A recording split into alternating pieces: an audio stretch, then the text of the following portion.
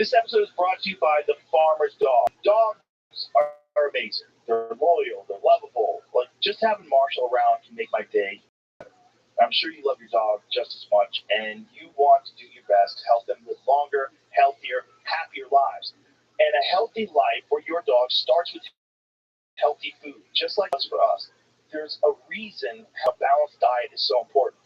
So how do you know if your dog's food is as healthy and as safe as it can be? Well, Farmer's Dog gives you that peace of mind by making fresh, real food developed by board-certified nutritionists to provide all the nutrients your dog needs.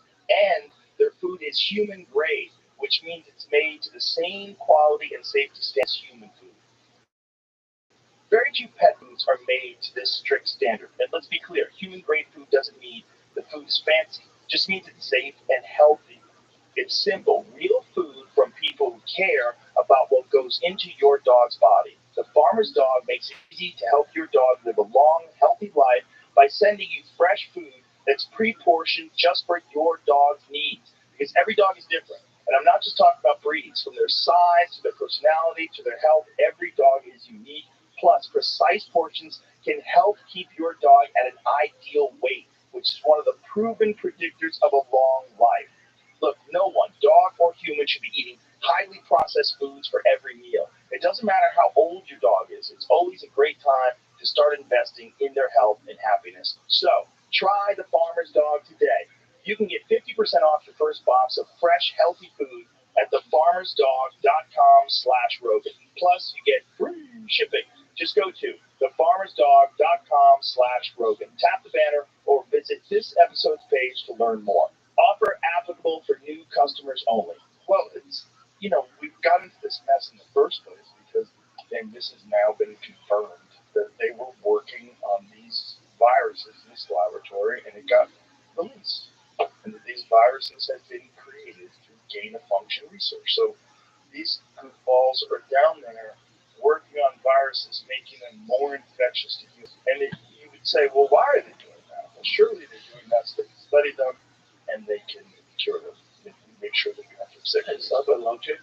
That's the logic, but they didn't have a cure for it. Oh, great. Lissa virus is responsible for rabies, which is arguably the deadliest encephalitic virus disease known. Prototype rabies of Lissa virus thought to be able to infect all terrestrial mammals. Yay! What a good thing to just have laying around. I mean, that's like the opening 28 Days Later, right? Yeah. Yeah. The new one. Have you seen the trailer for the new one? That's a new one? 28 years later. No, come on. Yeah. Cillian Murphy's back. Let's go. Yeah, I'm in. That's the greatest zombie. It's the greatest zombie movie of all time, for sure.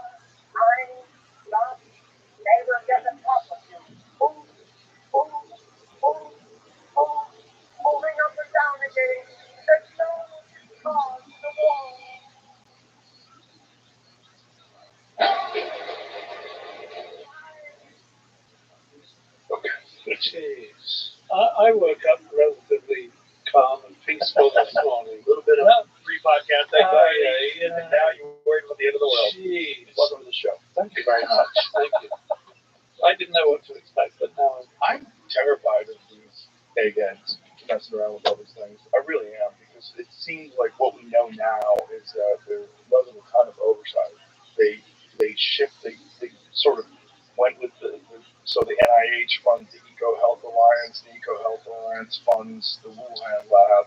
The Wuhan lab, which has had many safety violations, including I think a year before the leak, and then it gets out, and then they all lie, and they all trade emails back and forth where they're talking about the lie, and they go in front of Congress and they lie, and now they're talking about giving Fauci a mass pardon, a preemptive pardon, so he doesn't get charged. It's crazy. The whole thing is, and then there's another one today where the Biden administration is keeping the emergency classification of COVID to 2029, so that they can avoid being attacked for the Emergency Use Authorization Act. It's all creepy stuff because there's money. It's all money, right? There's money involved in this. There's these people that are working on viruses. Well, the way to get funding is you have to work on viruses. So whether or not I don't think they're evil people, but I think these people, this is what they studied in college. This is what they went to university for, and now they're studying it. And what's the best way to study? You actually have to have funding. You have to have a lab. You start doing it. And so who do you do it for? For the Defense Department, because they want to work on weaponizing viruses. This is a real thing. It's one of the scariest things. It's fucking terrifying. I did a television show once where we talked to this guy from Russia and from the former Soviet Union, where he was talking about how they had literally giant vats of anthrax. They had enough anthrax to literally kill every fucking human being in America, and that they were working on viruses and all these deadly diseases. To be honest with you, I'm not surprised we're still there. Yeah, it's pretty shocking with what's already happened and what the potentials are. It's staggering. Well, if you think about all the things that we've gone through where we just barely missed a total disaster, the Cuban Missile Crisis, and then there was the one time where there was they thought that the United States had launched a missile at Russia, and they were very close to responding. It was just a glitch, and one guy, just one clear-headed person, decided not to launch. Yeah. And this is in the 60s. Yeah. Right? Yeah. It's so terrifying. Yeah, we're so close all the time, really. That's why should just try and have a happy life wherever you can. That's for sure. The problem with that is if you don't speak up, and if no one reacted to any of this COVID-19 stuff, if no one reacted to the Orwellian censorship complex that was established to try to silence people who were critical of the narrative that they were pushing, we would all be fucked. You kind of have to pay attention now, unfortunately. I don't want to. No, I agree. I don't have fun. It's my life. Use my family and my friends. No, of course. Enjoy myself. Of course. We all do. No, it's good to be aware. No question about that. But there's also this part of me that goes, yeah, but this is what the universe provides you with. The universe provides you with this very unique balance of good and evil, and the evil exists to appreciate the good and to motivate the good. No question. And there's always going to be both. It just seems like there's always going to, until we reach some enlightenment, and Jesus comes back, the aliens land. That's a cool balance, isn't it? Trying to do the balancing act as best as you can. What do you do? What's your balancing routine? If you feel like you're getting a little sideways? I hate to say it, but it's back to getting out into fresh air and walking. Yeah. I mean, that really does, or photography, just being.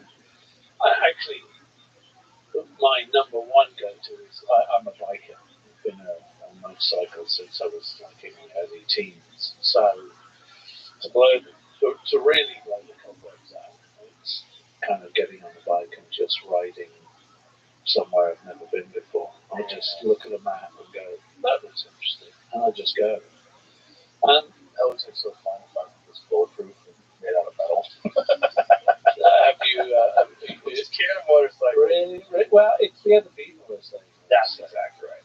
Yeah. But you have to. I believe you have to have a heightened awareness to be a biker. So also, do you have a loud bike so you can here at least? Yeah, I've had a few loud ones and they're hard. I used to have, at the moment, I ride a Triumph, a couple of Triumphs. Oh, nice. One that looks like an old school, but actually works. And then I thought I was never going to be one of those guys that ever kind of rode one of those 50s, the sort of adventure bikes. You know, the saddles with the but the relative half fairing, but when I go for a ride and these random rides, I could be gone up in the mountains with no signal for 3.5, 4 hours, and there has been an occasion, several in the past, where without a signal, the bike has had problems, and it gets pretty scary when you're in the wilderness. You've got no backup plan.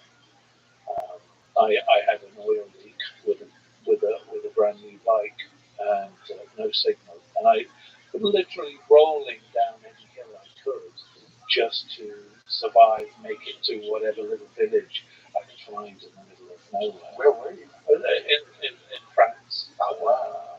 So I tend to go up in the wilds back there, and so I decided also my backside after 3.5 hours on one of the older style bikes is pretty painful. So I just happened to look at one of the kinds of adventure bikes. And What do they look like? Can you tell us? Is that it? So that's what my old bike looks like. That's actually my old bike with my old friend driving it. And that's the one where your ass kills after a couple of hours. But so those are the kind of views I get. Those are in the middle of nowhere. Are these your photographs? Yeah. These are just quickies on my phone. Just the places I find myself in the middle of nowhere. I mean, stunning places. And they're not far from where I am on the coast. And they're kind of on the border with Italy. So it's pretty unique stuff. Where do you live? I officially live in Monaco. Oh, wow. I was just there. I was there last summer. Yeah. Oh, shit. Yeah. Okay. Well, really beautiful. It's not a bad place to It's a be. weird spot. It's a weird like, spot. what's going on here? Why is everybody stacked up in apartments? It's right very transient. Yeah. People come and go for whatever reason that they do, and I mean, most people like myself, we have this kind of summer house getaway, so you can go breathe on the weekends. Isn't it kind of a tax sheltery place? Yeah. Too? Oh, very much so. Yeah. No. A lot of real rich folks go there. Yeah. Oh, for sure. Their cash. Sure. There's a few new places around the world that offer that kind of possibility. Oh, really? Yeah. Where else? Well, Dubai's offering certain incentives now. Portugal, certain incentives. Yeah, Dubai has like no income tax, right? I've never been there personally. Exactly. So I go for that. I think it is. I'm not 100% sure. I have a friend who just moved to Dubai. He's American and he's a filmmaker, and he says, "I feel so safe." Yeah, that's one element of it. No problem. As long as you're not doing He said you could bad. leave a Rolex on the ground, and someone will pick it up and turn it into the police. Yeah, I'm sure. UAE does not levy income tax on individuals. However, it levies a 5% value-added tax on the purchase of goods. That's pretty reasonable. Yeah. Levied at each stage of the supply chain and ultimately borne to the end consumer. Wow. Fairly reasonable. Yeah. So, although it's never inspired so far. No. Anyway. Yeah. There's a lot of wild restrictions over there. Oh yeah, and I like a bit of character with where I am. Yeah. Yes. One of the pleasures I find is, number one, I'm a biker, so I get to ride around a lot. I'm not really a beach guy. After 20 minutes, I start twitching. I need to do something. It's true. But I'm also a foodie as well. So, Monaco's half an hour away from Italy. And there's actually a big crossover in the restaurants between French and Italian food. Oh, wow. And then you have places like the island of Corsica, which is French now. It's been through the mill a few times. It was English at one point, it was Italian at one point, it's think a few other nations too. But I could see it from where I was. You could actually see the outline of Corsica from the south of France, from Monaco and certain locations. And I'd seen it for 25, 30 years, and I'd never been. And a couple of years ago, I decided with a friend to hop in. I've got a little mini convertible, and that's my little run around. And decided to get the ferry, which is about 6 hours across, and drive, with no bookings, no nothing, and just see if there was a hotel available. And drove around the whole island in 10 days. And it was one of the most magical places I've ever been to. It's like 10 countries on one island.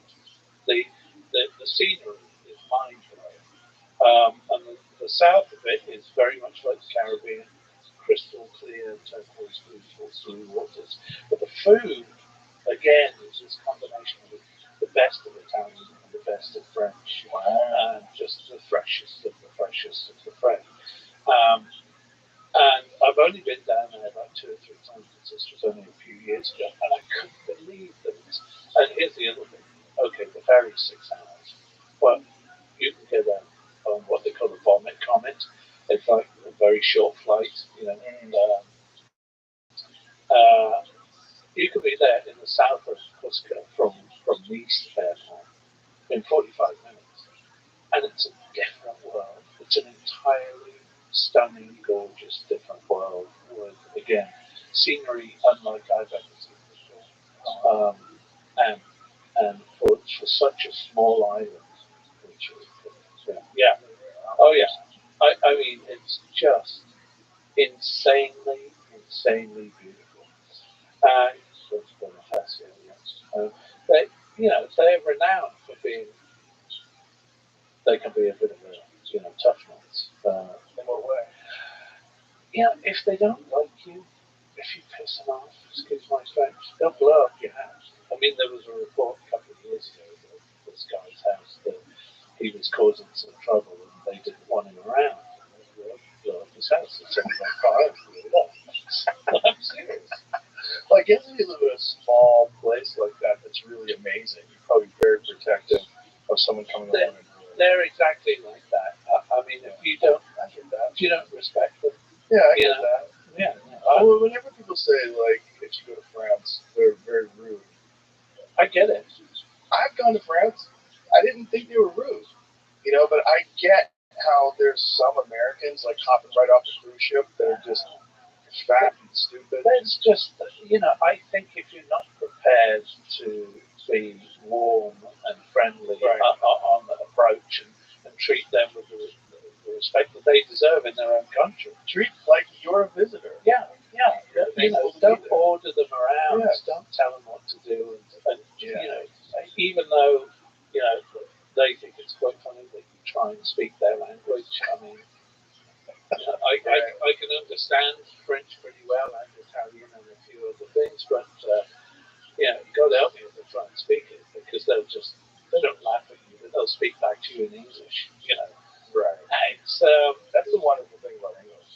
But at least make the effort, is what I'm saying. Sure. Show them that you're trying. You're trying. Yeah. Say merci. They kind of go, say that. Just thank you. Alone, Yeah. Don't just order them around, which I've seen many people do. It's a bit shocking. Grazie mille. Yeah. Say a few things. Yeah. Just let them know that you're trying. Yeah. Absolutely. I try to go to Italy every year. Me and my family, we go there every year. I love it. It's just so. When you head, my favorite place is Ravello. Where? Ravello's on the Amalfi Coast. Okay. It's just so beautiful. But I like Rome too. It's a little touristy. The problem with Rome is it's overcrowded. There's a lot of touristy shit going on. Rome is not my favorite. The reason why it's so appealing to me is because my first stepfather was Italian, Roberto Bassani, and he was very Italian, and he was the black sheep of the family. He was the naughty boy, and he was more like an older brother to me. Married to Mum after John, And his family were involved in kind of hotels and restaurants from also London in the heyday of Italian restaurants. It was like the 70s. Um, and so they had a few small hotels in different areas.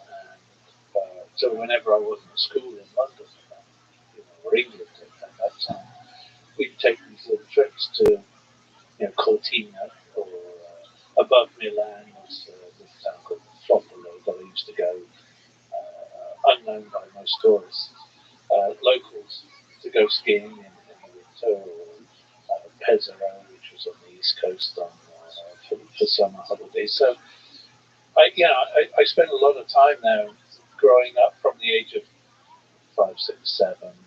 She was only with him for about 3 or 4 years, but we stayed in touch. I used to go and visit him all the time because he was a laugh. Of course, sadly his lifestyle killed him with a couple of heart attacks at the end of everything. Yeah, he was having too much of a good time.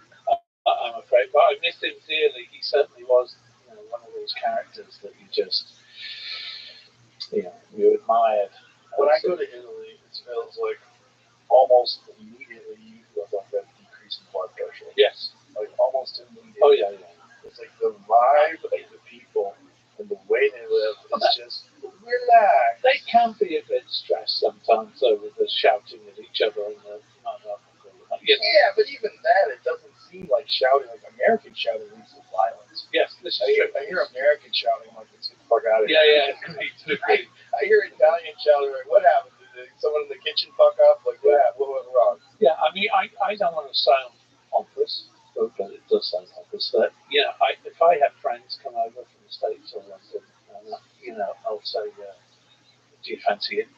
Get some Italian tonight. And we'll get in the car and we'll be on the freeway or the motorway over there. And they're talking, what the F are we going? So I'm going, and there's a little town about an hour away from Monaco, tiny little medieval town called, I won't give it away, actually, can't give it away, where I'll just go and get the best spaghetti vongole on the planet, made by a grandmother who's in a kitchen, 10 by 10 at the best of times, and it's down on the water, and it's just, it's Italy for me. If you're not in the mountains, if you're by the sea, at its best, and they all get dressed up at sunset. They all love to walk the promenade, and in their finest attire, and sit there and watch the world go by and drink their coffee and chat.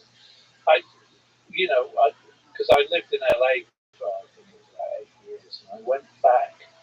The story of me going back actually was that I flew back to London to see a premiere of a film called Backbeat. It's about the early Beatles. I didn't know anything about it, but I had an invite, so I went to see it. And I met this guy. He said, who's a line producer, film producer, and he said, you've been to Monaco? Never really thought about it. Really. And he said, do you like Grand Prix? I said, not really a Grand Prix kind of guy. He said, well, listen, if you've got nothing to do this weekend after you saw the film and the premiere, why don't you come down? I've got an apartment, I've got an extra room, I know the town inside out, and I was thinking, well, what am I going to do? Go back to LA and be numb again? And so I literally went down to Monaco the next day, and he just showed me around. And we went to this very famous restaurant on a famous corner called the Rascas corner on the Grand Prix circuit. And it's literally where you're having a prawn cocktail and there's a car coming at you at about 180 miles an hour with just a chicken wire fence in front of your face. And you're going, how far away? I mean, directly in front of you. I mean, the car could be, this is it right here? Yeah, that's not the Rascas corner, that's the Lowe's corner. Rascas corner is very, very famous little spot. There it is. Yeah, that's it. So you'd be behind the chicken wire fence. This is a kind of modern version of it. But that's even more protection than it used to have. And you'd have a bit of lunch there, and they would, and that was the hot spot in Monaco for years. And there were three brothers that owned it, real troublemakers, and it was a blast. But so you had to go. So I went, all right, I'm into this, and so I spent the summer down there. And I used to have a little bungalow on Mulholland and Coldwater. And I had a caretaker there because I had a dog at the time. And I just said, hi, Tim, pack it up, sell the house, I'm not coming back. And I didn't go back. Did you take your dog? The dog actually died before I yeah, so it was getting on. But yes, yeah, that was it. Yeah, I just put everything in storage. I rented this kind of what could be seen as a Miami Vice kind of apartment on the 13th floor. It just had marble and a mirrored wall with no furniture, and so I bought a couch off of the floor of a store called Habitat because it would take like 6 weeks to order, and I had nothing. So I bought a couch, I bought a TV, even though there was no English TV back then. This is 30 years ago. I just had a trunk to put the TV on. Occasionally you get American movies. And a mattress on the floor, and I lived like that for 10 years. I just was really stupid. Did you enjoy it? It was just stupid. Did you enjoy it? I've had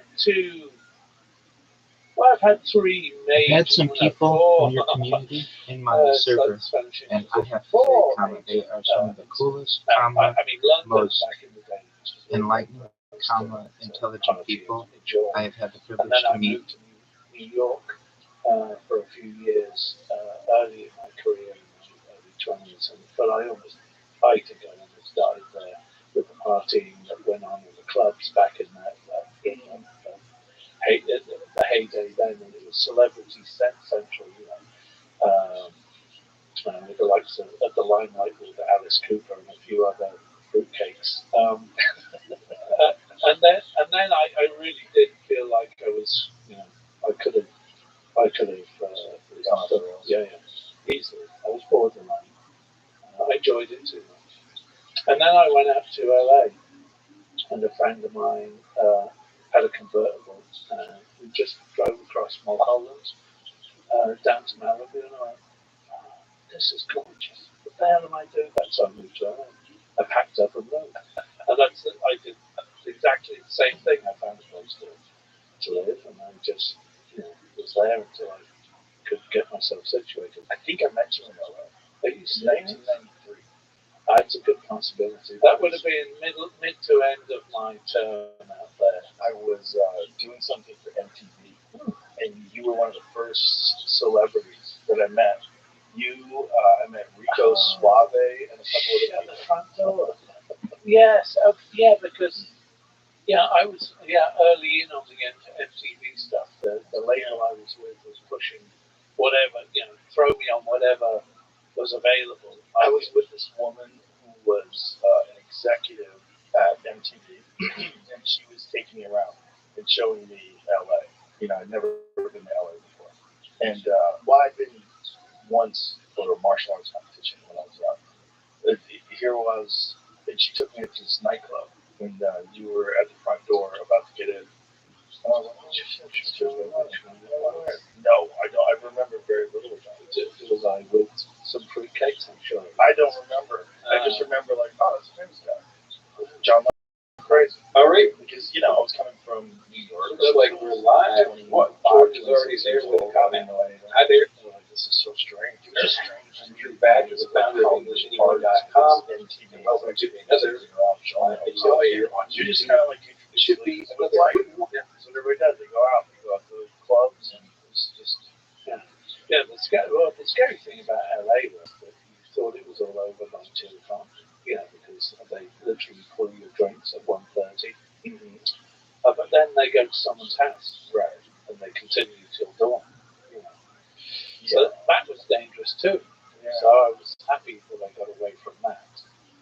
Fortunately, I avoided all that. You're lucky. Yeah. I mean, there was some fun to be had, no question about it. But a lot of it was kind of dark too.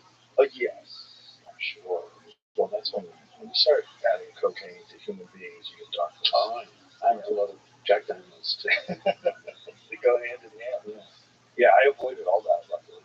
When I moved to LA, I'm one of those people that's like, you were out there. How long were you out there for? I guess 30. Well, no, not quite 30 years. 26 years. Because I've been here before. That's strange. Okay. Yeah. Most of my life, the most I've ever lived in. I lived there. But I only went to. Welcome. I'm here. A very small handful of times. As long as I was dragged to it. Yeah. The last one I was dragged to was Naomi Campbell's birthday party, which was. I'm sure that was. It was insane. Yeah. It was with Dave Chappelle. So Dave and I were at the Comedy Store, and Dave knows everything. Yeah. Hey man, there's a party up in the hills. You want to go? And I was like, I don't want to go to these fucking parties. Yeah. He's like, come on man, I want to go alone. I said, okay. So me and Dave, we drove all the way up. It was like a scene in a movie. Yeah. Because here is me and my super famous friend, and we're in my Porsche or my race car, the GT3. So we're driving up in the hills, and then we have to stop at this place, and then you have to get on a shuttle, and then you get to the house, and then you get on an elevator, an outside elevator that takes you from the main house to the party house. So they got a party house on the top of this hill. So we're up in this elevator with Demi Moore, which is weird as it is. Yeah. Like, hi. It's fucking weird. Hi, famous lady. Yeah. And then we get to the top of this hill, and it's just everybody famous. It's Lenny Kravitz and all these different people. Yeah. And so Naomi Campbell, there's a photograph of her on the side of the hill that's literally 50 feet tall. It's an enormous naked photograph of her. Of course. Because it's her birthday. Well, of course. She's unbelievably beautiful still with old shoes. I don't know how she old shoes, but she looks sensational. So we get to the top of this place. We're hanging out. It's very weird. And then Dave was beside us. Man, I wouldn't want to be this famous. I go, hey man, you're the most famous motherfucker here. He goes, really? Oh yeah. It's really hot. He goes, really? I go, 100%. You're the most famous person in the show. We're just laughing. Like, this is so crazy. And then we got out of there, went right back to the Comedy Store. Like, I can't do this. Yeah. It's just too strange. The scenes are pretty weird out there, that's for sure. Well, it's also these celebrities, they can't hang out with regular people. I think they feel too weird. So I think they try to get together. Yeah. And so we were like, that's absolutely spot on. A vampire gang of famous people. You are absolutely spot on. They call it, like he said, it was like an Eyes Wide Shut party. Like, that's what it feels like. Yeah. Like you're in a secret fraternity. No, there's a few that I've left that I felt very uncomfortable being. Like what? I couldn't tell you exactly where and when, but certainly some weird ones up in the hills. I was like, no, this. Yeah. There's something about the act of going up into the hills, like you're going to. Well, one of the things was the fact that, now you've got Ubers all over the place, but back in my day, there was no taxis around either, so you get trapped. Oh. And then you figure, I'm here anyway. Can't might as well have another drink. And that's what would happen more often. So it's kind of better not to. Definitely better not to, but maybe go a couple times. Yeah, go and check it out. Yeah, go and see what that's all about. Yeah. Many people have lost It's their messy. time. Oh yeah.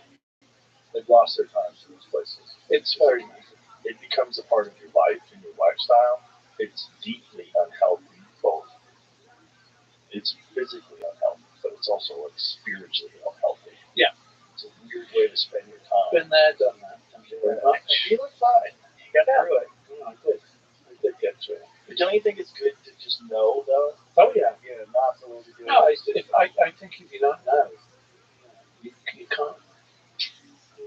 talk about it. You can't understand that weird journey that you go through. I think you have to do certain things sometimes just to realise what it's all about. Well, LA, It's that balancing, the life. yeah. LA's so particularly odd too because everyone's chasing this very specific goal of notoriety. Like it's success, but success it's quantified by notoriety. Like the more famous you are, the more popular, the bigger your song Even is. now, all you've got to have is a bloody iPhone, Yeah. whatever, TikTok.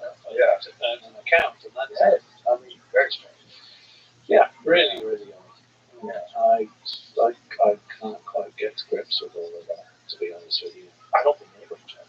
And I think it's essentially being captured by a form of technology that has leveraged our desire for this attention, our desire for this notoriety. And But it's also being known for nothing. right. Yeah, that's the scary thing. Yeah. And having this element of what seems to be the latest generation of this privilege, Right. you know, Right. where they believe that, everything is owed to them. Right. And entitled, yeah. And I find that shocking. You know. Well, that comes along with the quest, right? If the quest is just notoriety, like if you're an artist and you happen to get famous because everybody loves your music or loves your photography or loves your books or whatever it is, that's a different sort of a relationship because people love you for what you've made, what you produced. Yeah, there's a purpose. Yeah, and I love people like that because I'm fascinated by people that are able to create things that resonate with everybody or resonate with an enormous amount of people. It's fascinating to be around them and to kind of just, I know a lot of famous people now. And I know some of them are just fantastic people. Yeah. They're really interesting people. Yeah. Well, you have very interesting people on your show, that's for sure. I mean, that's what intrigued me from, Professor Brian Cox, I'm an absolute fan of. He's amazing. He's such a nice guy. Lovely guy, mind-blowing. Too much information for my good. It's so funny, I was talking about him with a friend of mine the other day, and my friend wasn't aware of him, and I had just done a podcast with him. And so I'd gone to the club from the podcast, and oh my God, this podcast, this guy blew my mind. Yeah. I've had him on several times, and he's always amazing. And my friend looks at the photo, he goes, what does he look like? I quote him. He's like, is that guy in a fucking band or something? I go, yeah, he was in a band. He's like, no way. Yeah. He's in a successful band. Yeah. He's an actual brilliant scientist who is in a successful band. Yes, yeah, mind-boggling. I mean, doesn't come because he looks like a rock star. He does. He's not changed his look since the beginning. And he's such a great science communicator. Well, that's the thing. See, I love science, but I get lost in it sometimes. Mm-hmm. But he is probably the closest I'll ever get to really trying to have an insight into what it's all about. He's the best because he can describe it. He's really good at explaining to people that don't have the proper understanding of all the terminology and all the ways they discover it. He can lay it out for the layperson. Yeah, which is why he's so fascinating. Which is why everybody should know him. Yeah, his show is wonderful too. Have you ever seen a show? They do a live.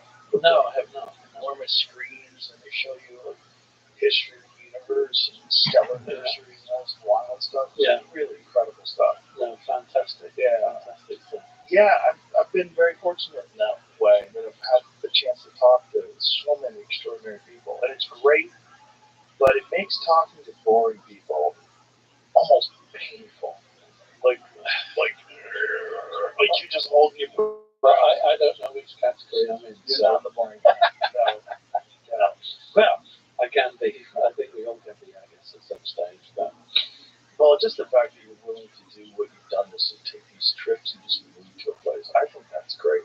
I think people need more of that in their life. I think you could see the world from your neighborhood and from where you live, get a really distorted sense of this experience, this very unique experience of these bizarre thinking creatures interacting with each other on this isolated planet that's hurling from the universe. Yeah.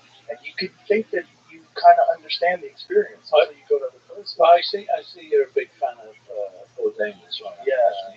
And I loved his shows. I still watch them all the time. It's just what he discovered and how he entrenched himself with the people that he went to meet and the conversations and the food and just that's my cup of tea right there. I think how can you not want to do that, learn and love that experience? Well, he had such a infectious passion for different cultures and their food and the art of food. And, he was the first guy that made me consider that cooking is actually an art form. I kind of knew it, but I didn't think of it. I kind of just said, "Oh, delicious food, awesome. Oh, this guy's a really great chef, awesome." Yeah. And then I watched his first show, No Reservations. Okay, duh, it's art. It's art that you eat. Oh yeah. Oh, that's why they're all weird and they all tattooed and fucking weird earrings. Yeah. Okay, they're artists. Okay, that makes so much sense. And I was like, "Oh, you ignorant fuck. You'd never put it in that category." I just decided, no, that's just food. But no, there's an art to food. It's another level. Yeah, like that place you were talking about, linguine with clams, the linguine vongole was my favorite dish of all time. Spaghetti vongole. Oh, well, right? I promise that if you ever come back to Monty, as we call it, I'll drive you. Oh, I'll go. We'll go for spaghetti vongole and hope the dear grandmother's still alive. It also makes me angry because when I eat pasta and pizza over in Italy, I don't feel like shit. When I come to America and I eat the same supposed things, and I can eat a friggin' salad here and put on weight. I don't know what's going on. I'm serious. Yeah, seed oils. Seed oils in the salad dressing, sugar. Yeah, all of that. I agree. I live. It's a much healthier lifestyle out there without question. Oh yeah, every time it's violated. Yeah. Yeah, that's true. It's generally organic. You can eat pizza every day, pasta every day. Yeah. And also, that I think the other real good thing here is the portion control as well. Yeah, we're gluttons. I mean, you can have one plate full of food here and serve 4 people in Europe. Yeah. Literally. Oh yeah, that's a fact. I think I was poor when I was young, and I think because of that, I'm even more of a glutton. I just want more food. I want all the food. Yeah. And then I work out a lot, so I'm always hungry. Yeah. So then I have a real that's a different thing. But yeah, I mean, the only thing that keeps me fat is my exercise routine and discipline. Yeah. If I was just giving in my limit, I'd be 500 pounds. Yeah. For sure. I'm obsessed. Love food. Yeah. It's especially food is fat. Oh no. If you go to somewhere, you go to Thailand and eat authentic Thai food in Thailand, it's like, oh man. Oh, there's something special. It's great when you've got friends who have that same appreciation that, while you're eating lunch, you're talking about dinner. Yeah. yeah. So that's how excited you are about food. And it just realigns your priorities. Like, what really are you trying to get out of life? You're trying to get out of life memorable experiences with people you care about. Those are like the best moments in life. No question about it. Yeah. Yeah, I long for that. Yeah. Because also I go on these very long working time periods, and I don't get to see a lot of friends quite often. And so I really try and work out, look at my schedule these days. I'm taking some time out here for a couple of days. I want to see my friends, I want to say hello, I want to share some time and stories and food with them. So it's become a key thing to have that included in running around like a headless chicken all the time. Is that what inspired your photography? Because this book is really excellent. Your photography is great. Thank you. It was a dear friend, Timothy White, who's a celebrity photographer, and he'd done my second and third album, and we were doing a charity single called Lucy, which was about Lucy Bowden, who was the Lucy in the Sky with Diamonds that I grew up with, who died from lupus. And then I became the lupus, the ambassador for the Lupus Foundation of America. And we were doing a single to raise money called Lucy, and we were doing with another great artist called Jamie Scott Cook, and we were doing a photo photo shoot, and he'd sent me some pictures, and I started screwing around with his pictures. And he said to me, "And you actually don't do that with another photographer's work." You know, he said, "What the fuck are you doing with my pictures?" He said, "Where did you learn how to do this?" I said, "Well, I didn't. I'm just, I'm intuitively inspired to play around with stuff, I'm still a big kid." And he said, "Well, do you have other photos? Do you actually have photos yourself that you've taken and worked on?" I said, "Well, it's bobs, but nothing." So he and I sat down and looked through all the photos I had, and I think there was maybe 1,000 at that time, which isn't much at all. And now over 120,000 photos. Mind-boggling. That's why this was difficult. But yeah, so he said, "Jules, why don't you do something with this stuff?" And I said, "What? What am I going to do?" He said, "Listen, you should do an exhibition. You've got some really beautiful things here." And I said, "Listen, I'll do it. I'll do it if you mentor me through the whole process," which he did. And I was probably more petrified at the first exhibition that I did, which was in New York at the old CBGBs, which turned into the Morrison Hotel Gallery. And that was in 2010, I think. And I was more petrified the 3 days leading up to that than I was ever going on stage. Well, probably my first ever stage performance, which I did in Dallas at rehearsal space that was down here for the first ever tour. Again, the anxiety, it's the unknown. I don't know what, the worry of what people are going to think, because, not just being you, but John and son, being the second John, so to speak, was always an issue for me. Feeling like you have to doubly prove yourself. And literally an hour or two before the opening as well, there was the most horrendous storm and downpour in New York, and I thought, well, that's it. Nobody's coming. But to my utter delight, I had reviews from fine art photography magazines, etc., that gave me nothing but praise, and I was shocked, absolutely shocked. So I just continued doing that. I'm now over, I think, 42 exhibitions worldwide, and I just finished my biggest one in Venice at a museum over the last 3 months. And the book, in fact, I had approached other publications before, but been pretty much turned down by everybody. And then out of the blue, earlier this year, this company out of Berlin called Tenoise said, "Listen, do you want to do a photography book?" I said, "Hell yeah." And they said, "Why haven't you done one before?" I said, "Because nobody gave me the opportunity." Excuse my French. Do you think that's because you're John Lennon's son? Like, there's a burden that is very unique to you. I certainly recognize that there's walls up, without question. What is that like? Like, what are the walls? Like, do you think it's just they dismiss you? There's something's going on. I mean, I've discussed this with Rebecca, who you met, my manager, and a few other people. There's occasions where I'll be totally blank. Like with the last album I came out with, Jude, which took between 5 and 30 years to write and record. It was old songs and new songs that I wanted to balance the sound.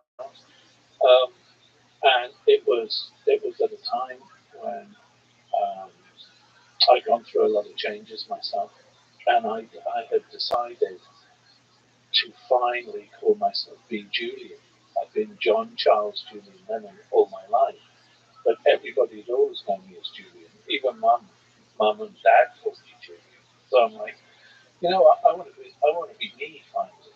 So by default, in 2020, I said, right, I'm going to be Julian, and the album's going to be called Jude. And the reason I called it Jude was it was finally not only an acceptance, but actually, what's the terminology? That I'm actually taking ownership, should I say, of the name Jude and what that represented for all these years to other people and to me. Right. So anyway, so I that was the album was a biggie for me. Calling the album Jude for a start was inciting, right? Hopefully positive things. But the weird thing was, I did. I put this whole band together, and I wanted to, as a starter, to go on all the TV shows that I always ever wanted to appear on. For instance, in England, like Jules Holland. Later with Jules Holland, which is the only live music show that I've watched all my life, actually. There's Graham Norton, and I've done their radio shows, which is really, really weird. And we got on like a house on fire when we performed live, and that all went down well. And it was kind of like, see you on the real show. Producers turned me down, and and same with a lot of the late night American shows. Got just didn't. They weren't interested. And I had I'd done the name change. I'd been away for 10 years. I'd called the album Jude. There was a lot to talk about. And a great deal more than I'm presenting right now. But anyway, I was turned down, and that still happens to me. Which saddens me, because just when you feel like you want to open up, and answer any question you can throw at me, I've not been allowed to. That's what it's felt like. That I've not been allowed to speak my piece, whatever that is, Well, on whatever subject matter. It's weird. It's like the gatekeeper aspect of it is weird, but it's also weird. Like, why not? Like, what would be the hesitance? I don't understand. It's the idea of the son of a great man, and there's this weird. We have a dismissal, and I'm very guilty of it myself. Yeah. The son of a great man. I always think like that. Yeah. The burden's too high. Yeah. Well, and I think with a lot of people, they don't want anybody to interfere with that. How dare the son come along and even try and be better in any way, shape, or form, or be as good as, or whatever. Yeah, you're immediately dismissed. Which is why to a certain degree, photography really appeals to me. Number one, because in the reality is I prefer it behind the camera.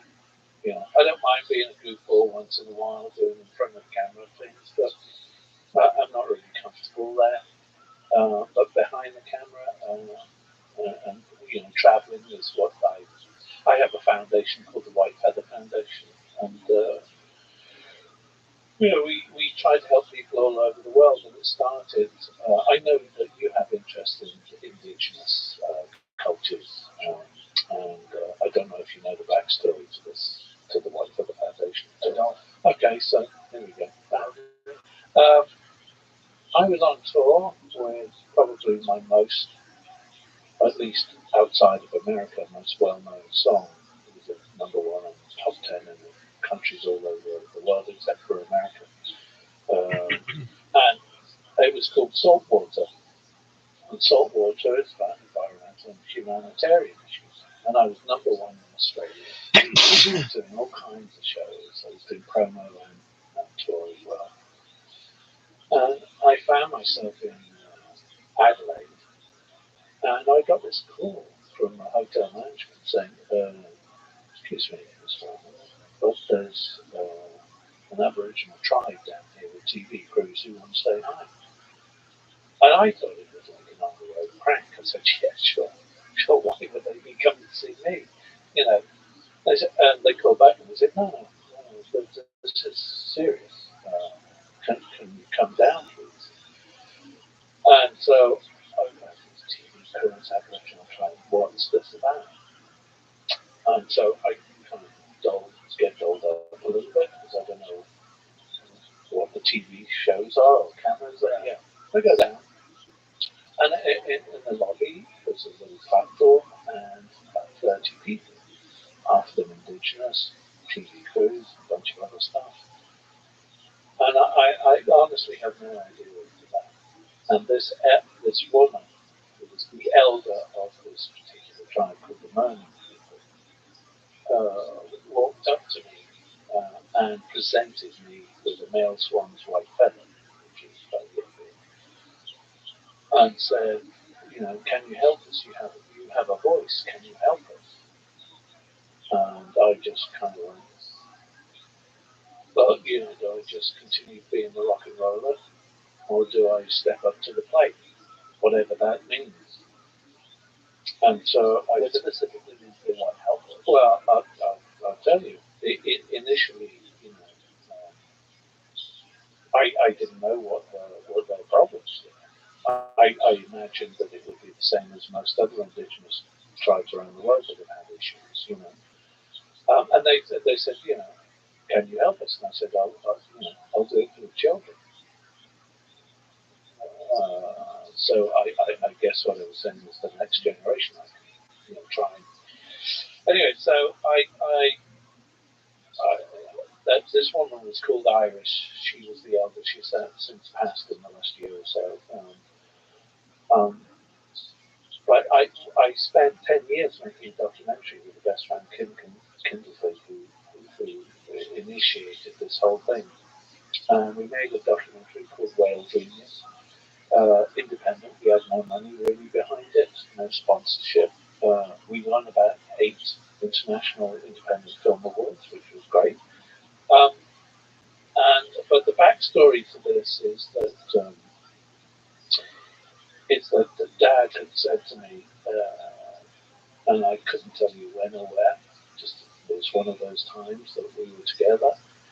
He just said that if something ever happens to me, that I'll let you know that to let you know that I'm okay, or that we're all going to be okay, will be in the form of a white feather. Whoa! So when that woman presented me with a white feather, so the goosebumps came on heavy. I get them now every time I talk about the story. I'm getting them now. So yeah, there she is. There's Iris, and there's Bunna, who's the other guys. That is so great. I still have that. I still have that in the original envelope that she gave it to me, and it's it's been a very special place at home. Well, you can talk all about coincidence. Oh no, that for me, I'm sorry, that was undeniable. Regardless of where my faith or spirituality or religion was, to me that was this is real. This is as real as it gets. It's funny because people love to dismiss these things. Like, oh, it's like hogwash. Oh, it's just coincidence. Yeah. Oh, it could have been a variety of different things. But the reality is, mathematically, like, what are the odds? Just what are the odds that you would be contacted by an indigenous tribe that would bring you the very thing that your father said he would provide you as proof? Yeah, and I was in Australia, number one at the time, with Saltwater, the most environmental humanitarian song I've ever written and performed. So so I said, yeah, I'll do what I can. So we did make the film, and then with the advent of course, the internet, I thought, okay, we'll put a website together to sell the film. And I also said to my business manager, I said, if we make anything on this, I said I want everything to go back to the mining people. And And he said the only way that that can happen is if you have a foundation. So initially, the foundation was just a vehicle, just to pass money along. But I started the White Feather Foundation to have, again, a vehicle to sell the film. And then slowly but surely, I would start getting these emails from people over the years, over time, saying, well, could you help us? Really, foundation. I did this project, and I thought that was it. Anyway, there were a few other, there was lots of emails, and I finally said, well, all right, this is a platform. Let me see if I can. Okay, what am I interested in? What can I do? There's plenty of other charities out there. There's plenty of other people doing other things. But what can I do? What's most important to me?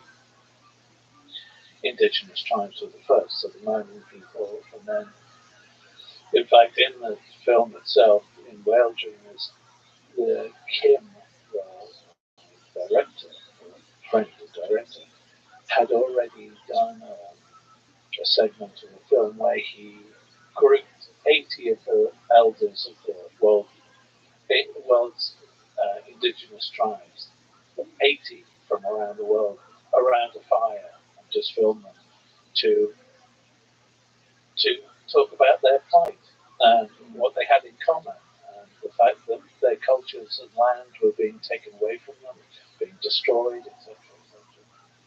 So that became one of the first orders of the day: protect the learning, protect indigenous tribes around the world, try to buy back their lands and protect their cultures, and their people, and try and support them in whatever way we can, which is what we continue to do. I was in Kenya, going to different schools and health clinics, mostly girls' schools. I set up a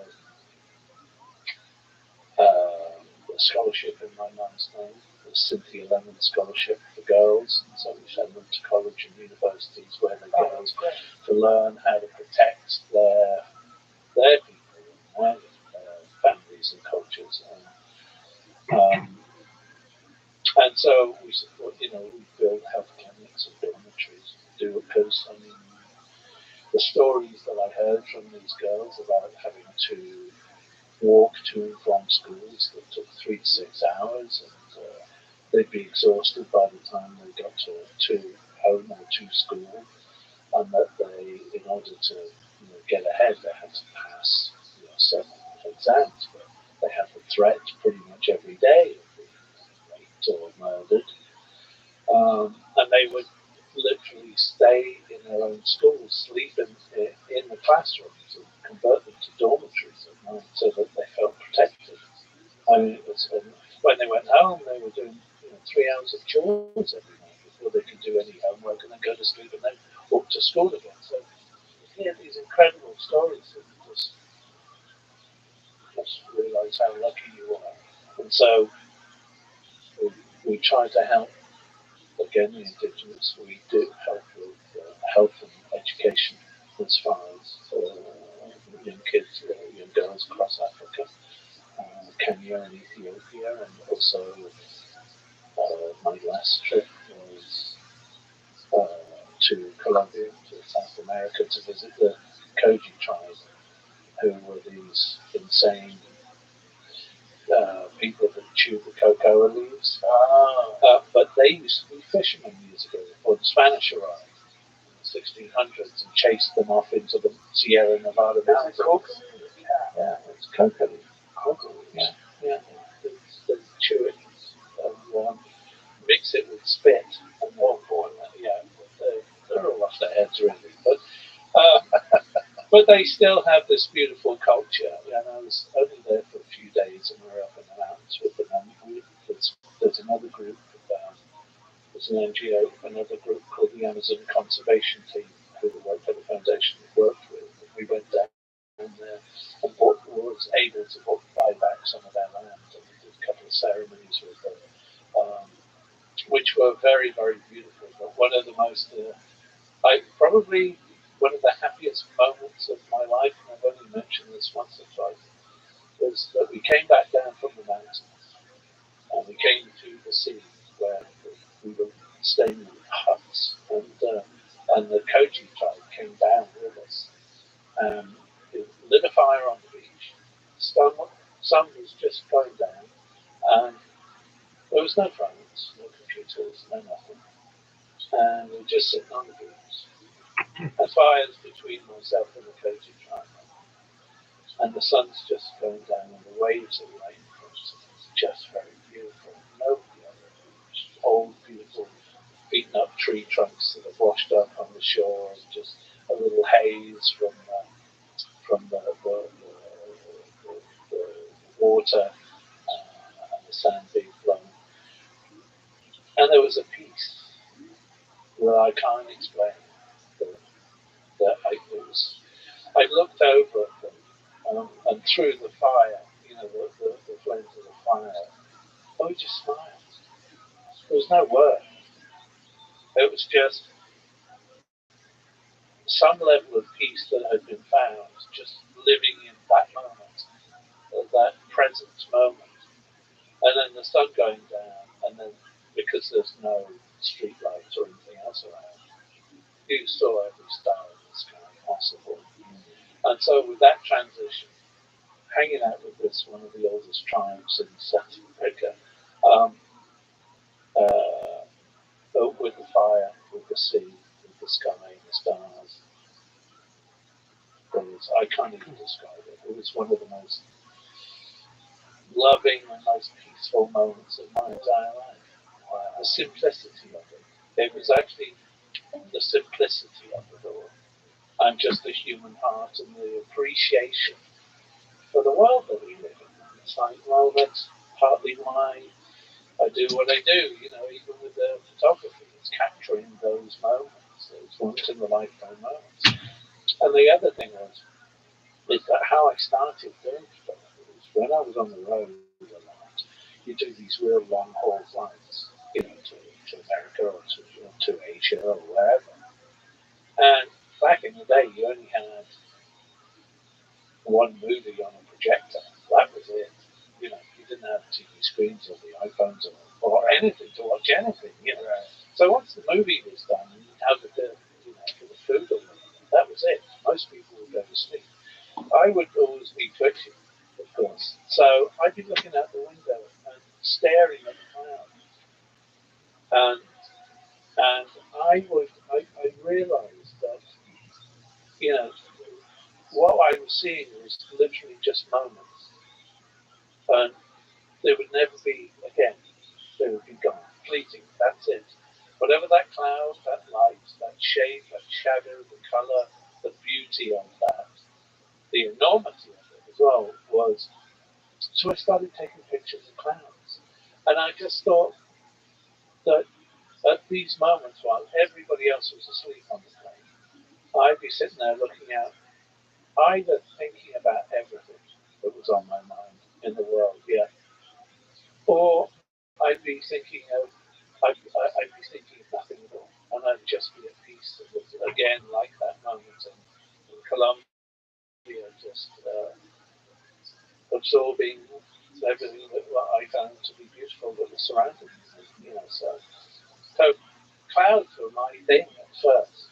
That was my moment to either get away or think about it. But mostly that kind of element of freedom and space and just, am I the only one seeing this? Everybody else is asleep. So I started taking pictures of clouds, and then I knew a few rock and rollers, so I started taking pictures of those too. And then one thing led to another, because I'd gone these trips to Ethiopia with great organisations like Charity Water, and again Kenya and South America and a number of other places. I just would take a camera with me. Because I have to confess, and I've said this a few times, I have the worst memory of anybody I know. Absolutely terrible. Absolutely terrible. So, in a way, this was taking camera with me was to catalog. was going on. And it was only when I got back home and I put them on the screen and I go, oh, that's quite a nice picture. Oh, that's not so bad. What if I just did this, that, and the other? And so I started making collections of my journeys, which eventually became my website, my photography. I've never done a paid gig as such, and I've never used nothing that wasn't natural light or present light. So I've never set anything up. I've always tried to, again, get that moment, whatever it was. And then, I had the opportunity. I know I've been in a bit of a roundabout circle, but the, the publishers came to me earlier this year saying, "Do you want to do a book?" And I'm thinking, well, yes. And how do I do this? And because a lot of people don't know I'm a photographer in any way, shape, or form, I thought, okay, can I make it a retrospective? Can I make it all the stuff that I'm interested in? Because often as a photographer or even a musician, you get, well, what is your favorite thing? What do you take pictures of songs about? About everything. Right? Why do they? That.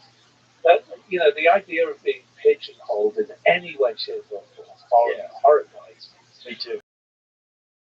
So this was a way for me to show my work, and it was a bit of a nightmare too, because I had decided with the onset of this exhibition I'd been offered in Venice at this museum alongside no less.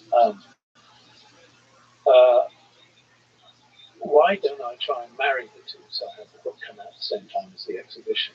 Now that meant working on the book like an absolute fruitcake madman on crack. I mean, we were doing 9 to 12 hours a day virtually because he was based in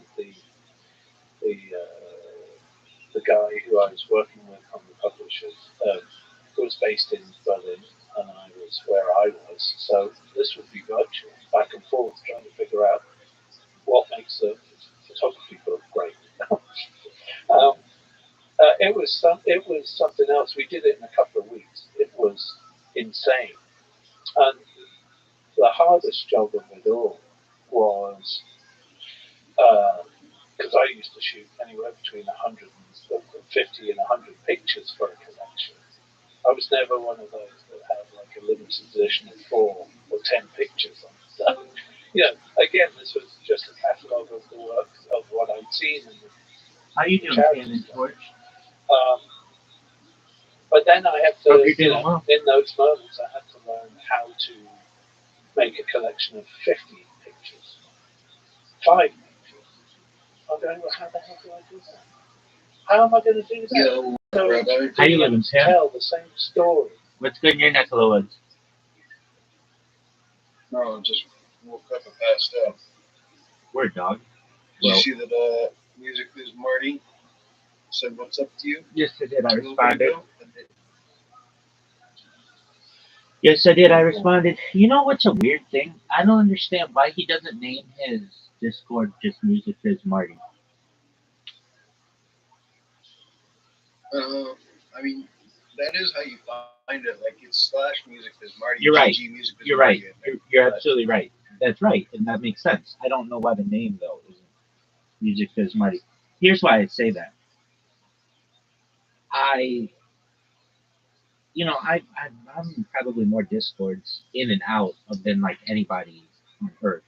And when I go and I look and it says Gigolos only, no Juffs allowed, I have no idea what that means. And I'm like, oh, how the fuck did I get in here? And I leave. And previously, because he's always been nice to me. And honestly, his community is phenomenal. I mean, that's how I met you, and that's how I've met that Dr. guy and Lemon and some other people. So I'm very positive towards this community. It's just, I know it's like an inside joke, and if you were in all his stuff, you would understand. Or if I were in all his stuff, I would understand. But yeah, just to like an outsider, it's confusing to me. But nevertheless, I'm in there streaming. There was who's Anaconda? Anaconda or something? What is this person's name? Who's the person who you? Oh man. she that she is definitely not one to get mixed up with. I'll just be. Who is that? She's an attention. She. I can send you a video, but Nope. she's. Just tell me. Yeah. I don't. The She's people. a locale. She's okay. a locale, but she plays into it, and she said some extremely bad things online. Okay. Well, good to know. Anaconda has accepted my friend request. So you're like, why did you send her a friend request? Maybe it's about attention. I don't really care. I mean, I knew it was a risk, but it's like okay, whatever. Um, all right. I made I need to tweak something that I said yesterday.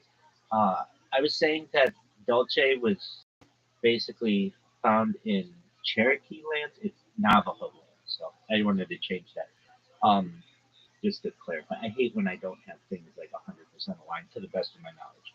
But yeah, I know that in New Mexico is where the Hopi are as well. right with those.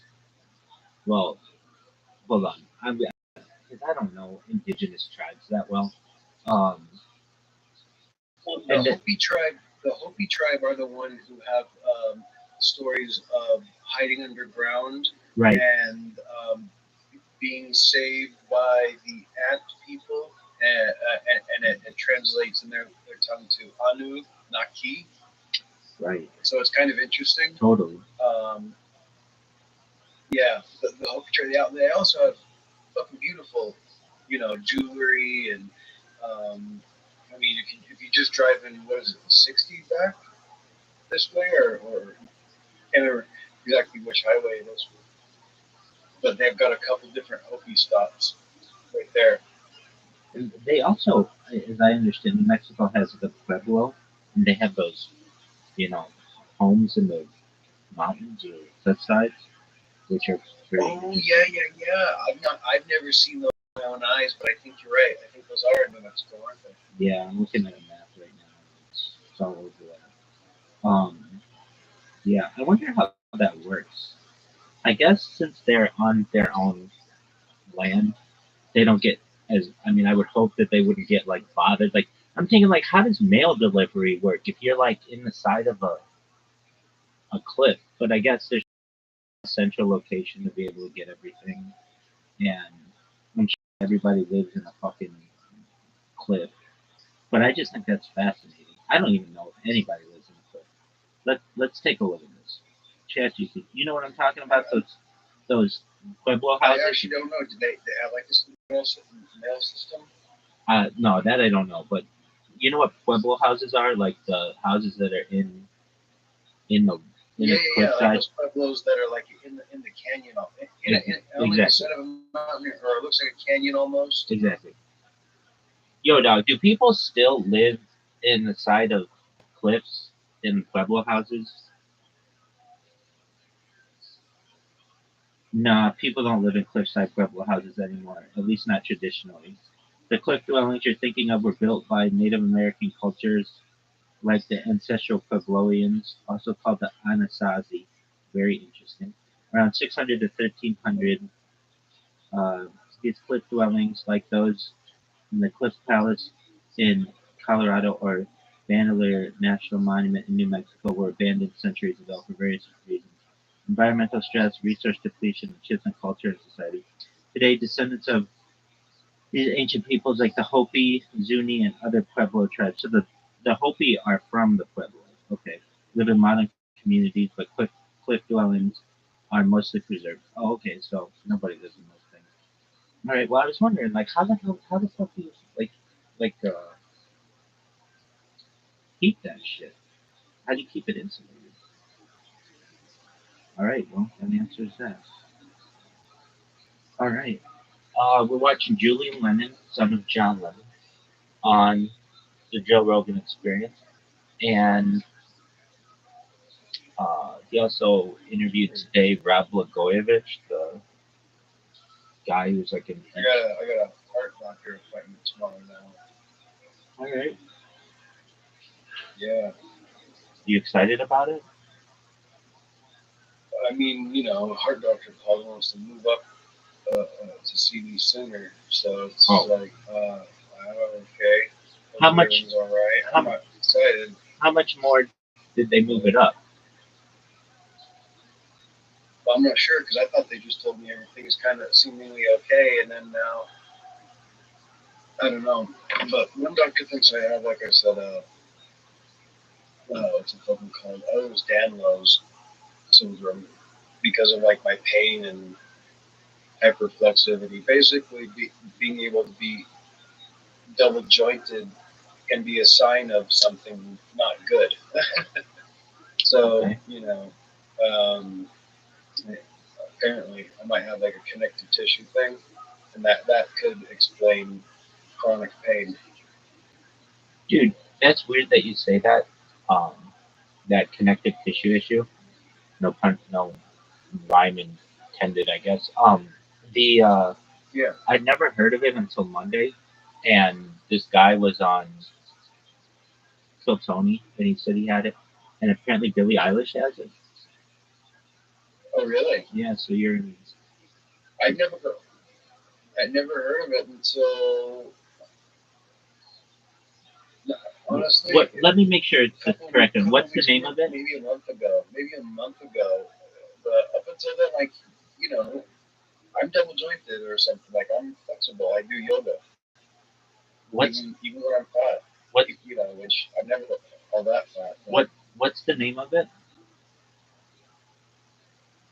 Ehlers-Danlos, EHLERS dash DANLOS. I got you. All right, let me make sure that's the same thing. Because if not, I'm just telling tales out of school. Others, Danlos, exercise compliance. Okay. Yeah, I could totally do that. I am almost sure. But I'd never heard of it's likely. Yeah, there's no. Does affect a lot of people. Billie Eilish does not have it. On, but she does have it. She doesn't? Well, not that syndrome, but let me see. She's got some connective tissue issue.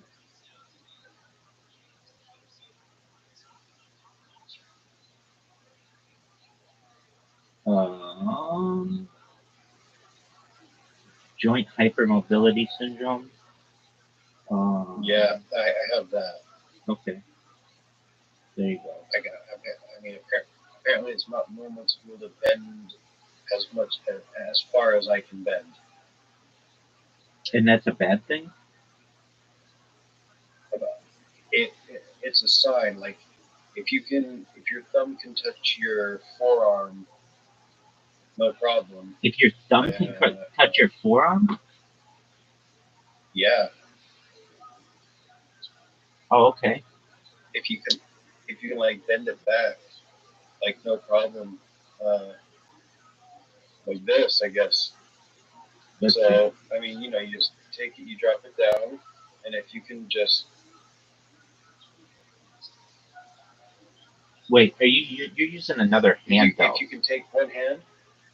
Yeah. And manipulate it like if you can do it at all, apparently. I can see that. That's a sign. Even apparently this, being able to bend my pinky like 90 degrees up or whatever, I don't know. The first one I can't do, or it feels like I break my wrist. Good at yoga too. The second one I can do, but very interesting. All right. Yeah. There you go. Can you do the splits? But I also. Can I what? Do the splits? When I was younger, I could. I have hip issue now.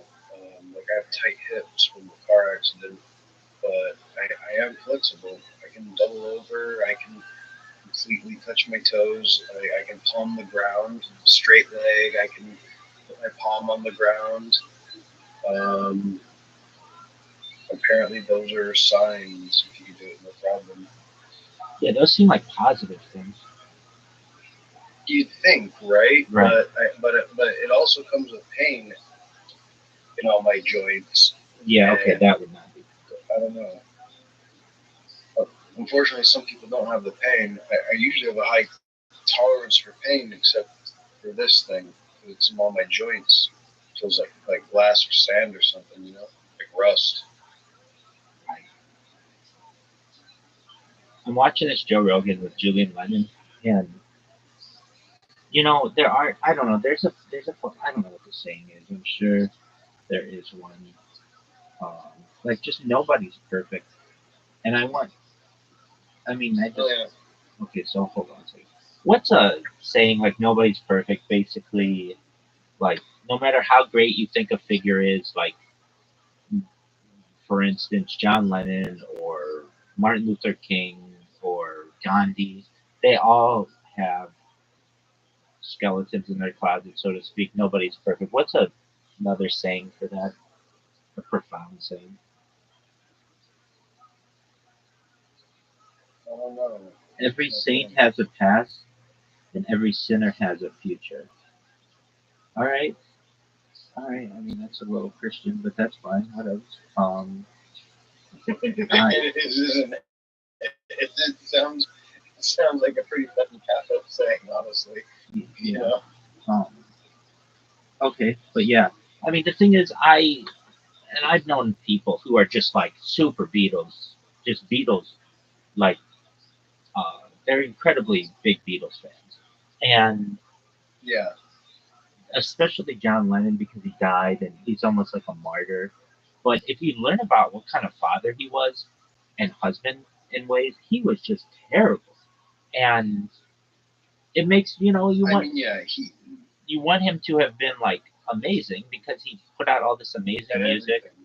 Yeah, exactly. But that's such a big hole in his story, like that he's just not. It's almost as if he was too much artist to be able to be a dad. Yeah, I mean it gets into that. And it's a cop out. That's a cop out. I'm not going to make excuses for the guy. He should have been there better for his kids, obviously, his kid. But it's like,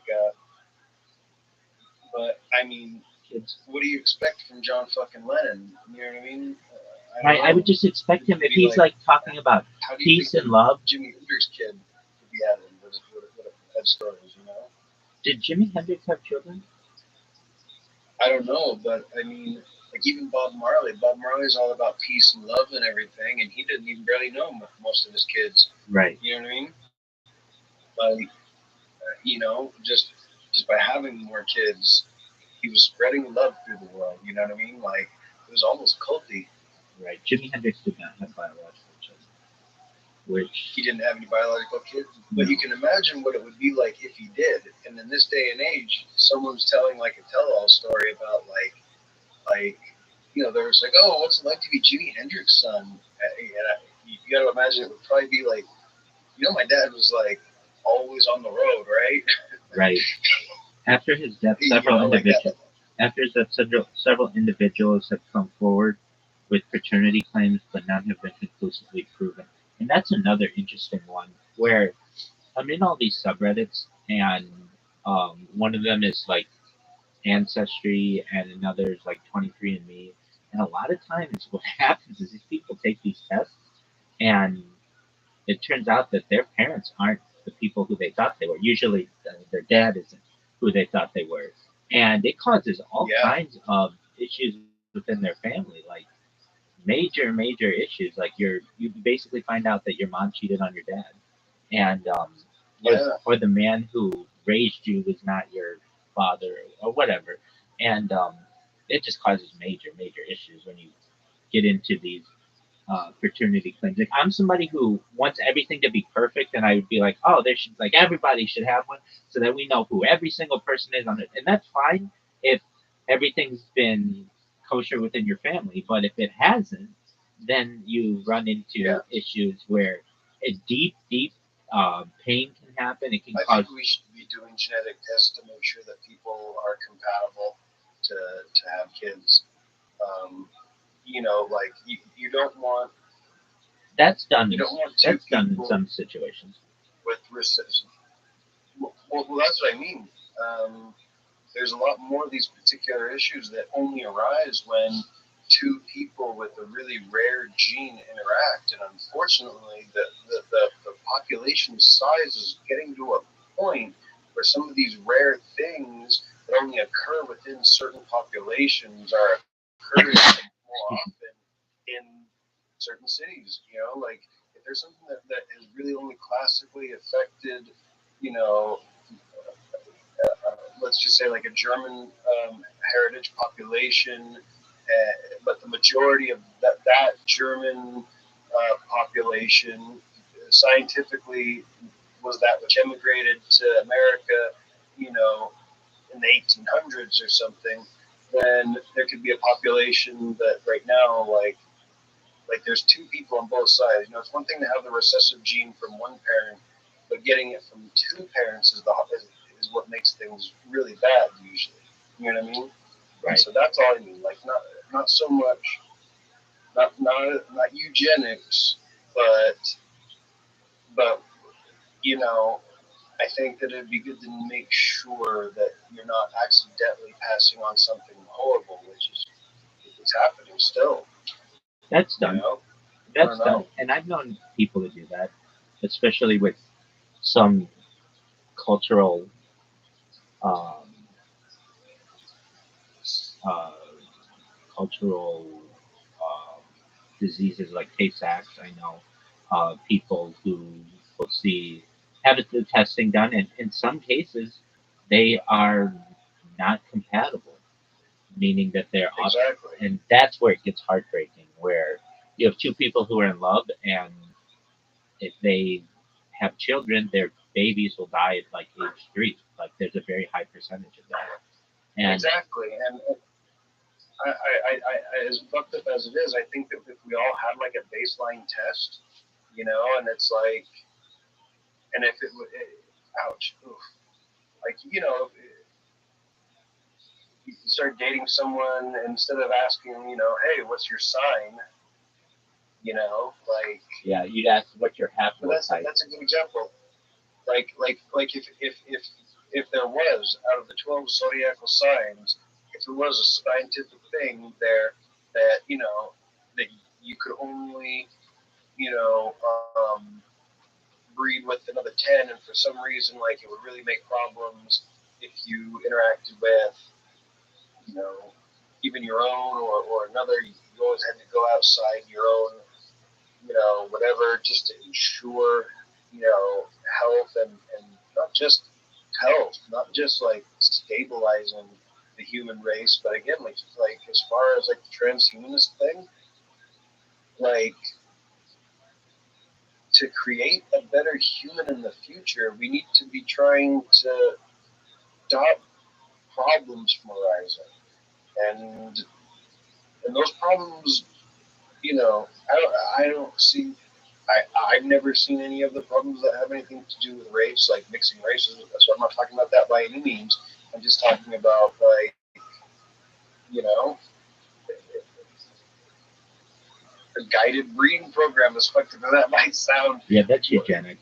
Wouldn't it be great? Wouldn't it be great if we made sure that most humans in the future were like 6'4" and geniuses because of guiding breeding program? Yeah. And I think that we'd have to mix the races. I think that we'd all be a bunch of gray people. Again, I bet we'd all be like the grays.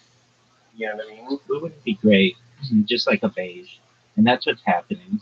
That's what I mean. And yeah, it'd be like a beige, but maybe it would be like evolution. It's moving away from that happening naturally, at least with reproduction, and really into gene editing, so that you can have two people who previously would be incompatible edit their genes so that they would be, and then they can continue to have children. Yeah, and that I definitely agree with, but you never know what might arise with that as well. If it's perfect yet, if it's not, or whatever, and then there's I don't know.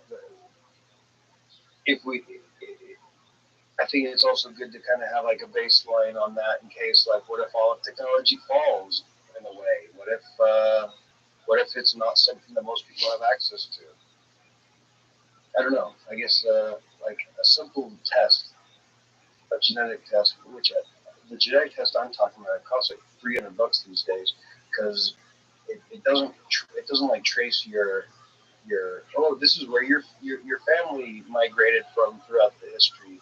It just tells you like you've got genetic factors for these diseases. That's all I'm talking about. You know what I mean? I'm not trying to figure out, you know, racial identity or anything with this. I'm talking about, you know, Yeah, but then I don't think if there's a man and a woman who each have a gene and the kid will definitely have a problem, then that needs to be known before these people have a kid so that they can either decide to not have a relationship or go to CRISPR. You know what I mean? But they should know this before they're in a situation with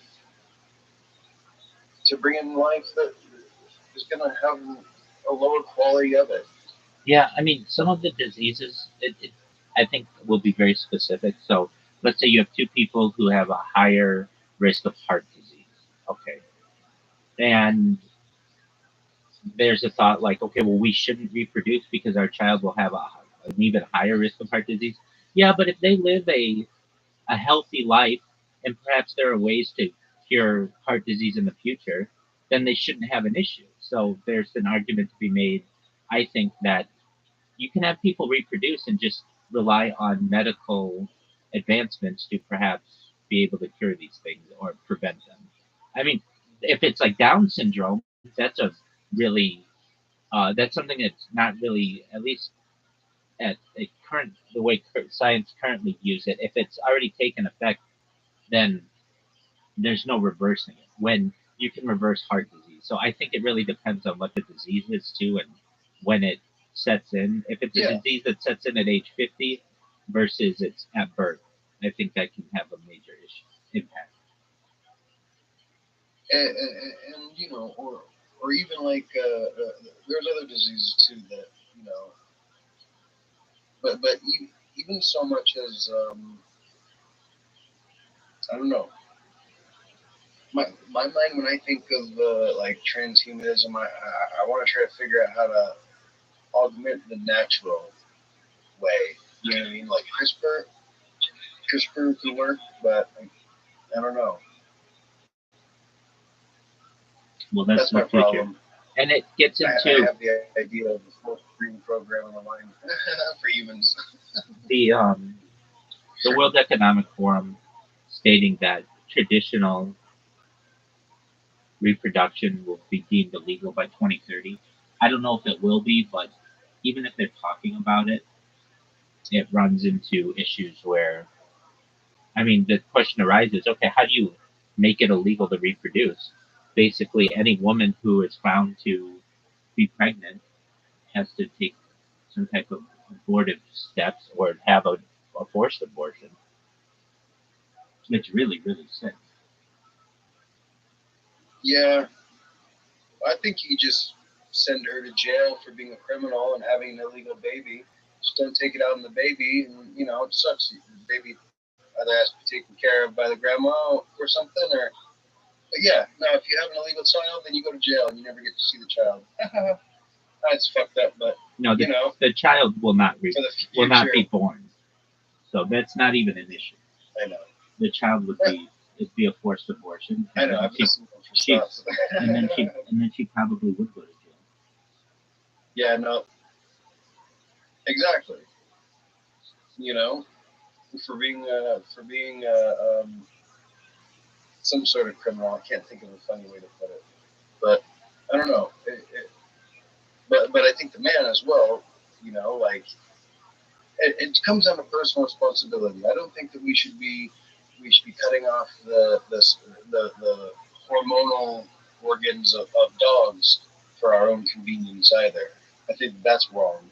I think that if you don't want the pet population to get out of control, then it's human fault for not keeping the leash on their dogs and letting them get out and banging the other neighbor dogs and stuff and having puppies and too many puppies and puppy mills. It's not the animal's fault, and so you know I don't know. I notice a big issue. Um, if you if you spay and neuter a dog before they go through puberty, they have the worst health issues ever. So I don't know. There's like certain biological things that make me think with a little bit of scientific guidance, it would only probably take about 200 years for humans to eliminate disease by way of, guided breeding programs in a way, you know? I mean, honestly, if I had a printout that, and for the most part, it would be rare that you and someone go down to get tested and it pops up red. It would be rare. It wouldn't even be a 50-50 shot, but it might be a 25% shot that you and someone else, probably shouldn't have kids. And that doesn't mean you couldn't live together and stuff, but you just couldn't reproduce on your own, And that's fucked up, but I want everybody to be able to have children with anyone else they want, and if they need medical intervention, then it should be allowed. I don't want to live in a world where two people can't be together if they really love each other. Meaning, no, I don't want them to not be able to not be together. I mean, reproduce if they don't. If they have the means and we have the medical or the technological ability, then we should be able to grant them whatever is necessary for their proper I guess I don't think that we have the technology yet to just allow it. You know what I mean? Like, dude, I'm telling you, like, if you look into the Anaconda Sins girl, if you look into a lot of and it's not your thing. Like, a lot of people think that you're a lolcow, and that's why they'll look at you sometimes and try to troll you. But you are not the reason why the Music Biz Marty server exists. No, I mean, I invite myself to it. Very few people are going to sit there and be like, hey, make fun of me, go for it. Yeah, exactly. I mean, you invite it to stay sharp. Homie, who the fuck does that? You're a legend. I'm sorry. Like, it impresses me every fucking time. I just fucking... Hey, to me, you self-immolate on a daily basis and come out clean. I love it. Thank you. It to me is, I don't care what they say about me, just make sure to spell my name right. Meaning more attention is good for me. That's what I need. And if somebody wants to get obsessed with me just for making fun of me or whatever reason they want to choose, that's positive for me. What hurts me is when people don't talk about me at all. I've started telling people that when they're just like, so what's the fucking point of him then? What's the point of him then? Why is he doing this? Why is he doing, and when they're mad, they just repeat themselves with the same dumb question. Right. Why? Why though? Why though? And I tell them, I said, they're just like, well, what's the point? And I was like, look, the point is you're here asking questions. He won. Don't you get it? Right. Don't you get it? It's so much better. It's so much better to just be friends with Rabbi. Like, you don't get it because Rabbi just won again. Yeah. You're here mad proving it. I had somebody in here the other day who was kind of on that. Not your goal, but, kind of on that track. They were like, so why do you do this? And I explained why. And they're like, well, that just doesn't seem normal. And I explained to them, I don't think you understand how I live my life. I generally, like when I would have any kind of downtime after work or whatever, I would sit in bed, surf the internet, and watch Joe Rogan podcast, or watch stand-up comedy, or watch a movie, or watch Family Guy, or watch The Sopranos, or something. I'd watch something, and I would just chill. I mean, that's to me like relaxing. So the only difference is that I just turn a camera on and broadcast it, and I don't think that that's so strange. Yeah, no, it's not. And I mean, it's basically exactly what you're doing. Like aside from, and you have done this as well, like live stream and everything, but you you give me a portal into your life, I give you a portal in my life.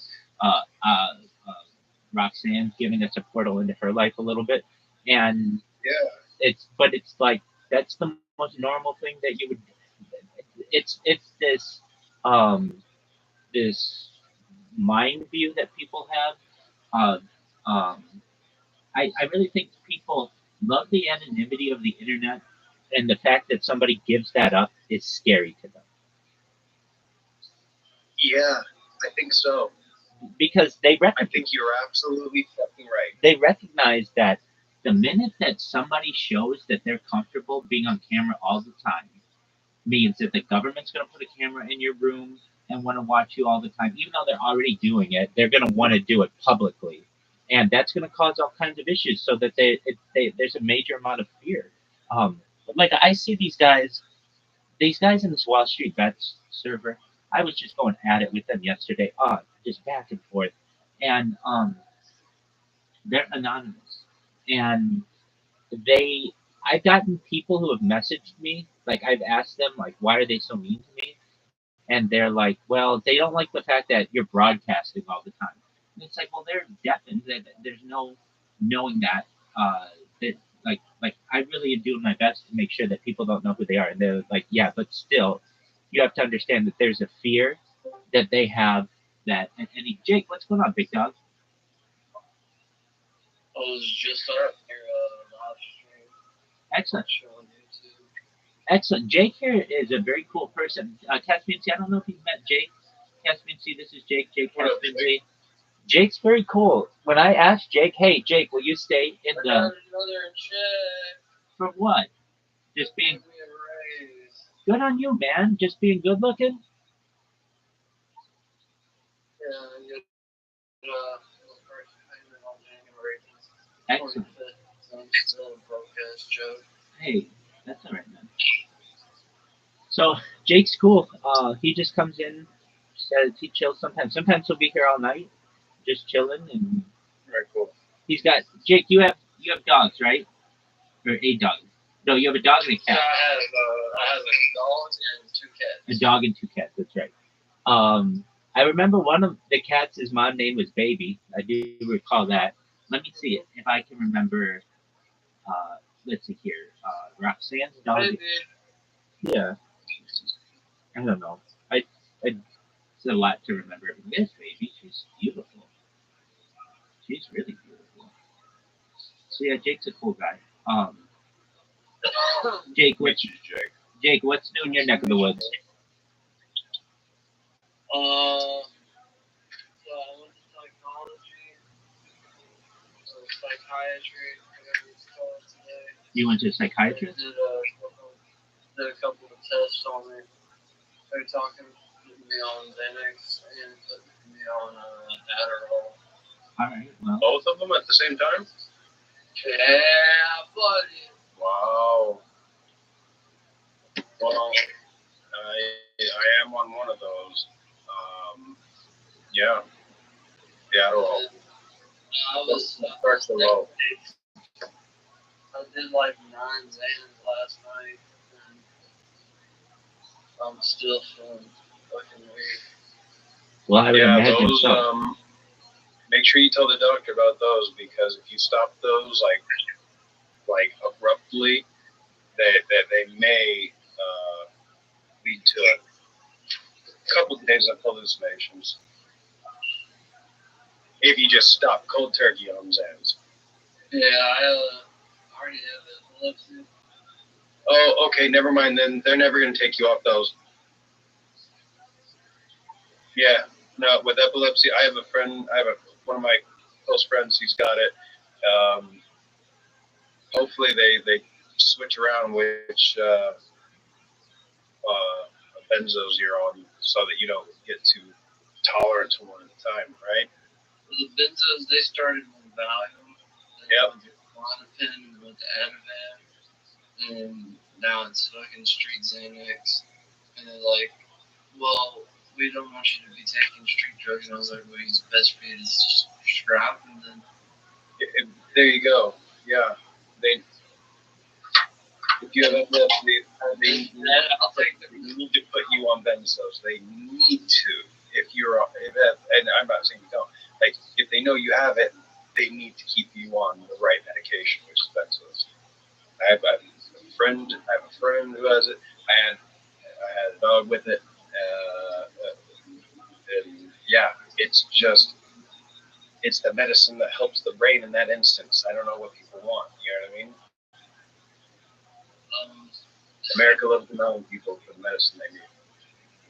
America loves denying people the medicine they're addicted to. But a lot of times you just take what you need, you know? Like, I have a friend who does a street version of Adderall because he doesn't have health insurance to go to a doctor. So an X pill seems to be his best bet. And he's told me how much he spends, and the dude spends like $100 a month. I was like, bro, you have how many? No, but that's what I'm saying. Like, for someone who lives in LA, to worry about a drug habit that costs $100 a month steadily for years, and it's like, you mean you don't spend more and more and more and more? You're not buying more and more? He's like, no, I just take the same amount. I go, that's called medical dosing, homie. I was like, I'm like, you don't have a problem unless it's getting worse. You're not abusing something, you're just using something. And it turns out that I take more of the prescription drug that he does. Do you know what I mean? Like, but it's basically like plenty of pills, dude. Got pills for pills. I got pills for pills that need pills. And the only one that seem to actually help are benzodiazepines, and then I'm recovering meth addict. Which, I mean, I wasn't really considered a meth addict. It was more like I had a whole bunch of precursors to cookie meth. And I learned that all from a book. Somebody had wrote a whole book, wrote a recipe on this book called The Wall, how to cook ice and how to make shake and bake, how to make wasp dough. I was just like, oh, alright. Wrote that shit down, took it to the outside. That's funny. Burnt a couple fingers up. That's hilarious. But I wasn't really concerned what, like, I didn't know what meth was when I was cooking. I just knew it made money. Yeah. And I thought, 7th grade me is like money. Damn, 7th grade? Well, you had your own little Breaking Bad going on, didn't you? Oh, it's still going on, dude. There you go. I've got a guy, actually, he's supposed to come, I don't know what he thinks it's okay, but he broke my ex's collarbone, put a gun to her head, and had her call me at one point to see if she would cheat on him with me. And I could just tell in her voice that nothing was good about it. They broke up and shit. But he thinks everything's all cool and dandy, and I'm waiting for him to come forward so I can beat his ass. All right. Here, Beck, that's a good one.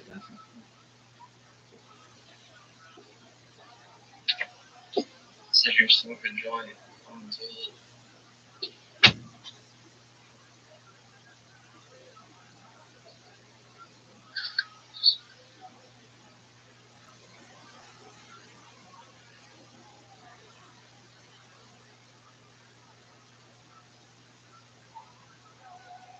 Flood. Scream.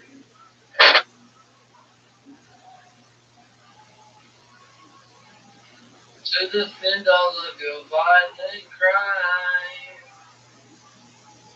Oh, carry on. I shaved my fucking beard off today.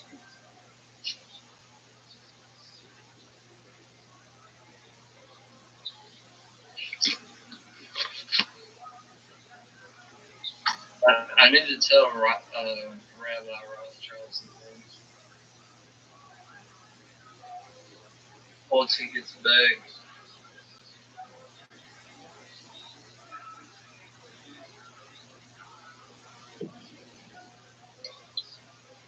He's got to be careful with some of these people on the internet. Yeah. They got banned out of their server for fucking standing up for Rabbi Rothschild. Where? It's called Phoenix Squad. Some places don't like them. I usually don't name it. Places. I hang out with a bit of a harsh crowd sometimes, but they love Rabbi, so you know. Rabbi's. Oh, literally, I got famous on Discord just for fucking cooking dope on screen. Yeah, that'll do it. Shooting, having sex.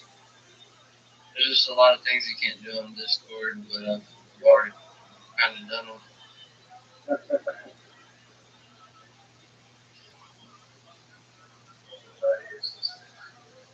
What's happening, my sister?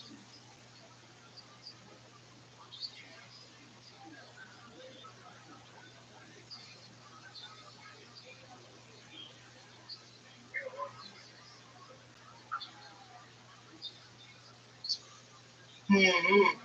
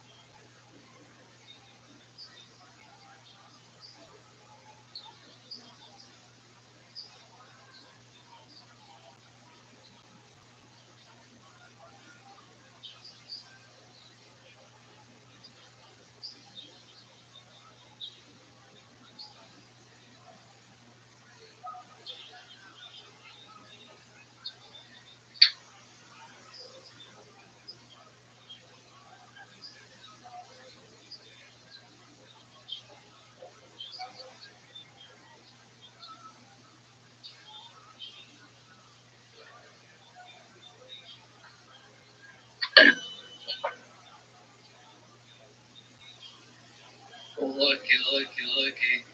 Here comes Cookie. Cooks. That's control.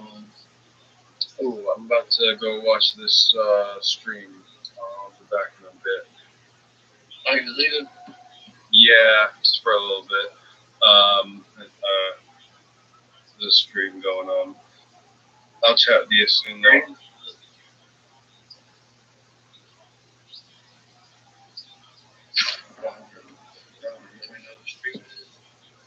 Alright, nigga. Oh, Music Biz Marty. Oh, sorry, Flesh. Possibly. So, yeah, Music Biz Marty on Rumble. Yeah, this from motherfucker. Are you on the Music Biz Marty server? No, I'm not on their server. Yeah, that's the harsh crowd I was talking about. That's really. But yeah, check it out if you want to. Let's see. There's the.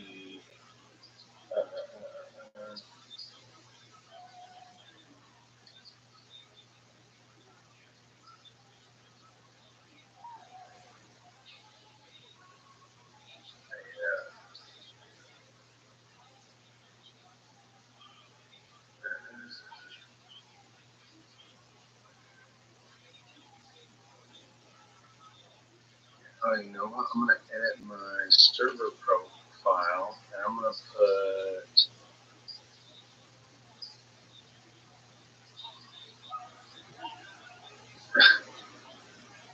save the Discord link as my pronouns. So there you go. You should be able to click it. It's just discord.gg/musicbizmarty. And then, and that has the most current link for.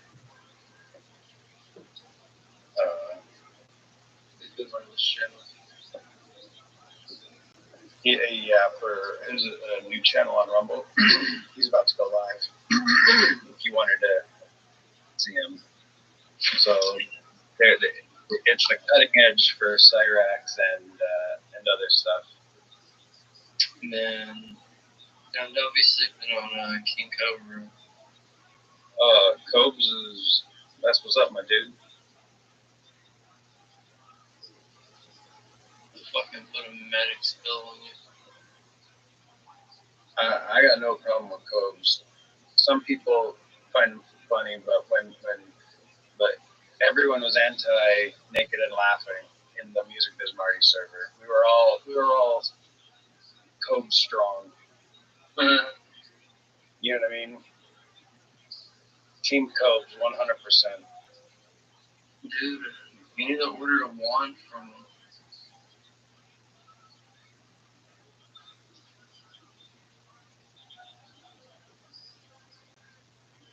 That's what I think. A wand. It's funny.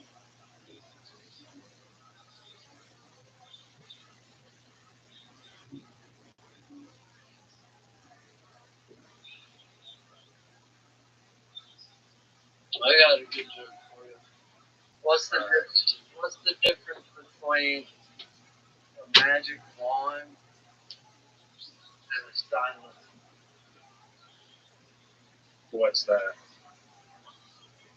One didn't go up someone's ass. That's true. Or threatened to kill somebody. Right. Fucking A. Yo, Jake, did you type in my Jake? Did you type in my YouTube? Yeah, I'm on your YouTube, man.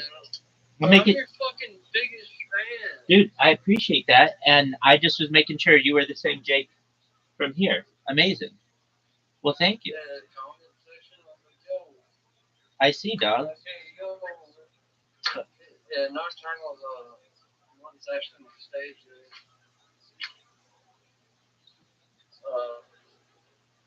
All of the Adderall and shit I grew up doing.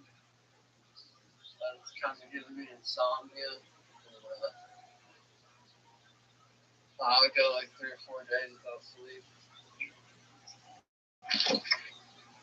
Now that I don't do all the fucking hard drugs, my body is now like telling me, yeah, you should listen to your teacher.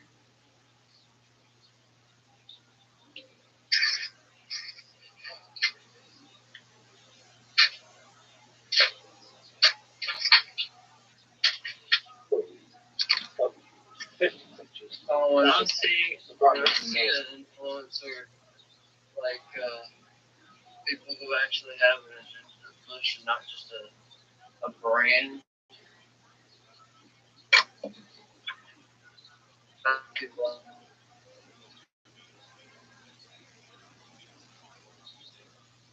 So when I first saw it, it looks like one of my old homeboys. He might be locked up. I can't believe they gave him so many fucking computers. I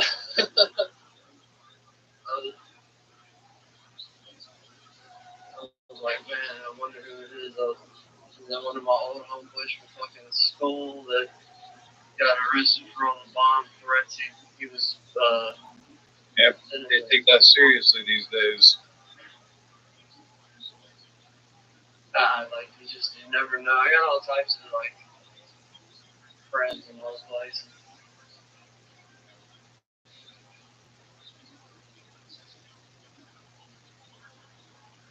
I have friends in high places. I'm supposed to be doing 30 years, or 10 to 30 years right now. How'd you get out of that?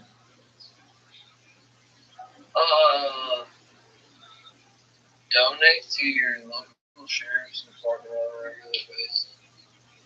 Alright. They take tax information. Seems like an absolute corrupt system, but you do what you got to do. Yeah, it comes with a little gold card.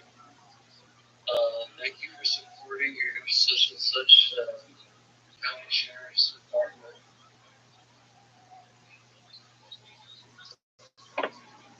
There's a valid gold card.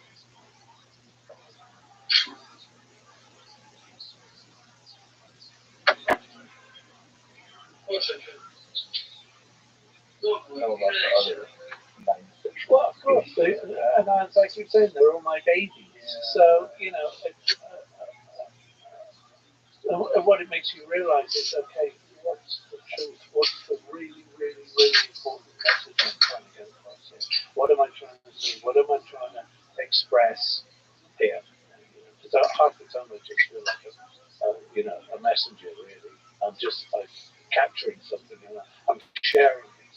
And the reason I say that is because once I started getting into this, a lot of the early emails I had were from disabled or people that didn't have money to travel around the world. What up, big dog? Well, you're bringing this to us, you know, by taking these photos and showing us your journey and where you've been, and these indigenous tribes and this and that. I'll do my best to avoid it, big man. That's really quite special. That's really really quite special because you're taking on another role. Because I try not to, whatever profession I've done, whether it's documentary work or books or children's books or music, I never try and shove things down people's throats. I just present things and you take what you want from it. So the idea was to put a book together that just showed the world as I see it through those journeys that I've been on. And what happened was that when we got to go ahead for this exhibition, which was only earlier this year, I was thinking, how am I going to do that? And I decided to make that a retrospective too. But how do I then chop that many pictures down to that of this exhibition?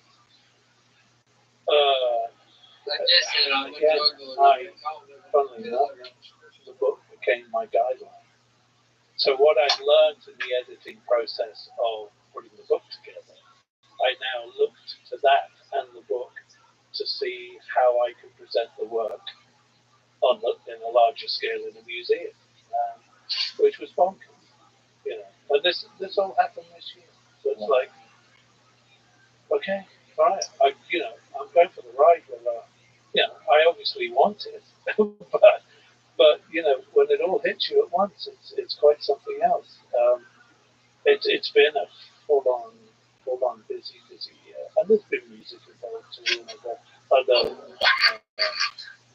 documentary film projects, which you'll probably hear about next year. So it's probably been one of my busiest years. Even though it seems like you're enjoying yourself. I'm alive. You know, that's for me. That's What up, Pim? I'm alive. I was and I have always gone with things that have been presented to me. Okay. Anytime I've ever fought that or been pushed into situations. myself, I was like kind of Generally, I think for everybody. Yeah. So Okay. I feel fortunate that these things have come along, and I've been in the right headspace, thankfully, to go. Yes, I want to do this. Did you take classes and the technical aspects of photography? So did you? What kind of cameras are you using? Hilarious. I didn't. No, not really. I just figured out. Same with music. I play by ear. Not a clue how to read or write. Yeah. And this, I tell you, this is one of my fears. is that, and I'll come back to this, but because I'm not a practicing musician, well, I haven't been for years anyway because of all the other work that I do. So if I'm not on the road and I'm not practicing, and I've got a terrible memory, I forget. And so, I've been cornered a few times. People say, "Come on, pick up the guitar, or play the piano, give us a song." I couldn't. I couldn't even if you gave me $1 million tomorrow. I couldn't do it. My memory just doesn't work that way. And so, if this is why my manager and I, Rebecca, we keep having chats about going on the road. I said, "Listen, if we're going to do this, then this is a lot of work for me. I have to relearn how to play my own songs and my lyrics. And I kid you not. Wow. But you also have to relearn self-taught. Yeah. Right. So what would you do? Like, have you done that in the past where you had to relearn? Yeah. Well, the last tour I did with the album, Everything Changes. How do you scale it? Like, how do you get going? You just have to get in the room. So you just get in the room and get in the room with the guys. The band that you put together. Generally, I'll have one or two friends in the band. And I have generally played, rhythm guitar or a bit of piano for a couple of songs. But I have to relearn everything. And then lyrics. How long does it take to relearn? Well, we were actually setting up, as I said, to do a bunch of TV shows to promote the album. And I was quite surprised about how quickly, because the band was so good. I walked into the room, they had the songs down already. And I just went, I'm screwed. So that means, again, I have to step up to the plate. And it was just a question of being in that every day, remembering, learning the chords, going over it again. And of course, when all this stuff that we were going to perform was all new material. Because when I write a song, if I've written the basics of a song in an hour or two, and it's all there, and then written the lyrics, and then produced it, recorded it, and it's done. That's the one and only, well, a couple of times that I'll have ever played it. So it's almost a new song to me every time I come back to it. It's a real weird one. So for the photography, I just took along basically a really good quality automatic camera. Took the shots. Did you know what you were buying, or did you just go buy one? No, I mean, help you. No, I'd ask a few friends, like, to be right, so, what could I use if I'm running around, and so I took their advice, and I started with a very simple camera that was autofocus and it was compact, and I didn't have to change lenses, and that's one I did for a trip around the South China Seas. Boat trip. I just took this one camera in my backpack and hope for the best. And I had a show here at Leica in LA. It was a Leica camera, which was about 50 images of the trip that I did. But I think where my strength lies in photography is weirdly not on the technical side, obviously, but capturing that moment.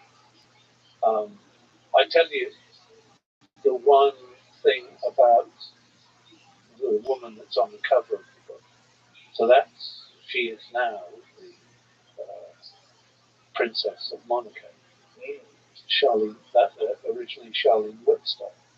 And I'd met her a couple of times, and I met Prince Albert a couple of times.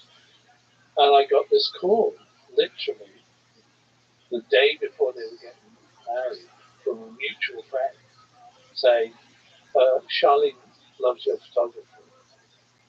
She wants you to come and shoot the show. What? So, she wants you to come down to where she is getting ready for the civil wedding tomorrow, and she wants you to take pictures. Wow. I mean, you want to talk about anxiety and crapping yourself? So excuse me. I arrived at the hotel where she and all the maids of honor are.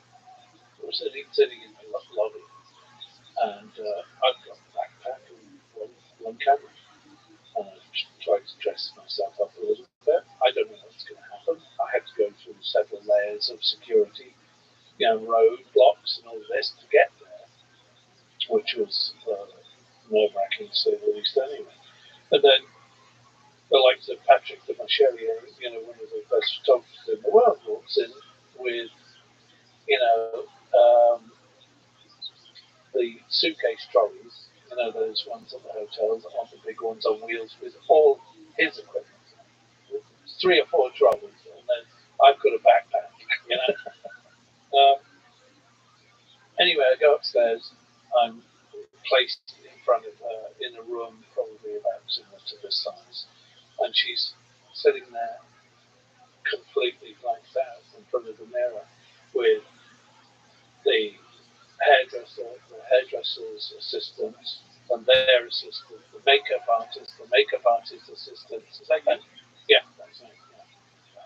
Yeah. So I'm in the book a few times. That'll be a questionnaire at one. That'll be a quiz at one point. How many times am I in the book? I don't even know myself, to be honest. So I sit next to her. You've got all these people, 20 people in the room this time, doing things, trying to get her ready. 10 minutes before she's getting married. And they put me on this little booth next to her. I'm sitting next to her, and I'm saying, are you okay? Should I just take pictures? She said, Jules, I'm not sure what to do. I don't know what to do. I'm going, what do you mean? You don't know what to do about the marriage? Or you taking pictures? I can, right. She said, no, Jules, it's the photos. I said, listen, this is historic. This is a once in a lifetime opportunity to record what's going to happen to you. And exciting for me too to be a part of that as a photographer. And so I said, listen, I'll keep out of the way. I'll fly on the wall. I won't be anywhere. And I was thinking, how am I going to do this? How do I do this? And so I just started. I just let people get on and taking pictures. And I get a message from Vogue.com who want a photo from me the moment she's married. I just keep snapping away at whatever I do. And I watch the civil wedding, and then I get on my bike, go home, and I start putting things up on the screen. And I'm looking at pictures going, I've got shit. I can't, this looks like crap to me. And this happens to me every time. Every time. And I'm looking at the pictures going, I am terrible. Being really, really blurred, this and that, badly positioned, and I'm cursing myself. And the one thing that I remember that she said to me is that, look, whatever you do, don't let any picture have me drinking or smoking. Okay. And the one thing that Vogue said is you want to see her smiling. And the one picture where she was smiling, she had champagne in her hands and she had a cigarette. So, okay, I was not a Photoshop kind of guy, but I managed to get rid of the cigarette. I didn't know how do I get to deal with the champagne through. And then the one thing occurred to me, I thought, okay, I'll desaturate it. Not black and white, but there'll be elements of tones. I'll make it, so you can't see that it's champagne. And I did that, and I cropped it in a certain way, and I went, that's it. Why didn't I think of this before?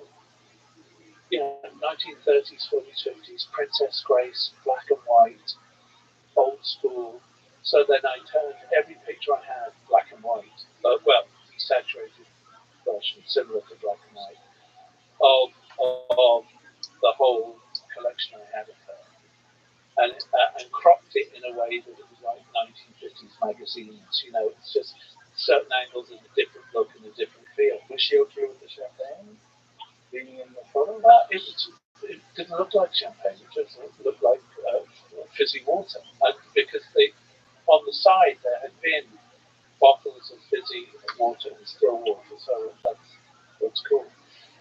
She had to give me the okay to do that. You know, when we decided that should be the cover of this book, you know, I had to get her approval.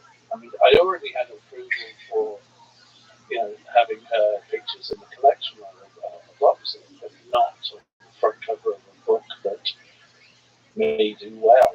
You know, have you ever been to Disneyland? Yeah. You know, all the pictures of Walt Disney have his cigarette photoshopped out of his hand? No, I did not. Yeah, every picture you see like this. Is that so? Yeah. See if you can find some of those pictures. It's really interesting. Once you know that they photoshopped it. There's a guy that we've had as a tour there. Shout out to Flanders. Awesome guy who works there. He gave us this sort of history of Walt Disney. Okay. Well, Walt Disney died a long time.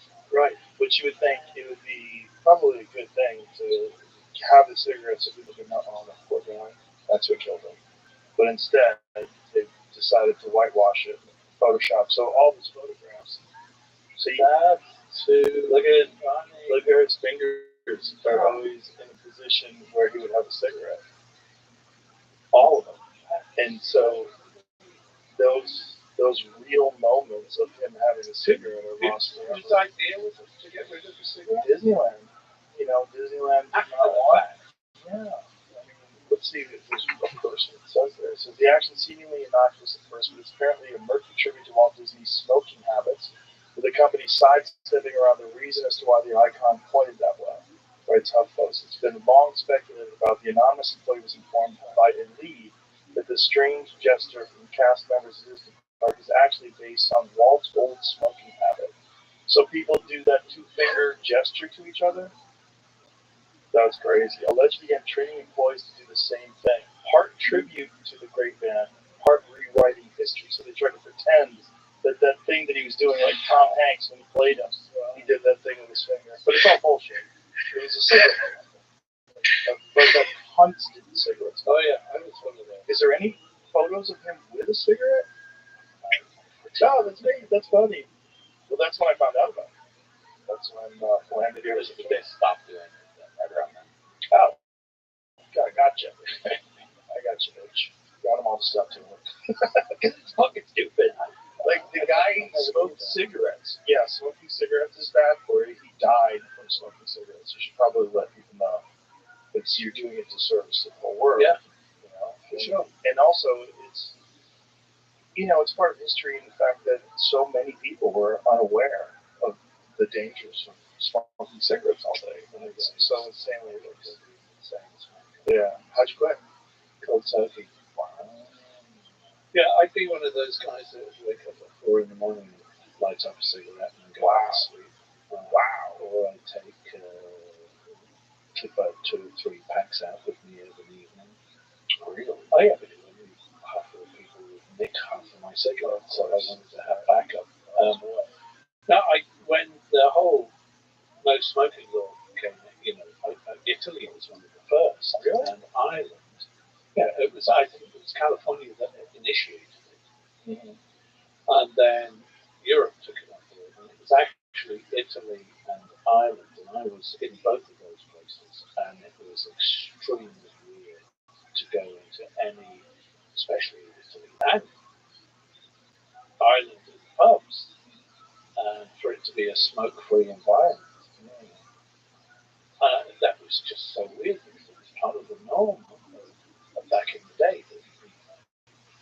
In a cloud of stinky cigarette smoke in any of those locations. I would norm at comedy clubs. Yeah, I would go home from comedy clubs every night smelling like cigarettes. Yeah, always. for sure. The whole audience. Yeah, and as a smoker, you don't think, you're not conscious of how other people, how you stink as well. Right. Which, because it was funny. When I quit cold turkey, I did it because I didn't want anybody to tell me I couldn't smoke. I was such a brat. That's why you quit cold turkey? I quit cold turkey because I wanted to tell myself I couldn't smoke, not for you to tell me I couldn't smoke. How rough was it? That's what brought me down into a depression for a couple of years. Oh yeah, listen, I started smoking at the age of probably 11 or 12, as well as my local gang, that I used to be in as a kid. That's what you did. You nicked ciggies from your parents and found them back at the school, and that was part of the initiation, the fun of growing up. So, and I loved it because for me, when I became noticed as a musician, I again with my anxiety, and I was a very shy kid, very very shy.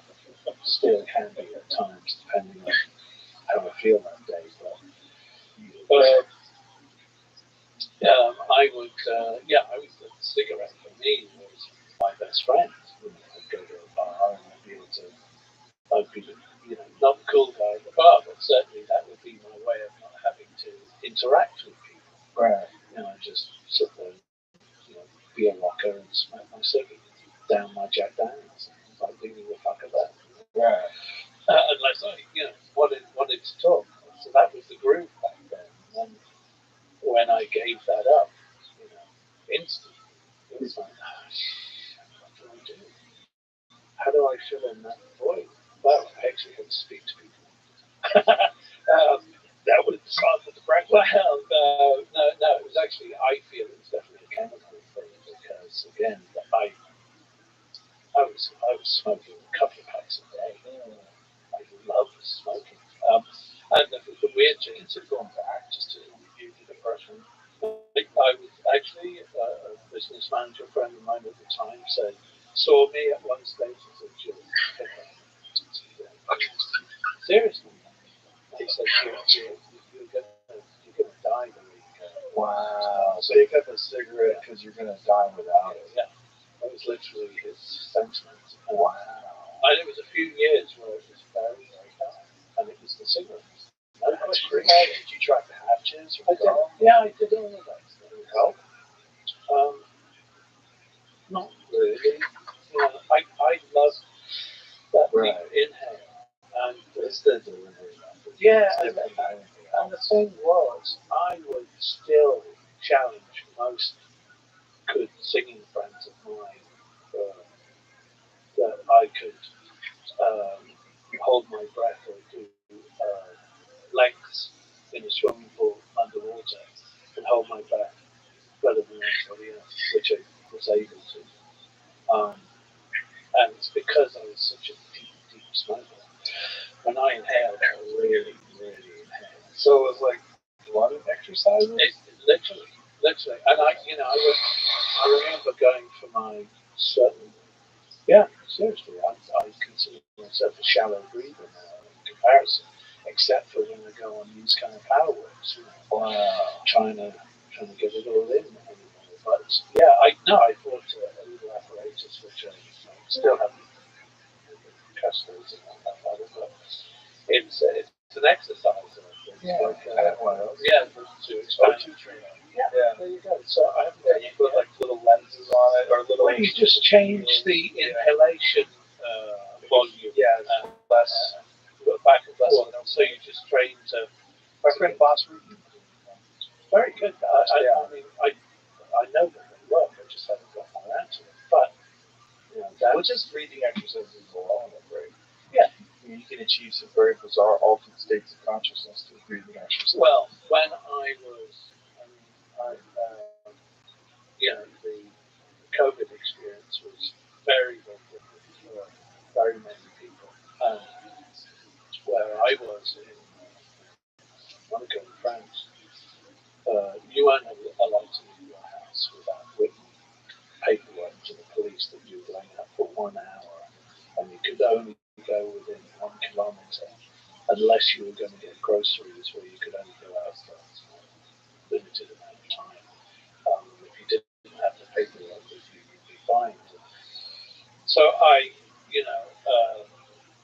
started using quite a few apps to calm myself and take on deep breath and deep focus because I felt trapped, especially as someone who loved walking, who loved biking, who loves exploring, all of that stuff, and I couldn't move. And here's the really annoying thing was that where I was quite close to the sea, a couple of hundred yards. But as I said, I could only be in a 1 kilometre circle from where I was. But that half of that was in the sea. And so I could walk left and right to try and get 5k in back and forth, at least 5k to try and get a good walk in. But you weren't allowed on the beach, which was the most to sit there and contemplate and breathe and just, try and relax. One of the healthiest things you can do. Yeah, you weren't allowed to do that. Everyone lost their fucking mind. And it was really strange. In California, they were arresting people. The Coast Guard was arresting people for surfing. Like, I know. It's insane. I remember going on my first power walk along a peninsula. It's about 15 minutes out of Monaco. Somewhere I go every once in a while. And it was a really quite blustery day. It's right along the coastline, rocks, high winds, the whole thing. And I'm walking the power walking along, thinking, I'm finally free. I'm finally free. Anyway, so along the path ahead of me, about a quarter of a mile, I see a number of bobbing heads. Okay. And I wasn't wearing a mask. You have to wear a mask even when you're out power walking on your own because of science. Of course, genius. Well, let's not get into that. But so over the ridge they come, and I noticed that one of the person in front was wearing a police hat. Oh, and so I'm trying to scramble, putting my mask on, and he's going for a run with a bunch of trainees, about eight other people from the police force. And they're all going down with truncheons and everything else. And the guy is going off on the French says, wear your fucking mask.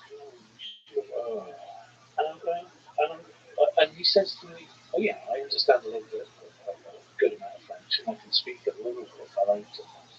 He said, who are you with? And I'm looking around.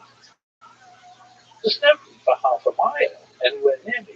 And he's asking me, who am I with? And I'm thinking, what's that about? This is the weirdest scenario. I'm in the middle of nowhere, on a rocky peninsula, and he's asking me who I'm with, and there's nobody. And, to put my mask back on, otherwise I'd be in trouble. And it was just the most surreal, peculiar circumstance. Well, you could have never imagined it before the pandemic. You could have never imagined a scenario where people would be that illogical. Wearing a mask outside is illogical. Yeah. Not being able to go to the beach, illogical. I still love the fact that you see people sitting on their own in cars today wearing a mask. Oh, yeah. Well, it's good in Los Angeles. My friend just went to a party, and he sent me a photograph. He's like, I'm at a Hollywood party. Everyone's wearing a fucking mask. These people are in a cult. Like, first of all, if you haven't read the House 500-page synopsis and what all went wrong with COVID, because everyone should read it, just understand the whole 6 feet distance, all that stuff is all made up. It's all bullshit. Yeah. Masks don't work. Yeah. Don't work unless you have like a face-fitting mask, and even that, you're getting oxygen in the particle, like the viral particles in the oxygen are smaller than vape particles. Right? Like if you vape with one of those things on, then put it out, and then or you take a big deep breath, put the mask on, the vape will come right through the fucking mask. Right. So will the virus. Right? Like this is not real. You're pretending, and it's forced compliance, illogical forced compliance, which was very disturbing. It was very disturbing for me to see how many people were reinforcing that too. How many people were yelling at other people. It gave people a wonderful opportunity to be assholes. They could yell at people for not having a mask on. But outside, really, the logic. It was out the window, but it was also really fascinating to watch human nature. The human nature of, first of all, that people really do enjoy controlling people. They really do enjoy telling people what the rules are and punishing people who disobey the rules, even if they don't make any sense. And then also watching people comply, knowing it's illogical, and being upset at everyone that points out that it's illogical. It doesn't make any sense. Like, you're the enemy. Because you're not going along with it. You're making it harder for us. We have to get through this. Like, is this real? Strange. Yeah. Stay away from everybody. Yeah, or go to a place. Well, I came here. They didn't embrace any of that. Like I was in Los Angeles, which is like the most compliant place. Everybody was all in on the public narrative that was being expressed in the mainstream media. All in on everybody who denies it is an anti-science person. That you're anti this and anti that. And just get that vaccine. Just get on board with this beautiful little thing we're going to do. We're going to get through this together as long as everyone complies. And if you don't comply, and if your neighbors aren't complying, here's a number you can call. They would start ratting out their neighbors. It was a program that the mayor of Los Angeles ran. Normally snitches get stitches, but this way snitches get rewards. Like you're giving them money, giving people money to rat out their neighbors for having parties. They all messed up. Oh, so strange, and it doesn't seem real. Like my friend Hassan. People that eat that. Oh yeah, so happy to be part of it. My friend Hassan found a pair of pants that he was in the car back and he pulled out a mask in the pocket. It's like, fuck, when was the last time I wore these? There's a mask, and when you see a mask, like, and you realize, like, I had a mask that was in my truck. It was in like one of the back little compartments. Yeah. So I just happened to sit there. And I was cleaning the truck out. I'm like, this fucking stupid thing. But this was just 2 years ago. Yeah. You had to have these things when you get on a plane. Seems like a factory. It does. It's like Disney and the fucking cigarettes. Like, are they going to Photoshop out all these people's masks? It's all a bit surreal. So strange. It really is. It's a little bit odd. Well, I still don't get any of it. You shouldn't. Hopefully these viruses. No. Especially these don't wind up becoming the next one. I used to think there's no way that people would want that to happen. I'm not so sure anymore. No. After this last go around, I'm like, boy, there might be like sinister factors at work here that I don't. Without question. Yeah. I'm sure. Yeah. And I was unwilling to empathize. I was like, come on, that's stupid. No one's that. No one would do that just for profit. Now I'm like, I don't know. They probably did it for other things. Yeah. So strange. So strange. And then, that, I think, the frustration of the overcomplicated, overregulated, overcontrolled world is probably what accentuates the experience of you being in South America with fire, looking at the stars. Yeah. Because there's a purity to that, especially phones and computers and screens and nothing, as human beings. I love the experience on the planet. It's funny because I'm in the process of moving. I mean, I still have my basic Manitoba, the place I had outside. I'm a lot of my later teenage years were mum remarried a couple of times, but we were in North Wales. If you're familiar with North Wales or Wales in general, it's mountains, sheep and mountains, and so Yeah, we lived in on farmland, and I used to work on a farm too. So I love, and that's where I actually learned how to ride a bike, you know, on farmland and through rivers and enduros and stuff like that. And so I've always loved that element of countryside. I always like the excitement of a city and the people and the energy, but there's also that other side of peace and quiet, bird song and running water. Yeah, yeah. So The key's like a little bit of New York City, a little bit of mountains. That's the key to life. yeah. So I'm in the process of I've just and I hate this terminology forever, but I certainly think it's a place that I'll be for a while. Do you hate the terminology of home? No, forever. Oh. This is going to be my forever home. Oh yeah. Yeah. I like moving. I really enjoy moving here. I like getting up and just being in a new place. Yeah, I think it's good for the brain. I think I've been at the same place for over 26 years through some very good things, but some pretty dark moments as well, whether that's relationships or friendships and things like that. And I finally decided a few years ago I need to change. Where you going? I'm very close by. I mean, I'm literally 15 minutes away, but it's just a different environment. It's up in the mountains. Okay. Surrounded by, beautiful old oak trees and walking paths. And I mean, I know I sound like a turning older or saying, no, you sound like someone who appreciates beautiful things. I just want, the funny thing is when I went to see this place for the first time, my shoulders just dropped. Right. And it was, I don't want to leave here.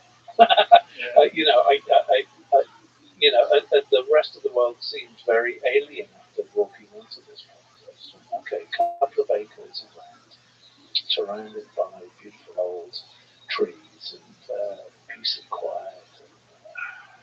I have thoughts on that. I think that nature is a vitamin that we don't know we need. Absolutely, And then no question about it. Yeah, you get it, and then you're filled up. Like, oh, that's what I was missing. I mean, that looks like the whole tree hugging earthing. Yeah, it's real. I believe absolutely 100%. It's real. It's real. It makes you feel better. I mean, scientifically proven. Yeah, we have a connection to Earth that's been muted by our shoes. Correct. Yeah. This is very, very true. Yeah, it's weird. It's weird to think that way, but it's absolutely correct. You can. I have done this too. That you can get earthing sheets. Yeah. Sleep on. I don't know. I sleep on one. I don't know if it works or not. It probably does something. Yeah, but what? I don't know. Just get outside. Yeah. Better get outside to move. And if you get outside barefoot, it's even better. This is very, very true. The other day I was playing with my dog in the backyard, and I was throwing the ball for him, and he just decided, sometimes he's kind of lazy. Sometimes he just decides to lay down, so I just sat down with him. And it was just this amazing moment of him just wagging his tail, me petting him, and just sitting in the yard, just trees and birds, and just that's it. That's it. It was a beautiful, peaceful moment that I just experienced with my dog. That's it. Two of us chilling. That's it. Yeah, really.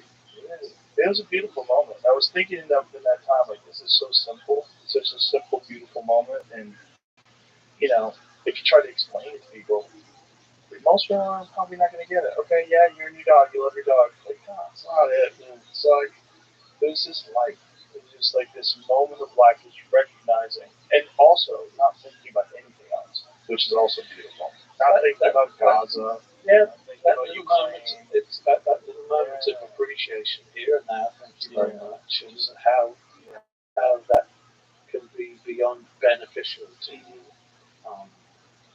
But then even explaining that, unfortunately, has been co-opted by the term mindfulness, which is so often used by grifters, like fake gurus and dorks, and just, it's one of those words that you say, you're like, mindfulness. Yeah. I hate saying it. Yeah. I'm a spiritual person. Oh, shut the fuck up. Shut the fuck up. I can't take it. It's like, but those terms are valuable. It's like the term God. a valuable term. Love is a valuable term. Yeah. But so often we just get people ruined just by insincerity or just by people who use it as a way to define themselves. Sure. Hijacked. It's been hijacked. That's it. So, yeah, which is very sad actually because we can take it back. Cool. We can take it back from those hijackers. Fuck them. I mean, yeah, I mean, there's, do you know who Alex Gray is? Alex Gray is a visionary artist. He does a lot of like very, very intricate psychedelic pieces that are like iconic. It's very famous in like the psychedelic world. This stuff is you know what? I've seen. Sure, yeah. It's very, very famous. Oh yeah. But we were talking about this, and he said that he took the term God back. Because he's like, I think the term God has been co-opted by this idea of these totalitarian religions that impose very strict rules and dogma on people. He's like, I don't think we should stop using that word just because of that. I think we can kind of take that word back. It would be good to. Yeah, well, I think he kind of has. He actually has a church. He has really? Yeah. And it's like he had to go through a whole thing to acquire, tax exempt status. But his church is this insane building that is all 3D printed with his type of psychedelic artwork. So it looks like some insane, like magical spiritual retreat that you would find somewhere. Like, see if you can find. It's called the Chapel of Sacred Mirrors. Where is this? Upstate New York. So it's not that far from the city. You get there fairly quickly. And it's, a completely different world. And he's got this church up there that's filled with his insane artwork. But this church itself is a piece of artwork. Like the outside of it, the way, he has a lot of these images of these faces that are like multiple sides of faces all connected together. And this is like this. Oh, wow. Yeah, so this is the outside of this building. It's really incredible. That's the building. Isn't that amazing? So the building is very, very much like his type of tryptamine-inspired art, where all these third eyes, like in a fractal form with this geometric pattern on the roof, and everything is like that. It's really amazing, phenomenal, and so it's working on it forever. What is he professing anything? I don't know what his people. Is there an order and such? That's Alex, who's very young. Yeah. But he's been, in sort of psychedelic space and psychedelic art space forever. And he had this incredible place in New York City, and then decided to do this whole church. Just click right there and just play it out. I'll really like the video. Okay. I see. So a lot of his, so that's his wife. Is this derived from acid and magic mushrooms? It says it right there. It comes out of the psychedelic experience. Okay. Yeah. He's been a long time proponent of psychedelics. Just very, very interesting guy. His artwork is incredible. Like really, but like probably the most accurate encapsulation of these experiences in in an artistic form. Really wild stuff. And again, this is he's the way he's got it set up now. He's in the woods, so he's in this beautiful like rural area, and then he's got this incredible chapel that's up there. It's pretty fucking cool.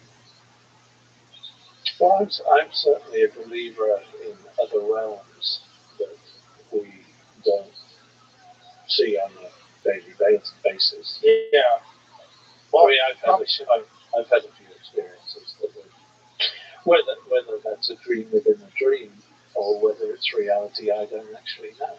Well, one of the things that I've talked to you about with some pretty insanely brilliant people is quantum computing. Oh, yes. And this new Google quantum computer that can do it essentially the way a quantum computer works. A problem that would take thousands of years for every computer on Earth to solve. It can solve in a second. It's something that can take more years than you literally can understand. It can be solved in 15 minutes. It's insane, and this is where it gets really weird. The way it was explained to me, and we should have to Google how quantum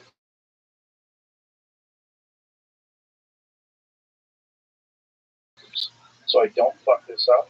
But the idea is that they're pulling answers from different universes simultaneously.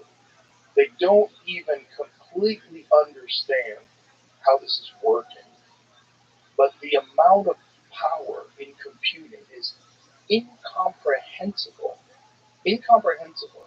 Like you're only looking at it, there's numbers, you write all those numbers out, but your brain's not capable of grasping really what's going on. And it's probably the biggest breakthrough technologically in human history by a long stretch. And it's all happening without most people even being aware of what the implications are. So see if you can Google an explanation of how quantum computers work. Was it Mark Andreessen that was explaining to us that it's pulling from different universes? No, not that. Who was that? Being talked about in the wording of the Willow description. Right.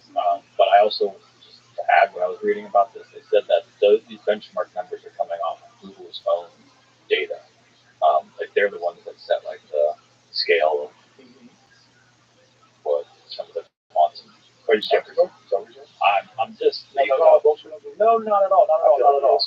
No. I'm just a grain of salt. Like just to say that, like I think they use tillions as the number or something like that. That's no one even can grasp that. Yeah, that's just based, but that's a number based off of their formula too. Right. That's right. What is the definition of how it works? The way it pulls from multi units. I think. Yeah, I'm trying to find it, but I think the understanding I got from it was it's just too powerful to get from our universe alone. You'd have to have more than one, and I don't think that's just like what does that mean? I don't know. Exactly. What does that mean? Right. What is that thing that they have? And if you ever seen the chip itself is very small. Yeah. It's like the size of a saltine cracker. Yeah. And then this entire mechanism around it is just the insane amount of cooling. Okay. Google's quantum AI founder said the performance gains lend credence to the idea that we live in a multiverse. The idea is that Willow might be communicating with parallel universes to finish calculations faster. Like what does that mean? The announcement led Google's already high stock price to surge, which is not shocking, but perhaps most surprising for us lay people that Google's quantum AI founder and lead Harmut Nevin said that the chip's performance lends credence to the notion that quantum computation occurs in many parallel universes in line with the idea that we live in a multiverse. And it says, excuse me? This obviously has caused a bit of a stir and it isn't exactly clear on how he made that leap. It sounds a bit like something out of a sci-fi movie, and I'm definitely not kind of an expert, but it's worth pointing out that Google is very much still in the theoretical research phase of this journey. This is very weird stuff.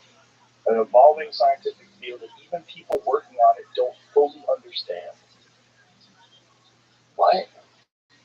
Okay, here's what is a quantum computer. Let's explain this. Now, the computer we use every day and have been iterating on for the past several decades are what is known as a classical computer. Essentially, a classical computer utilizes binary as its language of choice. A bit in the smallest unit of data that a computer can store and process is like a light switch. Each bit can only be in a single state at a time, on or off, which is represented by 0 or 1. Computers track data based on the language of bits. Literally anything our computers do is based on the network of on-off switches sending a particular signal. A quantum computer is a bit different. If you're familiar with the concept of superposition or Schrodinger's cat, this won't be too far of a stretch, but a quantum bit or qubit is capable of representing the potential of multiple states at once. Rather than only recording a 1 or a 0, it records both because it can be both. This allows a chip like Willow, which has 105 qubits, perform incredibly complicated analytics in a fraction of the time a classical computer could. And how does it work? So let's boil it down to a very small example. If you have 2 bits which can return a value of 1 or 0, there are 4 potential states that it can be recorded: 0, 0, 0, 1, 1, 1, and 1, 0. If each of these states takes 1 second to record, it would take a classical computer 4 seconds to record every position permutation, every possible permutation. A quantum computer made up of 2 qubits, however, would be able to send to record the potential of each qubit at once, meaning it can record all 4 positions, all 4 possible states, in 1 second. The real power here is achieved when you add a much higher number of qubits together and try to record every possible state. Once again, something that would take a classical computer far longer to be achieved quickly, because a quantum computer can record a number of potential states at once rather than one at a time. Okay, we basically don't know what the fuck we're saying here. This is just too weird. Okay, so this is what it is. One of the world's most advanced classical computers. Okay, here it is with this problem. So AI's founder and lead, Hartmut Nevin, said that the new chip had performed a purposefully complicated exercise called a random circuit sampling benchmark in 5 minutes. One of the world's most advanced classical supercomputers, on the other hand, it would take 10 and then 3 zeros, 3 zeros, 3 zeros, 3 zeros, 3 zeros, 3 zeros, 3 zeros, 3 zeros, 3 zeros, years to perform the same exercise. That's 10 septillion years, which exceeds known time scales in physics and vastly exceeds the age of the universe. So it can do more time than vastly exceeds the entire age of the universe, and it can do it in 5 minutes.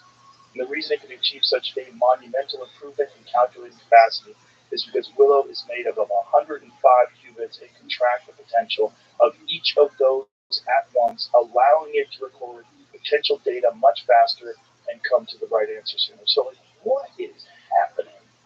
That's too much information. What do you mean? I get it, but I don't get it. What I don't get, how does that prove the multiverse or provide evidence that the multiverse is real? Like, and that it's getting it from parallel universes? Like, what are you even saying? It couldn't come up with those answers within the allotted time span. That's... Yeah. What?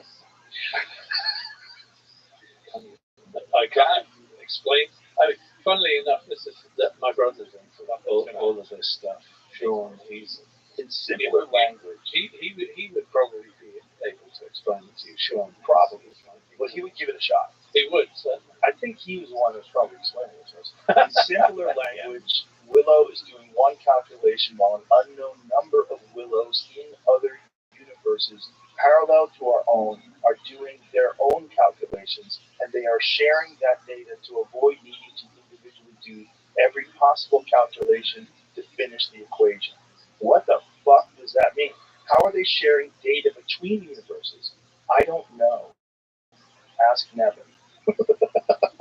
Remember, this is all theoretical and doesn't prove anything, but Nevin is saying that the fact that the chip can outperform our best supercomputers by such a wide margin means that it might have broken Newton's theory of physics. Yo, what does it say under that, Jamie? Keep that going? Put that back on? Scroll up a little bit? Okay, this is what I want to look at. At this point, it's an exciting way what computing might take one day, but isn't something you're going to see in your next Pixel phone. Quantum chips need to be isolated, incredibly specific chambers. Yeah, this is the thing. It's cooler than, it has to be cool to a point where it's colder than outer space, sealed away from any possible signals, such as microwaves, radiation, radio signals, etc., for fear of that noise leading to potential mistakes, and have specific signals delivered by purpose-built wires. Who figured this out? Where are those eggs? Jesus, how did they come up with that if that has to be the case? How did they figure out you have to do that? All of it. That's one of the most humbling things that I've found about doing this podcast is realizing how genuinely dumb we are in comparison to the amount of information that's available. And dumb, and I'm saying is like not just uninformed, but incapable, even if given the information, of grasping exactly what these apex minds are thinking and working on right now, along with, at the same time, people just living in Ravello, just having an espresso and a cigarette and getting a slice of pizza. Maybe they realize and they're just like, okay. Yeah. But it seems like the human race desires all things. The human race desires people like yourself who enjoy photography and travel and this beautiful experience of life, but it also sort of requires people to be at this bizarre cutting edge of science where it seems to be violating the known laws of physics. Like all those things. It hurts my brain. I mean, I'd love to know more. But just think about what we're doing right now. Just think about what we're doing.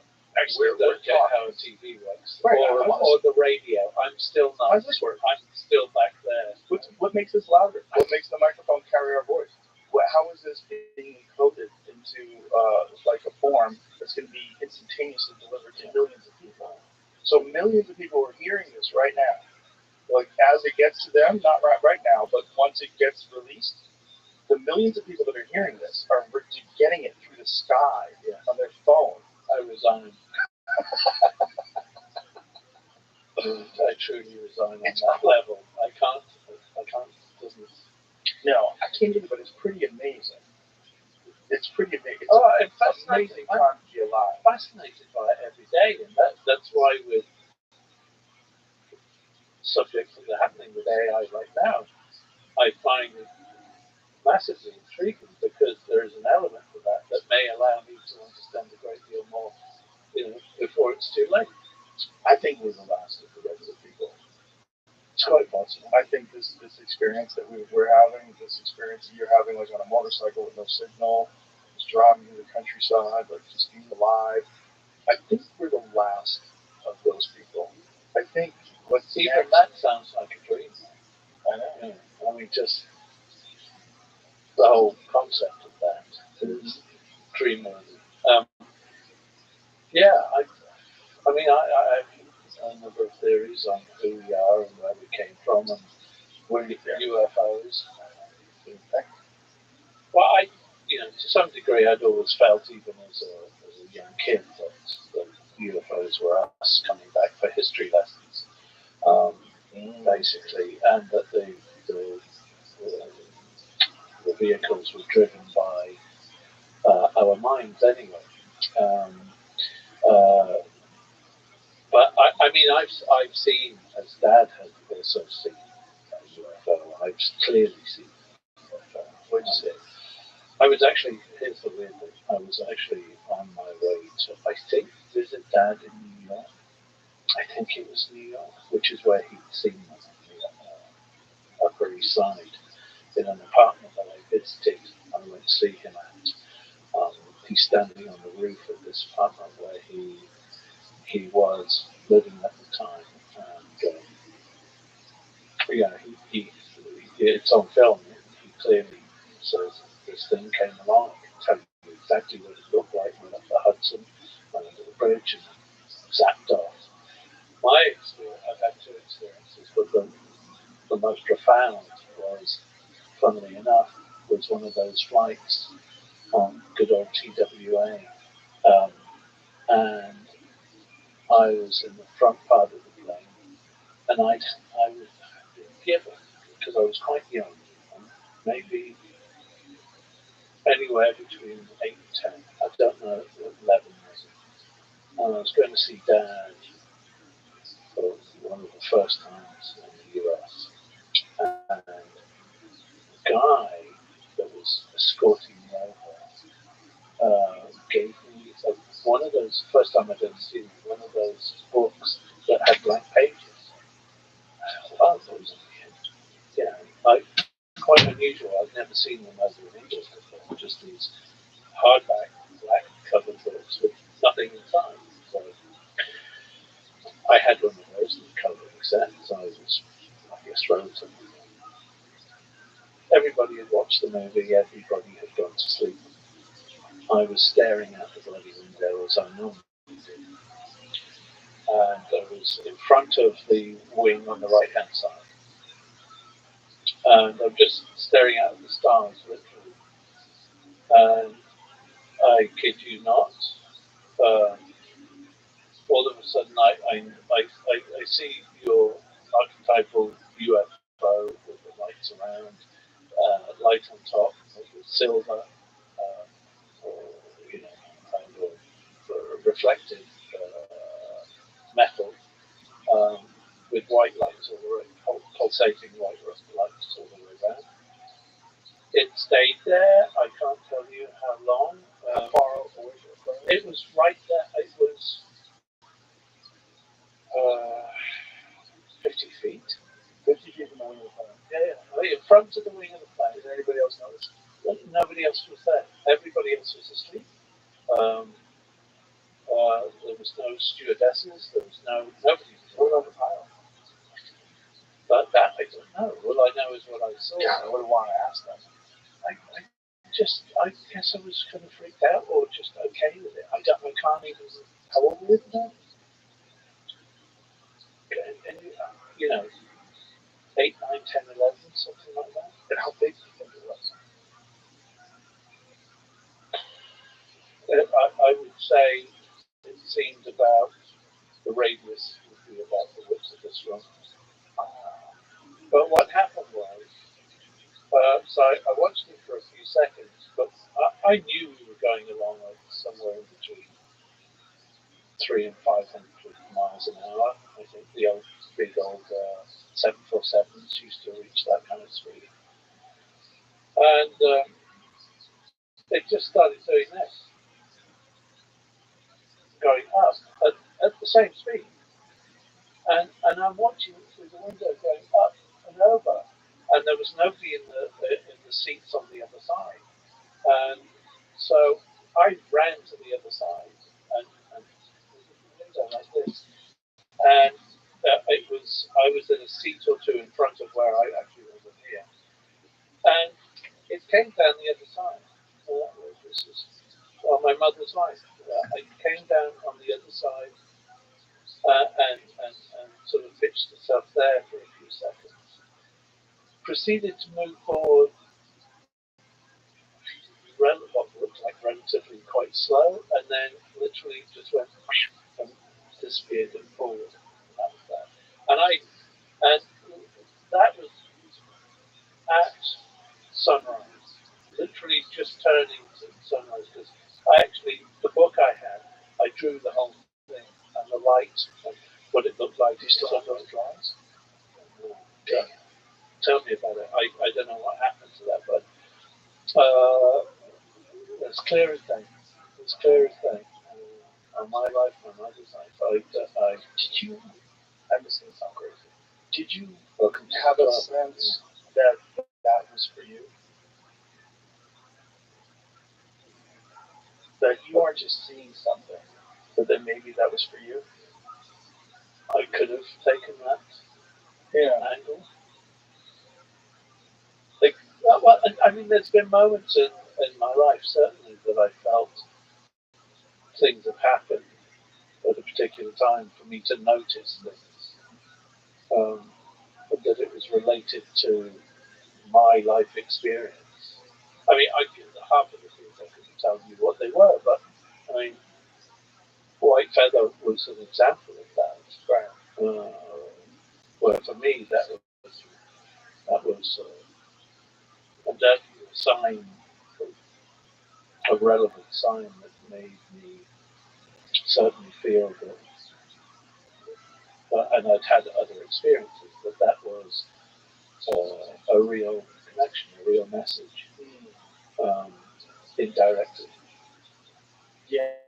Well, the white feather is so profound. It's so intensely on the nose that it's very difficult to dismiss. And I know there's a lot of hyper rational people that would like to dismiss it.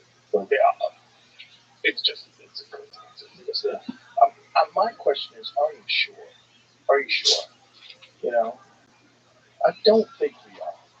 I think this concept of the divine, this concept of being something else, has existed throughout the entire discipline. There's all kinds of stuff going on. Yeah. I mean,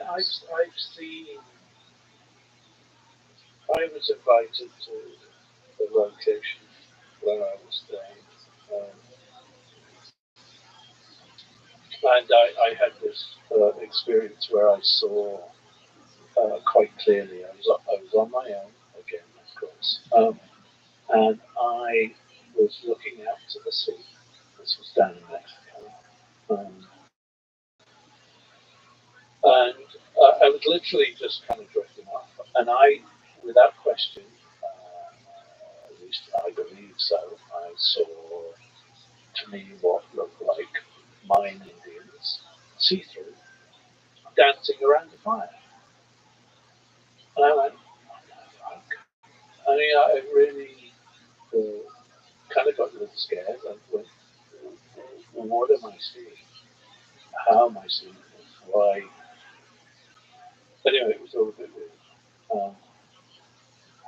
At the breakfast table the next day, and I'd never been to this place before. I was invited down as a guest, and the hostess said, how did you sleep? Is everything all right? Did you? I said, well, what was saying it, but I think I saw some see-through Mayan Indians last night.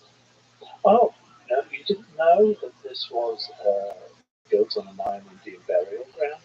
So shut up.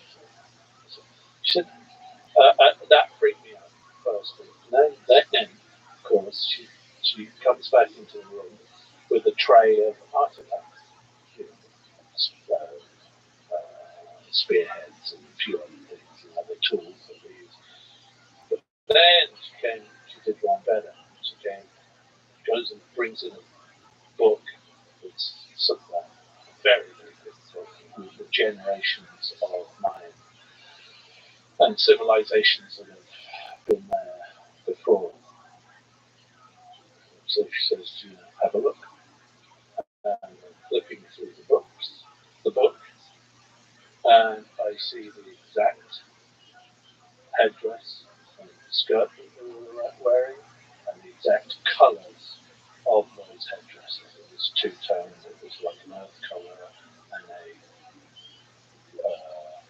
sky blue, that colour. And that's in a particular arrangement on the headdresses and on the skirts. And I said, that's them. And they said, oh yeah, that was a particular era, and that's where we got where the property was built on. And I just went, wow, okay. All right, that just, to me, I'm sorry, that just says between that and the white feather, and there's the two other incidences, I just went, there's so much more shit. There's something that lives and breathes and exists around. And there was something written the other day also, whether it's today or yesterday, saying that, our ears and our eyes can only see so much. Right. Humans. Right. That there exists so much more that we don't have a clue about. Right. So I'm just going to go, there's, if only. We have to go back to the idea that eyes didn't exist at that point in time. They were single-celled organisms. Yeah. Right? And so they became multi-celled organisms, and then they developed simultaneous eyesight in the ocean and on land. And then this idea that your eyes allow you to see, so therefore you're seeing everything, is kind of silly. Because before the eyes existed, there was no perception. You're not using light. There was no way you could see things. Yeah. So why would we assume that this is all that the senses could potentially interact with? That maybe we just don't have them. And maybe, this is what I've said a lot about, like psychic communication and telekinesis and all these different things. I think there are emerging properties of human consciousness that haven't achieved like a full-blown integration yet. Yeah. And my real suspicion is that the biological evolution is not going to make it there in time, and that the technological evolution is going to intervene and push us, just like that UFO disappeared in space and just took off. I have a feeling that the next leap of change that's going to happen with human beings is going to be technologically driven and monumental. Yeah. In a way that you won't be able to even imagine life without it. It's scary, but it's also scary to not be a monkey anymore and to be in a taxi driver. Yeah. You know, it's when that happened. Yeah. You know, it's scary to not, have to walk everywhere and all of a sudden fly on the plane. All of that is. I would love to be a fly on the wall. Oh my God, I would have loved to fly. For me, flying the wall would be like ancient Egypt. I would love to see what was going on when they were making the pyramids. Yeah. That's my number one place. And the next would be what was it like when Genghis Khan was running through Asia? What was that like? Yeah, those are two. Yeah. Well, there's a lot of unanswered things out there, but I make the odd documentary, so I'm a documentary watcher whenever I can, really. That's sometimes it's either Anthony Bourdain or a documentary that puts me to sleep most evenings. After watching them, not during. Right. But yeah, no. So I thirst for information half the time. Whether I retain it or not is another thing. But I certainly am driven to absorb. All I can. As am I. I think that I try to, especially as I get older, to be more open-minded and less dismissive of all this bizarre stuff, like ghosts, like I think. Yeah. What's your take? I think certain memories are so potent, and that the energy that's created by these moments is so potent that sometimes it lingers, and sometimes it's available, and sometimes it's not. It depends on the state of the people, the state of consciousness that they've acquired, the level of anxiety they're currently experiencing, the level of stress, where they are in the world, the solar cycles, I think all these factors come into play, and occasionally people see whispers of the past. Or maybe it's not even that it's the past. Maybe it's those things are happening. They're just not happening in this level of the multiverse. And that all things that have ever happened are happening simultaneously, all at once, in this very bizarre structure that the universe is actually made out of. But we're only capable of seeing 3D space, what's currently available, what's in front of me right now, what am I going to eat for dinner. We have a very limited view of this thing that is impossible to grasp. Just like those numbers of septillion, it's impossible. You can't grasp it. I have a feeling that's everything. I think everything, that Kung Fu movie, everything all at once. I think there's probably a lot to that. There's probably a lot to. This isn't a binary experience. It's probably. I just hope we get to understand some of that. It's kind of fun to not, and kind of fun to speculate. One day. Yeah. But the question is, once you do know, would that be better? Would it be better, or is there something? I think you have to know everything. Yeah. Just give us a hint. But you might. The problem is you might know everything. Well, that's what they say. That's what many say. Yeah. But they're just remembering things. Well, that's true too, right? That information is essentially you're pulling it out of the air. You're like ideas. You're pulling ideas out of the air. It's all in the ether. It's who gets there first. Yeah. Do you feel like that way with your music sometimes? Like that ideas just sort of come to show from the music? Absolutely. Yeah, I think everybody does. No question about it. Yeah. Even with photography. I think the so idea too. that there's something that tells you to capture this thing that's going to resonate. No question about it. One of my favourite pictures in the book is one called Hope. It took us really going in Ethiopia. But I was actually there to take a photograph of this person who was cutting the ribbon to open a new freshwater well. And I just heard this noise behind me. And we're under a plastic cover. It was sweltering out there. And again, because I'm shy and I don't set things up, it's like a guerrilla street shot. And I just had this feeling that I needed to turn around. And I did turn around, and I just saw this young girl just kind of looking at me like, the only thing I can say is that, again, that everything's going to be all right. That for this little girl there to kind of go, it's okay, we're going to be okay. You know, that's the impression I got from her. It's just this look. It's kind of like that Nat Geo moment, you know. Yeah. And I literally span around, snapped the shot, and turned around and never looked back again. And when I did, she'd gone. She was with her friends. And I didn't actually know if I'd got the shot because again, my eyesight's not the best. And I certainly couldn't see it properly on the back of my camera in the middle of the bloody desert. It was only when I got back to the hotel and put it into the computer room. But the face to me was just like this. We're going to be okay. Yeah. I don't know, those kind of moments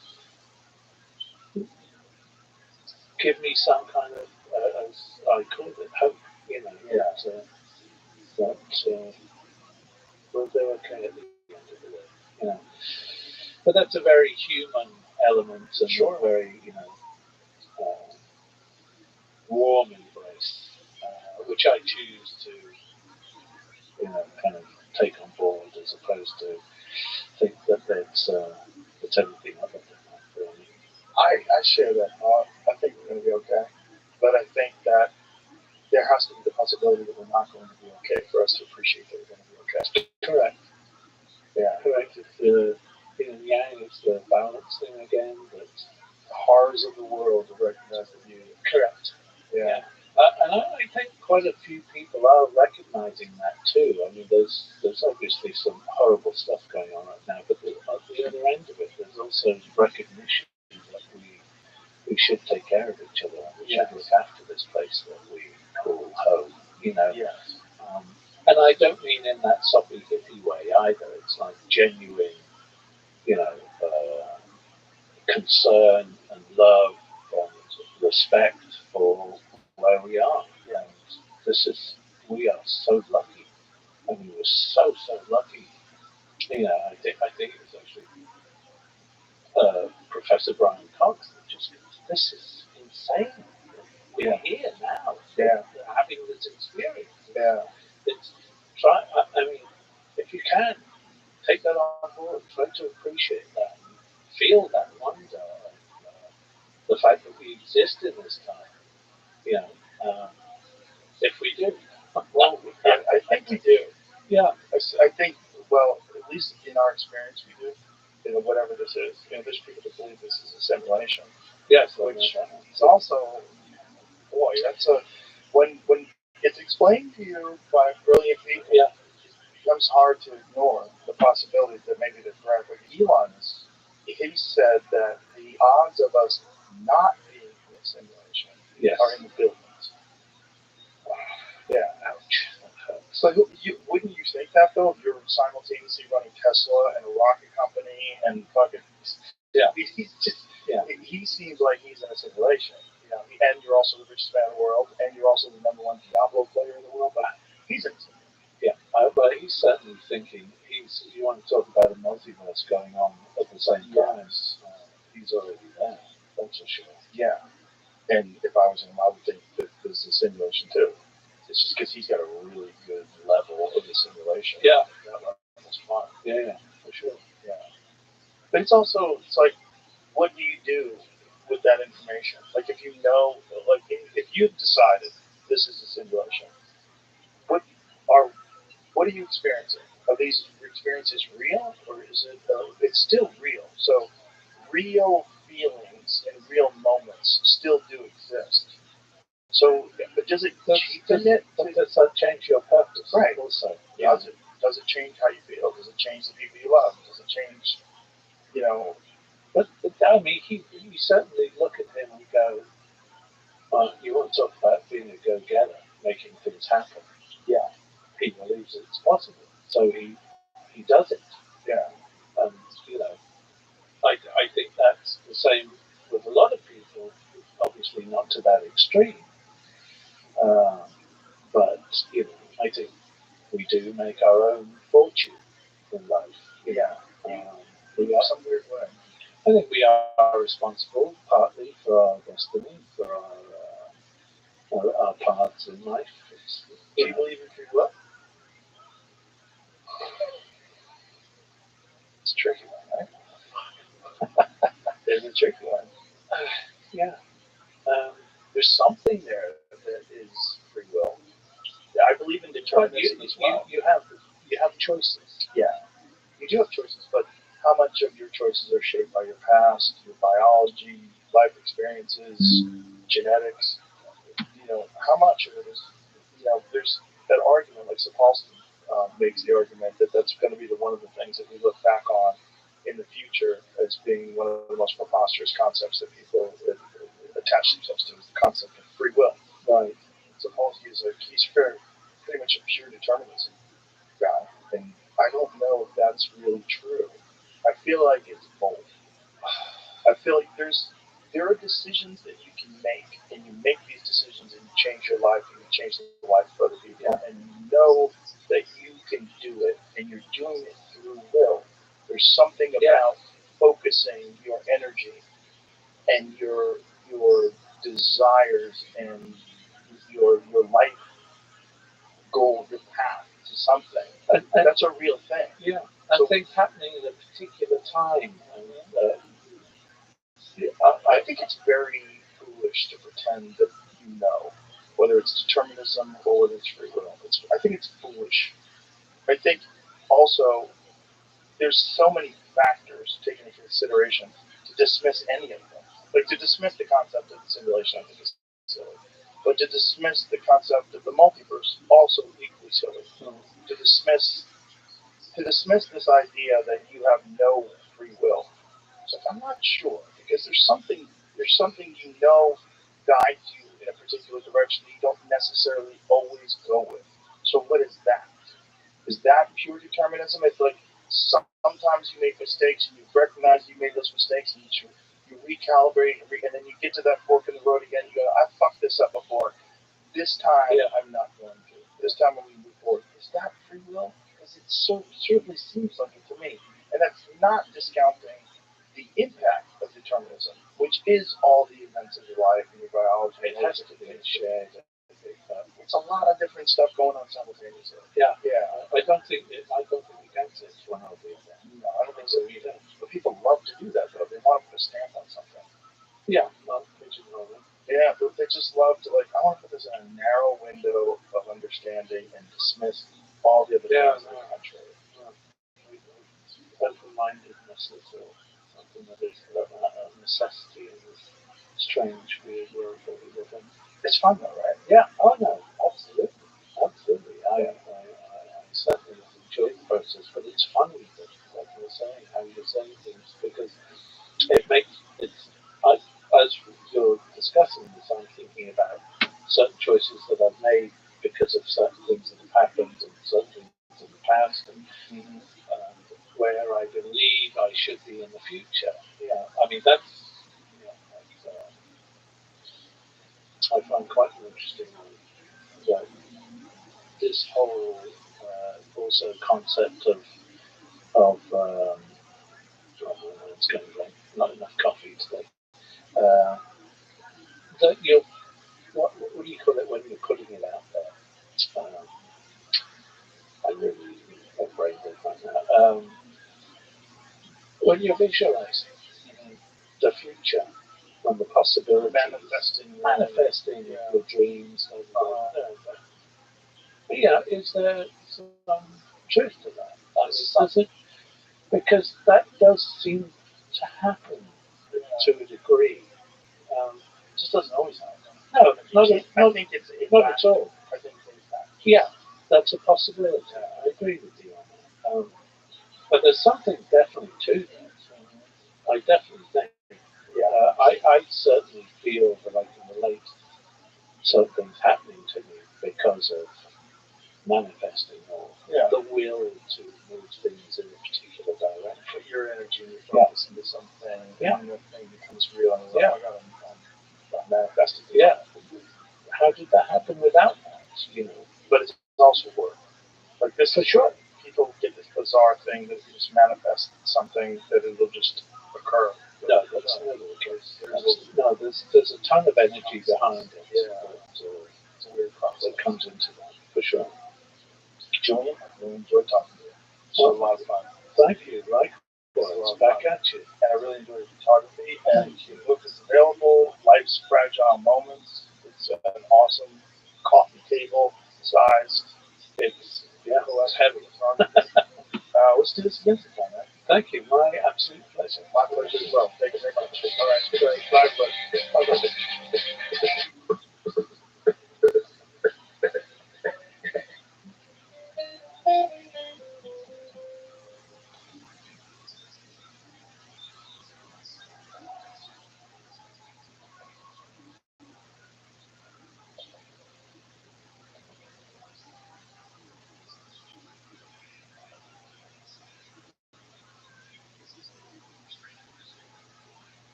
All right. I think we're working. Why would it go from Joe Rogan to, hey, do you know how English works?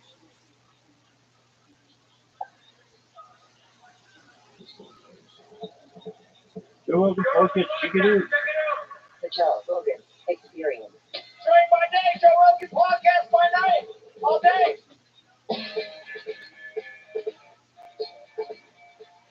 I go.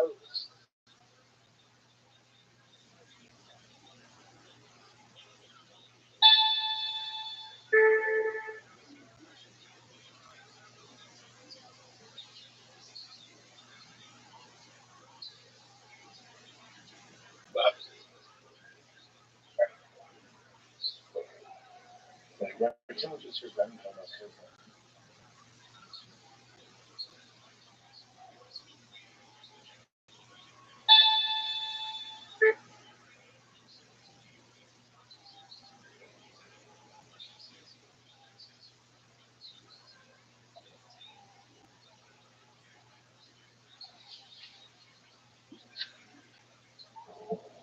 Joe Rogan focus, you can do. The Joe Rogan Experience. During my day, Joe Rogan podcast by night, all day. Very good to meet you. I really enjoyed you on Tucker Carlson show. Shout out to Tucker. It was a very eye-opening podcast, and whenever someone is convicted of any political figure, any person of power, I got the golden goose, motherfucker. Assume that they're guilty, and after listening to you on Tucker's show, I was like, oh Jesus! Like, it was such an eye-opening podcast and such a disappointing one too. It was so disturbing to hear your version of the story, which was so different than the version that was, put out from the media. And it was just, corrupt politician goes to jail. I went to jail, must be guilty. And then you hear your take on it. Oh God, it's very disturbing.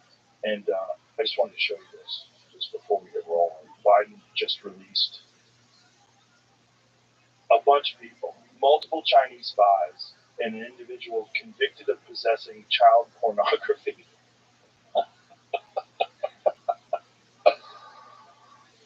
I think he's released. How many people has he pardoned today? He's going ham. Everybody can get their sign your checks, send them in. Let's go.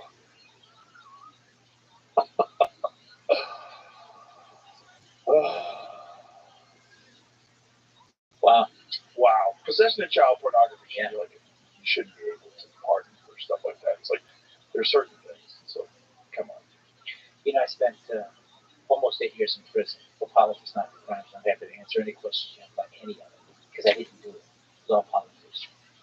But the first 3 years, almost 3 years, they put me in a higher security prison, and I'm in there with Crips and Bloods and gangster disciples and Sinaloa cartel trouble. Why would they do that? They were squeezing me and pressuring me because they wanted me to basically say I did something that I didn't do. They wanted me to plead guilty to non-crimes. So they want to scare you by putting you in with dangerous people.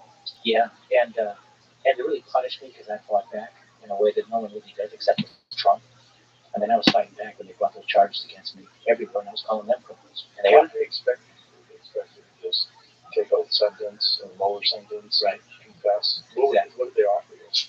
They tried me twice after the first trial, but they failed to convict me on their fake corruption charges. They were floating 18 months. And, there were a lot of people in my team, my lawyers, who thought that might be the prudent thing to do because you really can't beat these people. The system is rigged.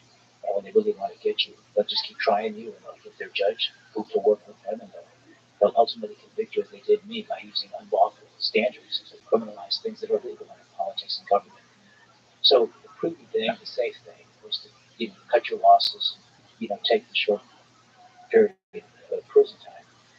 But I felt, I wasn't a businessman. I suppose if I was a businessman facing something like that, you make a business decision, you cut your losses, you realize they're bleeding you financially, you can't afford lawyers, it's going to be an endless thing. It was already 3 years at that point that we had been fighting it. But I was the governor, twice elected by the people. And I knew these votes don't mean a lot to some people. It sounds like a bunch of bullshit to say I swore on the Holy Bible. As the governor to preserve, protect the rule of law, the Constitution, I just couldn't do it. And I knew it was all bullshit. It was all corrupt. They knew it was all corrupt. And it was all an effort to try to get me to admit it. And if I admitted it, then the truth would never come out. They could never be exposed for what they did. And because I wouldn't do it, and I fought back, because I'm right, and I know I am, and they would do it to me, but they ultimately ended up doing to Trump, weaponizing their uncontrolled power and unlimited resources to criminalize political things. If the truth comes out, they're going to be facing some sort of accountability, hopefully one day. Hopefully now with the new administration that reform laws. And we saw that the head of the FBI stepped down. Yeah. Cash Patel is going to come in and he wants to clean house. Well, let's take it back to the beginning. So I know they were bugging your phones, but you kind of knew they were bugging your phones, right? When you come out of Chicago politics, which is a politics that probably has a larger proportion of corruption than so they got JFK elected. Other places. Right? Yeah. The mob was involved in that. Yeah, that's well done. The River Wars made a difference. Mayor Daley, the first Mayor Daley, told him back the counting of those votes until he saw the Southern Illinois Republican area came up with, and once those votes were counted, then he let those River Wars come out. Chief county people like that were really instrumental in electing Kennedy. And then when Bobby Kennedy started going after Giancarlo as the Attorney General, they felt betrayed. Rightly so. Yeah, of course. But deal's a deal, right? I mean, apparently the father made the deal, right? But with me, it was, I always felt that there was a possibility that not only would they be listening, but that somebody would set you up. And through the years in politics, people would. They'd come to you and offer you things that you knew were illegal. And you didn't do it because it was illegal. But also, you felt this could be a setup. This could be the FBI trying to entrap you into doing something. And that's a common thing. Not an uncommon thing. So, what was the first charge that was brought against you, or if you could just bring us back to the moment when you knew they were coming after you? I was elected the first Democratic governor in November 2002, after 26 years of Republican governors. I first learned that they began to look into my administration and people around me in December of 2003. And I had been governor for 10 months, and they were already looking. And I knew it, which meant we got to be super extra careful because these people are scrutinizing us. On the one hand, I thought, good, that puts pressure on people around me, people who work for me, to do the legal things and not cross lines. I never imagined that the FBI and the Department of Justice and these U.S. attorneys who come out of the best schools would be so corrupt and dishonest. And I felt like, okay, they'll look and see how we do things. If we make some mistakes along the way, we'll make adjustments. So they chased me for 5 years. And by the time they hit my phones, it was no surprise. There was all kinds of pressure at that time. They got a guy who was close to me and Obama, a guy by the name of Tony Resco, who they probably convicted him of things that weren't crimes either. They were squeezing him to say things about me and Obama. He wouldn't do it. They put him into solitary confinement for 3 years to get him to vet crimes again because he wouldn't do it. This guy's a stand-up guy. Obama sold him out, and he did more for Obama than he ever did for me. But I knew all of that. And so at the time when they began wiretapping my phones, which was late October 2008, everything I talked about doing with regard to the appointment of Obama's successor to the United States Senate, I thought it was very possible they were listening. How could they not? Because they were chasing me. They so much wanted to get me. And Obama and I both were necessary from the very beginning, but I think the politics of the changes, his political fortunes included like he was going to be the next president. And these people, these U.S. attorneys, get appointed by the president. And these were Bush appointed, Cheney appointed prosecutors. And it's very unusual that the previous administration's prosecutors stay in office. When the new president comes in, they leave, as we see with Trump. And the other parties' people come in. But these people stayed in, and when they arrested me, what they wanted me to do was to basically say that I was guilty of trying to sell a Senate seat, and I was trying to sell it to another guilty party, who was the guy who started the whole thing, by the name of Barack Obama, who wanted to buy that Senate seat. But that's where the whole thing began, was Obama on election night. He sent an emissary to me to suggest a political deal, because he wanted this woman named Valerie Jarrett to be appointed to his Senate seat. Pause for a second, hold that thought. James, feedback. You hear that? You hear that? It was on the last podcast, too. Yeah, it's gone. Just ended. What was that? Yeah, that's it. Okay, all right, we're back. This episode is brought to you by the Farmer's Dog. Dogs are amazing. They're loyal. They're lovable. Like, just having Marshall around can make my day 10 times better. I'm sure you love your dog just as much, and you want to do your best to help them live longer, healthier, happier lives. And a healthy life for your dog starts with healthy food, just like it does for us. There's a reason having a balanced diet is so important. So how do you know if your dog's food is as healthy and as safe as it can be? Well, Farmer's Dog gives you that peace of mind by making fresh, real food developed by board-certified nutritionists to provide all the nutrients your dog needs. And their food is human grade, which means it's made to the same quality and safety standards as human food. Very few pet foods are made to this strict standard. And let's be clear, human grade food doesn't mean the food is fancy. It just means it's safe and healthy. It's simple, real food from people who care about what goes into your dog's body. The Farmer's Dog makes it easy to help your dog live a long, healthy life by sending you fresh food that's pre-portioned just for your dog's needs. Because every dog is different. And I'm not just talking about breeds. From their size, to their personality, to their health, every dog is unique. Plus, precise portions can help keep your dog at an ideal weight, which is one of the proven predictors of a long life. Look, no one, dog or human, should be eating highly processed foods for every meal. It doesn't matter how old your dog is. It's always a great time to start investing in their health and happiness. So, try the Farmer's Dog today. You can get 50% off your first box of fresh, healthy food at thefarmersdog.com/Rogan. Plus, you get free shipping. Just go to thefarmersdog.com/Rogan. Tap the banner or visit this episode's page to learn more. Offer applicable for new customers only. So Obama was. So how did he try to negotiate? Like, when he wanted this person to take the Senate seat, what was said? How did it go down? How do things like that work? He used third parties, emissaries. So that you're not. So he doesn't have to meet with you. So you can say Obama asked me. You have other people, so it's plausible deniability. To some extent, that's part of it, of course. But there's other dynamics that also, it's just a little bit easier to kind of test the mood of the other person. If you have a third party who both of people like or respect. In this particular case, it was a labor boss by the name of Tom Balanoff. He came up to me election night in November 2008. That was the election you voted for. You and I are both guilty of that. And I was there that night in Chicago. It was magical, you know. It's historic. It was great. It said that finally America, you know, crossed a significant barrier. A black person can run for president of the United States. Every black child growing up in our woman saying, one day maybe I can be that. You know, the American dream and opportunity. So in that sense, it was a beautiful thing. So this Balanoff guy comes up to me and he says, Barack called me last night. He said I was pumping gas in this gas station in the South Loop area of downtown Chicago. Barack called me last night. He said it was around, he even told me the time, like around 6:30 or 7 at night. And he asked me to come to you. He would like you to appoint Valerie Jarrett as his successor to the Senate. He wanted me to know what you want. I wonder if I can come and see you so we can discuss this. I said, sure, call me tomorrow. Now, that's totally legal and appropriate. He's not suggesting anything illegal. Obama just wants to make a political deal. But what happened was they criminalized it against me. And so they criminalized Barack Obama trying to force his pick for Senate seat, and you accepted it. father wasn't trying to force it. He was trying to make a deal to persuade me to do it. Or what would you get out of that? That's what we discussed for 6 weeks. So the FBI was talking about that. We discussed all kinds of crazy ideas, a lot of good ideas. Spent 2 days talking about the possibility of appointing Oprah Winfrey. You might appreciate this.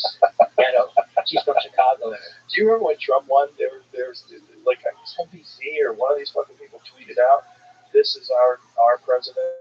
It was Oprah. No, I didn't know that. Yeah, you can find that. One like a major network tweeted out, "This is our president." Wow. I was like, okay. So we spent 6 weeks talking about all kinds of ideas. Because this was, to quote me, fucking gold. I'm not giving it up for nothing. We got a chance to do something with this. And all of these ideas and thoughts were discussed with my governor's lawyer on all those calls, largely because I knew these people were chasing me. And I wanted to be sure whatever decision I made, it was legal. We didn't cross lines or make a mistake. We didn't miss something. And, this was unique. And so I explored all kinds of ideas. I even spent one conversation, I think you might appreciate this. They played this in court in the first trial. My wife's sitting there, loving, beautiful, devoted, faithful wife, sitting in a courtroom every single day, both trials. And the DAs were there every day. And they could do whatever they want as prosecutors. The judge was their guy. And so they're playing all these tapes out of context and not allowing me to play tapes we want to fill up the context. They only play 2% of the tapes. Denied 98% of them. To this day, those tapes are covered up because all kinds of people are on those calls. There wasn't anything illegal about it. Rahm Emanuel, Harry Reid at the time was the Democratic leader. Every possible kind of Democrats on those calls. But to go back to some of these crazy ideas, I was trying to appoint someone who was black but not in politics. I was looking for a military hero of some sort. Everybody wanted me to make them senators, you can imagine, in politics. I wanted to think outside the box, and we were testing all these ideas, including Oprah.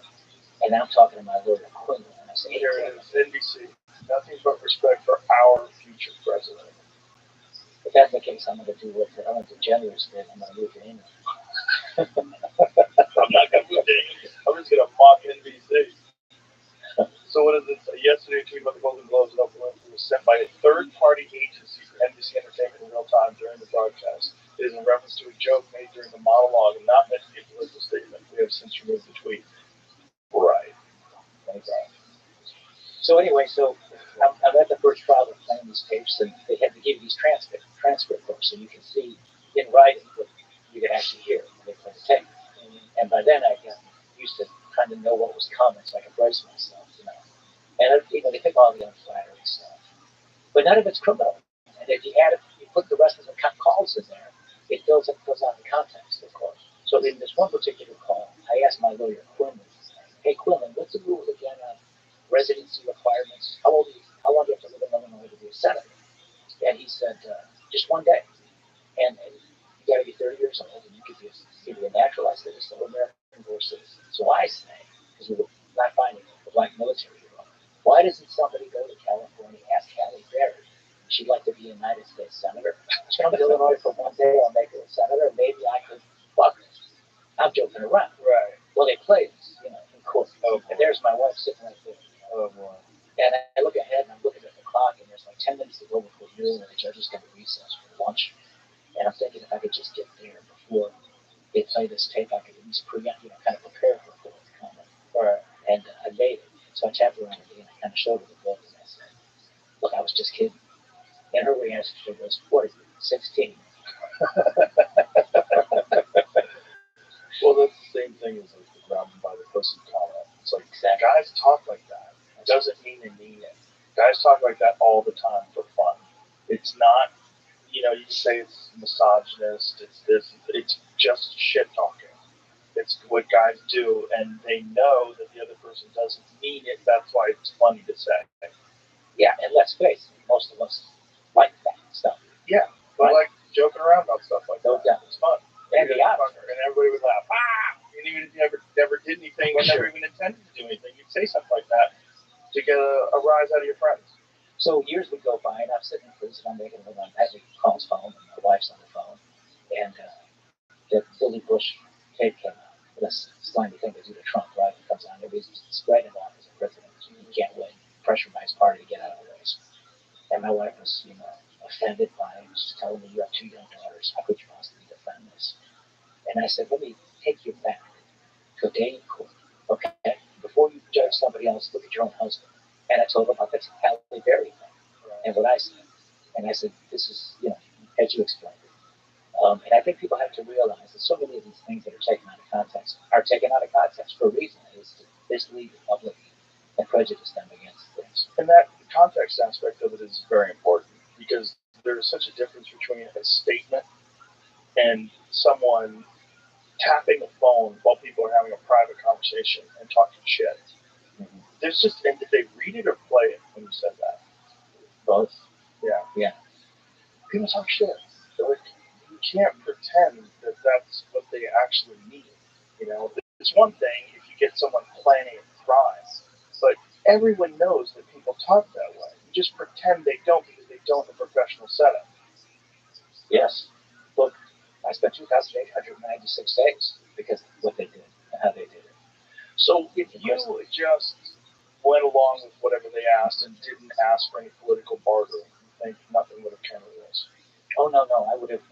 Oh, you mean just political? If they came to you and said, Obama would like you to put this person in as senator, if you just agreed to it, you think none of this would happen? No, I think they were going to do whatever they did to get me no matter what. Why? Because they had spent so much time and money, 5 years. But why did they do that? Why did they come after you? I think part of it has to do with a lot of it has to do with the actual U.S. attorney. His name was Patrick Fitzgerald. He and James Comey are real close. It's this sort of FBI, DOJ type people who've become part of today's Department of Justice, and they feel like they're a power center of their own right, that they're this new political place in the American government. They are so dangerous to our freedoms in this country. I think it was largely that. He had convicted the previous governor, the Republican governor, Ryan, of crimes that he had committed when he was the Secretary of State of Illinois. And so now he could be the first guy in history to get 2 straight governors.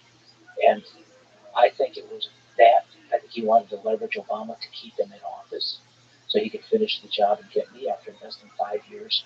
And he came up with nothing. That's why they invented the crimes from those conversations. And if anybody doubts this, and I fully understand why people would, the question I'd ask people is, will you tell me what side is lying? The side that refuses to play 98% of the tapes that they make, or the guy that's saying play them all? What's in it? There's nothing on calls where I say stupid things, or I'm angry, or whatever the case may be, or Saturday, they replay those. But play those tapes. The side that's hiding is the side that's lying. And they're hiding it to this day. They covered up all those tapes. They wouldn't even let me play in the court for the second trial, even though they promised that I would. Could play them if I testified in the second trial. And so I got up on the stand, and the judge had promised on the 20th of May, 2011, I thought this was the day I'd be vindicated. He said, look, if he agrees to testify, he can play the tapes to corroborate his testimony. Because I was a lawyer and I was also a prosecutor at the state level, Cook County prosecutor. And I know how the system works, and I know that if you get up there, you're saying certain things, and one side has tapes and you're saying something, and you're saying stuff, but you don't have tapes to corroborate what you're saying. The prosecutor can simply tell the jury in closing argument, go back in the jury room and see how many times you hear what he testified to corroborated on those tapes. And if you don't find any tapes, then you know who's lying. I knew this. But when the judge said I could do it on the record, I felt beautiful. I'll testify. And then we'll play the tapes to back up my testimony. So I get up there and testify. Then when it's time to play the tapes, the judge won't allow it. It was a setup. And then the prosecutor does exactly what I knew they would do. They'll take for her. He says, go back into the jury room and see how many times he talked about the Madigan deal. That was the big deal I was about to make before they arrested me. You won't hear a single tape, even though there were 102 conversations on that subject. They were all covered up, and the jury didn't know those tapes existed. It was a total fucking frame-up in a rigged criminal justice system and a court that was rigged. And that's today's America. And why? What happened to Trump is so important. They did it to him in those different courts where they got the convictions for things that were crimes. Yeah, there's multiple things that have changed our timeline, and one of the big ones is him being elected, because that means they dropped those cases and all that weaponizing of the justice system didn't work. If it did work, That is such an insanely dangerous precedent to set.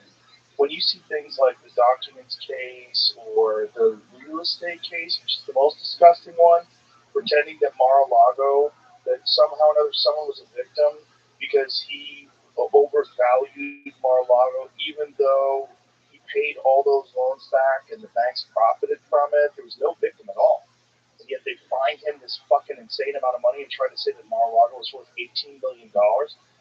That is just such a slap in the face of anybody that understands.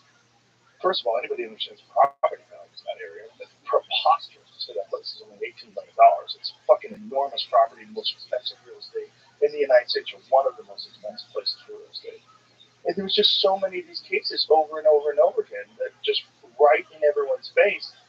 And very little pushback, no pushback from the media at all. They went along with it as if these 34 felonies for a bookkeeping error that is essentially a misdemeanor that's past the statute of limitations, and now you're marking it up as a felony, but you can't even identify the felony. The whole thing is madness. And all these news organizations, because they don't like Trump, are going along with this insanely dangerous precedent. Because if that goes through, well, what happens if Republicans get into office and you have some new Democrat that you really love, and this Democrat is a real challenge and a threat to the Republican, and they start doing the same fucking shit that you did? Or is that what you want? You want us to be a banana republic just because you don't like Trump?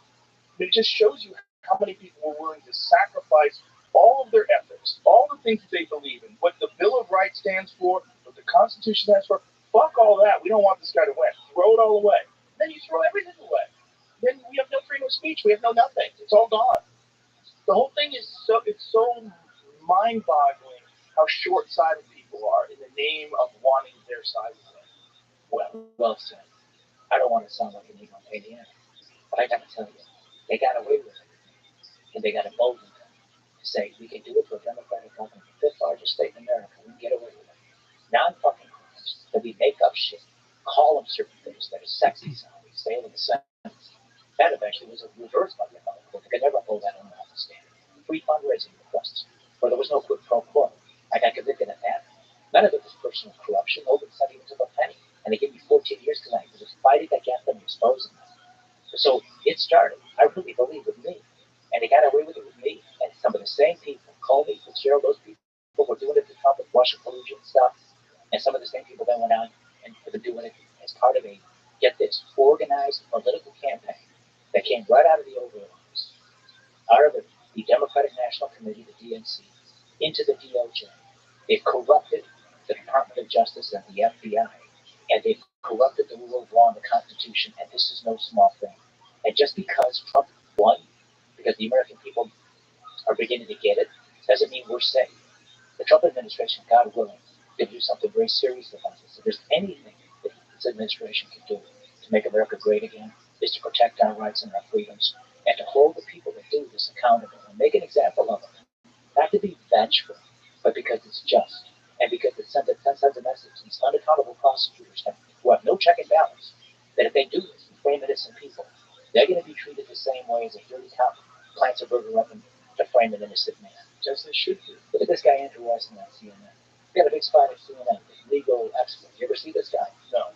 Anyway, he was a former U.S. attorney, and he made his name by destroying Arthur Anderson, a company that had all these people working for him in accounting companies nationwide, one of the biggest accounting firms in America. He used a standard that wasn't lawful to get convictions on them.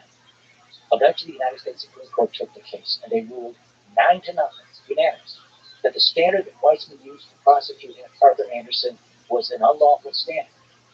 But the damage was done. That company went bankrupt. All those people lost their jobs. And this Andrew Weissman gets promoted and becomes this legal expert and scholar on CNN. That guy, Fitzgerald, Comey, people who do this, Jack Smith, Alvin Bragg, Letitia James, they ought to go back to fucking jail. What were they accusing this company of? Obstruction of justice, that they were destroying records and stuff. And that would have been a crime had they done it after they'd been subpoenaed. But they weren't subpoenaed. They had the right to do whatever they wanted with their records before anybody compelled them to produce them. It was obstruction of justice. And what was the accusation? Like, what were they trying to get them on? saying that they were destroying documents and evidence About what though? about the accounting work for Enron, which was a real scandal. Yeah. I saw The Smartest Man in the Room. Yep. That documentary. And how he doesn't believe in conspiracies. Watch that. Jeff Skilling was in prison. Oh, really? Yeah. Yeah, he got a big sentence, and then eventually they found prosecutor wrongdoing, and he was able to reduce it down from something like 26 years to 14. But he was there with me. Along with Smelly and Stocks, and Mr. B and B and G, and all kinds of guys. He's got a lot of characters. All kinds. I'm writing a book about it. You know, it's a story that starts with one president, ends with another, and there's a government prison with gangster disciples, Sinaloa cartel drug dealers, pedophiles. That's what I meant to tell you. Some like 400 pedophiles, murderers, bank robbers. What do they do with the pedophiles in jail? They're a protected class in prison because everybody would fuck them up because of the nature of a lot of the crimes. Some of them are worse than others. Some are like this guy that got pardoned by Biden, which is unbelievable. Where they're into child pornography. Some were far worse than that. They harm children forever. How do they protect these people? You get more than canceled if you even say something bad to them. You can't offend them. You can't call them a name. Why? That's their way of policing the other inmates who hate them and resent them. Really? So they're protected. Yes. The thing that people always love about pedophiles going to jail is like, oh, there's going to be some jail justice. Well, there is, notwithstanding their policy, the DOP's policy. The guy that was Jerry, the guy, Subway guy, he ended up going to the same prison I was in after I worked my way out of that higher security prison, the one behind the barbed wire fence that got to a camp. Jerry came back to my prison because it's a pedophile. The prison has a lot of pedophiles. Out of the 950 guys, roughly, that I was in prison with there were about 300 to 400 pedophiles.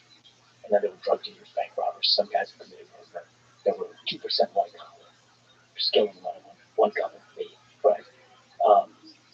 But those pedophiles, sex offenders, you can't call them pedophiles. And the derogatory term, you can't call them pedophiles, you can't call them chomo. That's the inside prison name for these guys. The chomo? Chomos. So I'm there day 2 in prison. I got 14 years ahead. They gave me a 14-year sentence. I mean, Trump pulled me out of there after 8. And I'm in there second day. As you can imagine, I write about this. It's a hard experience, a long, hard journey. It's heartbreaking in so many ways for me and my family, and it's hard. But I'm learning the ropes. I'm going to know my fellow inmates there, and I'm hearing this phrase, this term called chomo. Chomo. That guy, he's a chomo. Say that. I say, okay. And then he told me. So I was with one of my the case manager or somebody. They were giving me more of the information I needed for the stuff I had to learn as a new inmate. And I mentioned, so who are these chumos? And she was like, you can't say that. It's not chumos. And she whispered, Chomo, you can't say that. That's strictly forbidden here. If you say that, you'll go to the shoe. Now, so what's that? I have to ask her. The shoe is special housing, SHU, the vernacular shoe, solitary confinement. And the way they police the inmates, they punish them to varying degrees, is you get thrown in solitary confinement. So if you just say chomo, that'll land you in solitary confinement. How long? Maybe a week. Yeah. So, yeah. That's so crazy that they protect pedophiles. Yeah. Now, I don't want to sound like I'm too liberal or something, but they have to. Because if left to their own devices, these guys will get so fucked up by the general population who are outraged by their crimes and are also outraged by the fact that a lot of them got special treatment in their sentencing. So you see this guy that Biden just pardoned, who gave clemency to. Let's hope it was just clemency, not a pardon, my God. But these sex offenders are getting lighter sentences than the drug dealers or the bank robbers. And if you look at a system of punishment that's supposed to be just and fair, hopefully always tempered with mercy, you'd like to think that there's equal application of the law and that there's some sort of fairness. And that when you measure the victims of the certain crimes, that should be part of the sentencing. So drug dealers were arguing a lot of nonviolence and right. Their stuff was nonviolent. These guys really harm children. The ones that touch children, not the ones that just look at the pornography. How did they justify you being in this high security prison? Like, why would they put you in with pedophiles and murderers and gangbangers? Why would they do that? Obviously, it's squeezy, but how do they pass that through? You get anybody who gets a sentence of over 10 years has to do time and can't be in a camp. So, and certain people can't be in camps. For example, any kind of violent offender cannot be in a camp. Pedophiles cannot be in a camp. That's good. The camps don't have, fences. There's not iron gates that lock you in. I mean, I went from a 50,000 square foot governor's mansion to a 6 foot by 8 foot prison cell. I mean, it's real prison like in the movies. Those iron gates shut you in, and you're restricted in your movements. And you're with some badass guys, They're interesting guys. I mean, a lot of guys I really liked. But they did it because they purposely gave me a sentence above 10 years to force me to go into the shithole prison and to try to not just squeeze me, but to punish me. And the punishment was because I had the temerity to fight back. Who was this guy? He was only twice elected governor of the fifth largest state to challenge us. And I fought back. And, frankly, the beauty of it is that had I not fought back the way I did, Trump would have never known me. He saw me on television fighting back. I mean, I fought back in ways that predated him the way he does. And it wasn't by design. It was just I felt like, geez, I didn't do anything wrong. And they know it. It's just politics. And, this is wrong. Bad for our country. I can't give into this. And by the way, if I'm black, they are criminals. I have to fight back. And so I got all these TV shows, everything. And Trump saw me in the David Letterman show, I think. And by the way, when they do this to you, they arrest you. They arrested me at 6 o'clock in the morning in my house. And it was a super sensational press conference. It was international news. Back then, in December of 2008, there were two assholes. And the two biggest assholes in the world were me and Bernie Madoff. Because they arrested him like a day or two after me. I remember this. And it was, I had to fight back, and so I was. But you can't make a living. They threw me out of office. And you learn who your friends are in politics. Not a single one of them. They all ran for to protect themselves. They all go to throw you out. And because the politics of it was bad at that time. Well, that's a time where podcasts will come in handy. Yes. Imagine you go on a podcast and just lay out the whole case and exactly what's going on, and even play tapes. You can't play tapes. I'll tell you why. Because they recorded? Because they put a court seal on it. They arrested me. They played me saying, this is fucking gold, I'm not giving up for nothing. But they don't play what comes after it. Right? If it says I won $100 million in a Swiss bank account, which, by the way, the current governor of Fitzgerald called me to ask me to make him senator because he inherited $1 billion. That's the one you'd sell it to. Right. But if I said that would be a crime. But there was none of that. They covered it up. So they go to court a couple of days after I'm arrested. They go before their judge and they get a seal. They put a gag on it. So the tapes cannot be played publicly in court. And I can't talk about what's on those tapes unless it comes from my independent recollection. I can't release them.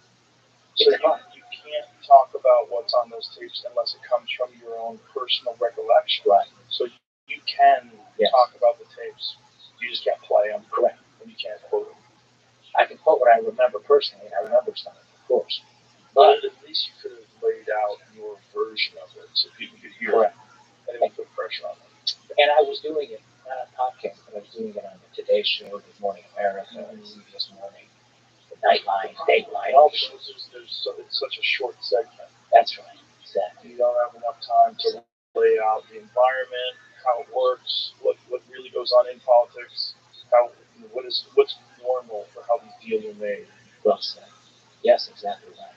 So this person that Obama wanted, whatever happened to that person? She became like a top advisor for Obama in the White House. Now there's a school of thought, there's a theory that's plausible. Obama publicly said he did not send his labor guy to me. But Balanoff, the emissary, in 2 trials testified twice under oath that Obama called him. Obama then was interviewed by the FBI the day or two after I was arrested. And if you lie to the FBI, they call him 302 as interviews. It's a crime. But I've learned that the FBI is really the FBI lie. and you sit down like I did stupidly to talk to these people, they say you lied and you say they lied. Who are you going to believe if you're a jury, right? It's a big mistake to ever trust them, to be honest. So my advice to anybody out there getting chased by the FBI, don't talk to them. And I thought they were the good guys, so I sat down and talked to them. Well, Obama talked to them. And every defendant is entitled to relevant evidence that can help him or her defend themselves against criminal prosecution. But to this day, they would never give us Obama's 302s. So did Obama really send this guy? Like that guy testified too? Or did Obama not do it like he publicly said he did? He said he didn't do it. So somebody's lying. Somebody broke the law. Either Valanoff's lying and perjured himself in 2 trials, or Obama is lying on those FBI 302s, or he lied, which is a crime, or he lied to the public, which all too often politicians do all the time, and Obama's one of them who does it a lot. He does it a lot. Valanoff, this guy, what would be his motivation for saying that Obama wanted you to do that? The theory is, among a lot of political insiders who know how it works, that he was an emissary for Rahm Emanuel, who became Obama's chief of staff. He's a member of Congress. I had a pretty good relationship. He's all over the FBI.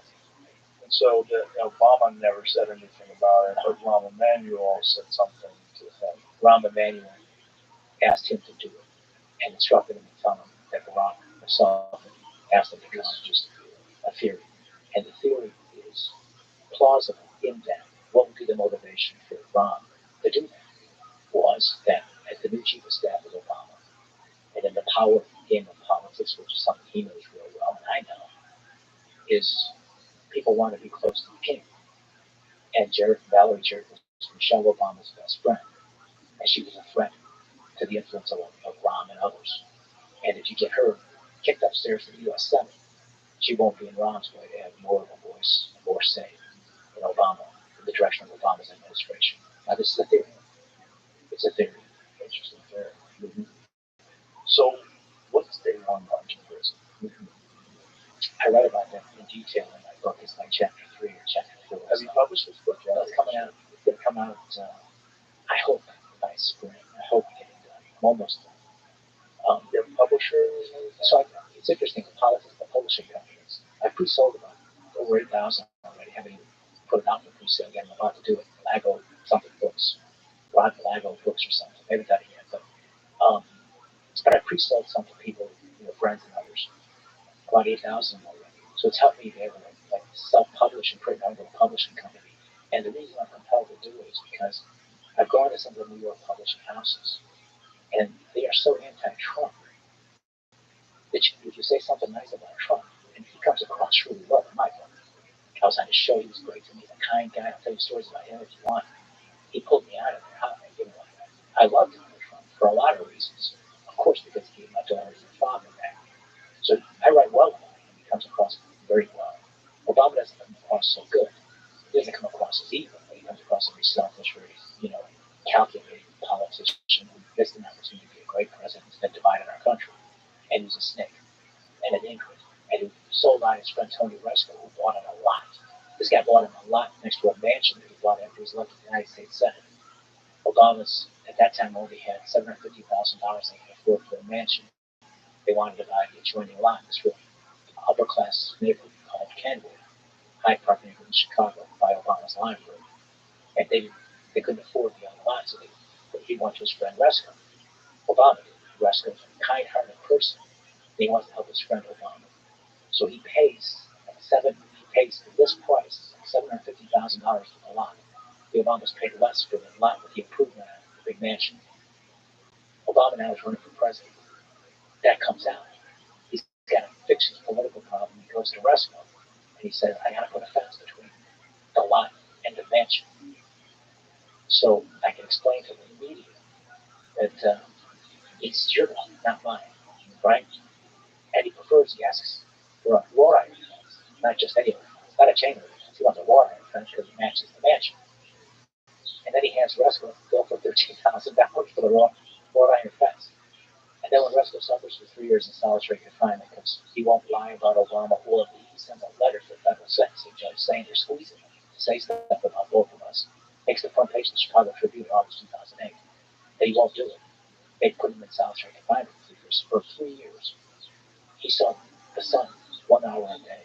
And then when he got out of there, he tries to do a book and he faints because he's so skinny and so weak after 3 years of that. And this fucking Obama did nothing to help. It's unbelievable. So honest with the kind of guy Trump is. I mean, I didn't do anything for Trump. He just saw something wrong. And I think he kind of liked me as a lovely apprentice. He liked Rap's fight back, I know that. But he fired me on that show and freed me from prison. It's historic. Fired me the same guy that really did that. Day one, do you have hope it's going to be overturned and in the field? Like, what are you thinking in that? Yeah, well, that's a great question. Look, the hardest period during this whole thing was the months after the conviction to the day that you surrender, because now you know you're going away, and you're fearful it's going to be long. In fact, days, a couple of months before the sentence came down, I'm jogging, I'm running through the neighborhoods, and I see that was newspapers back then. It's a newspaper box, front page, big colored picture of me. I see it. I'm running past it. Saw the headline brief. I came back running in place. I see it. 30 years to life. Prosecutors are asking for 30 years to life on me. Life. Yeah. Jesus. I never took a penny. They don't even say anything about that. It was all talk about politics. So I got home faster. I had to say stuff quick as your pacing on that, you know. Yeah.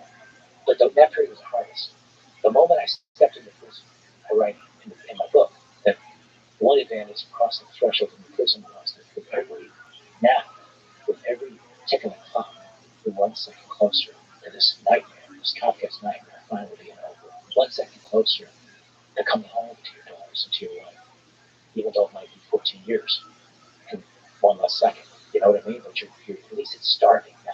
You know, you hit the bottom and now you're trying to climb it back up. Just my time over. But that first day, I'll work backwards. I'll never forget the first night.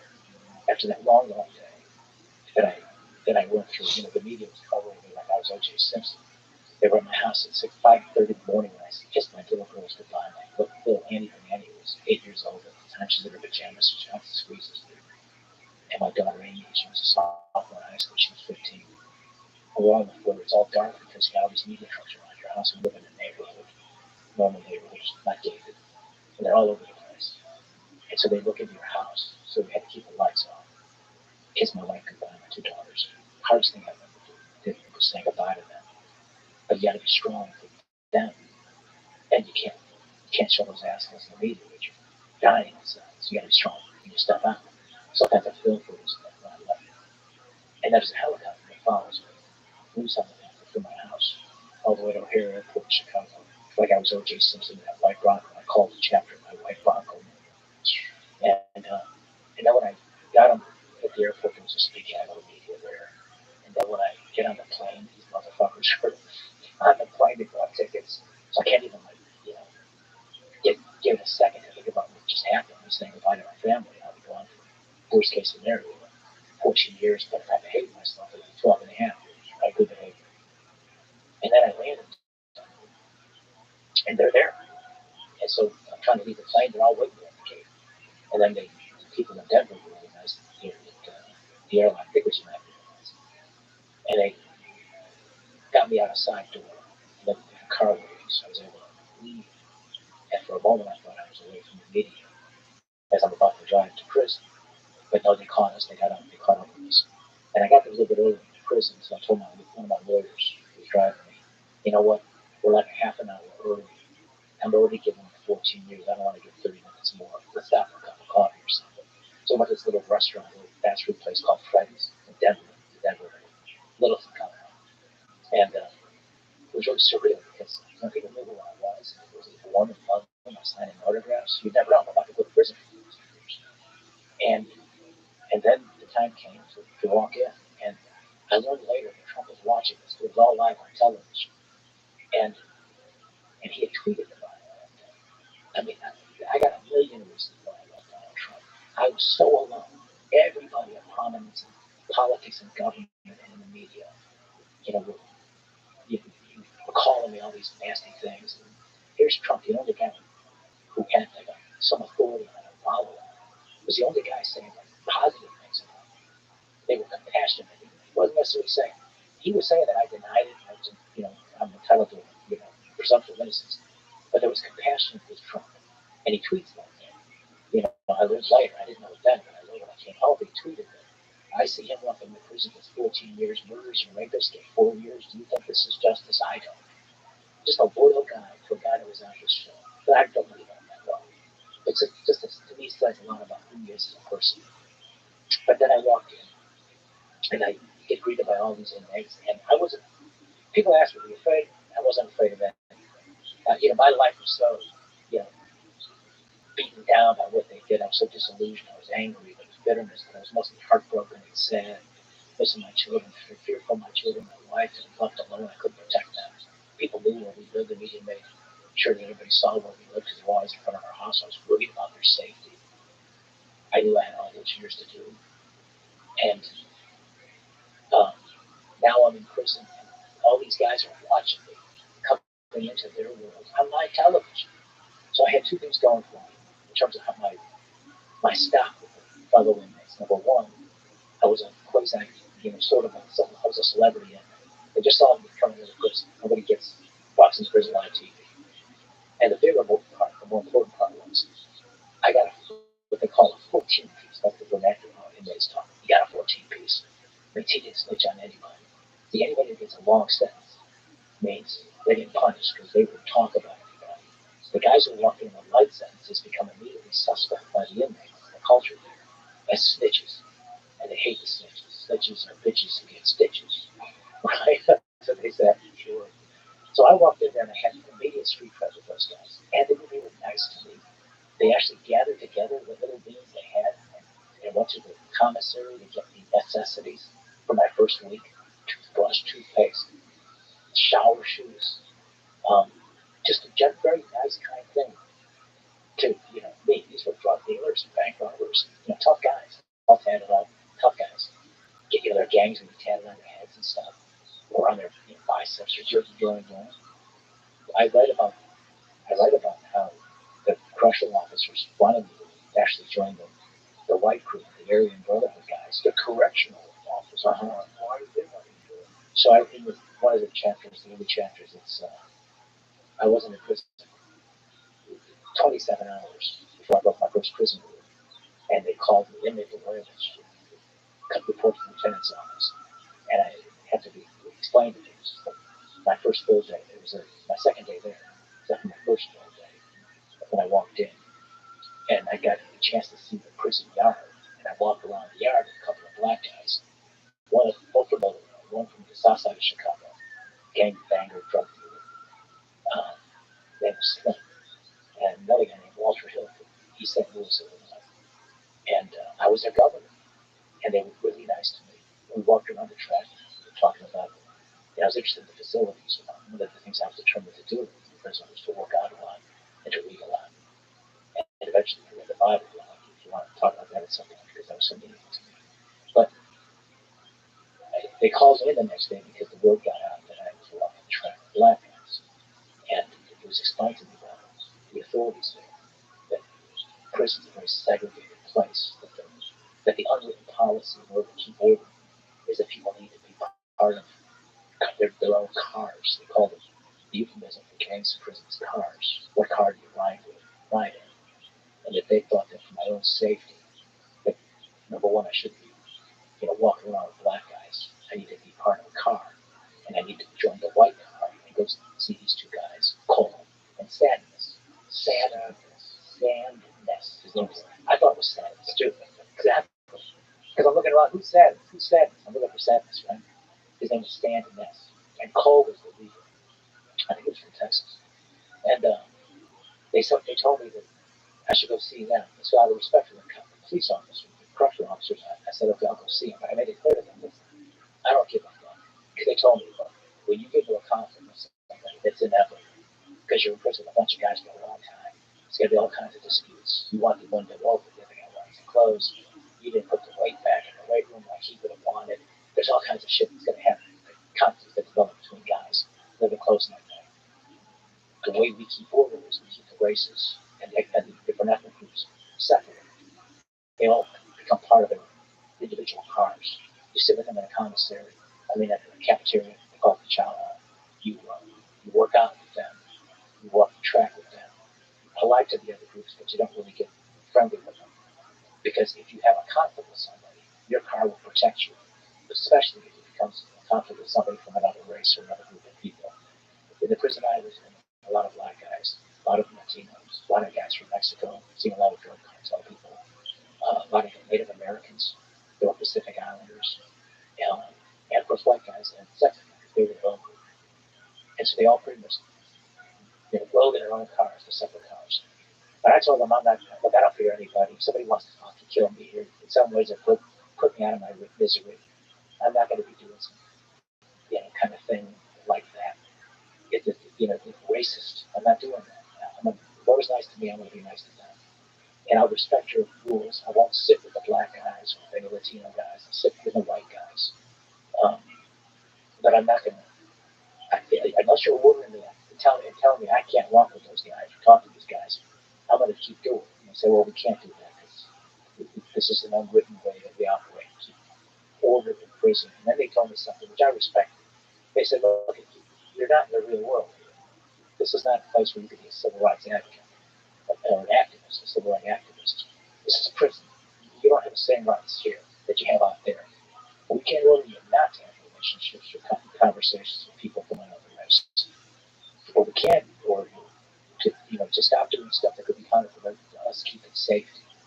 So if you're going to sit with somebody outside your race in the child hall, that's a direct affront to us.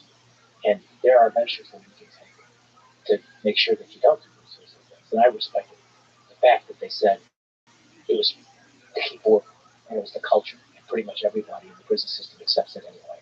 Eventually, I sat with some black guys as time went by. We actually made an elder black guy by the name of Mr. B. He was originally from Chicago, from Detroit. He was like the most respected inmate. He got a 25-year sentence. He looked like Morgan Freeman, the actor. He was a lot like him, actually. Very mature, responsible. He was the guy a lot of the guys went to for their legal questions because he knew everything. And a real nice man, a gentleman. And by the time I got there, he had already done like 20-some years. So he was close to going home. I'd say I played at night with him talking in the dormitory portion of the prison where I was first before I got my cell. But it was important to him that before he left, after 20-something years, he could actually sit at the chow hall with a white guy. And he liked me because I was, from Chicago. And so we did that. I thought it was going to be, it was probably a year and a half by the time we did that. And I sat there and everybody looked at us and we're sitting there, I was sitting at the black table. And then this great movement for civil disobedience and civil rights, Peter not knowing gave a fuck. Really? Yeah. Yeah, it didn't matter at all. Wow. Yeah. Well, was it because that guy was so respected? Yeah, I think that was a lot of it. And, guys, not everybody likes you. Some people really dislike him, and the guys in prison really did like me. But for the most part, I had a lot of, I had low approval ratings after I got arrested. And they were investigating me when I was governor, but I had pretty high approval ratings in prison with my fellow inmates. So, how did you get into the Bible? Because that was a big part of your conversation with Tucker. Yeah, well, so that the first night, when it's the stark reality really hit me. That first night, when around 10 o'clock at night, I hear this big boom. And then you hear the gates shut because they're now locking you in. It's all iron, lock. And then the lights come down. The lights are out. Now suddenly you're swallowed up in blackness and darkness. And we're locked in. Iron bars. You can't get out.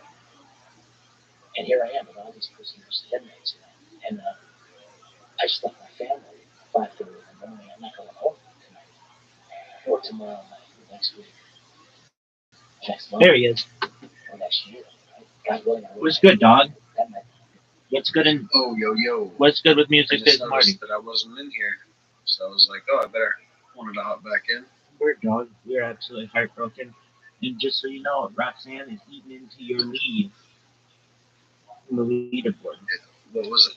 Roxanne is eating into your lead. Oh yeah, I know. I can't let that happen. Absolutely, you got to be that pace card. You got to box out, my man. I know. What's new That's why when I noticed I wasn't in there. What's new with the music this watching Marty? the music Marty stream right now. What's he doing? he's using a lot of dark language, but it's pretty funny.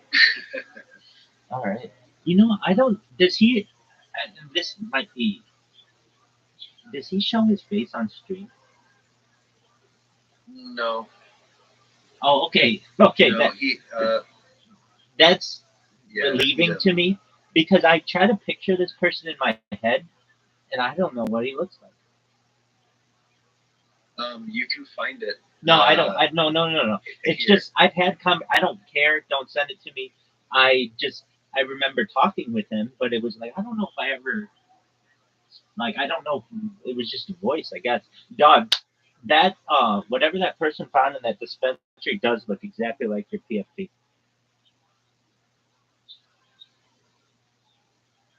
Do you know what I'm referencing? Hang on 1 second.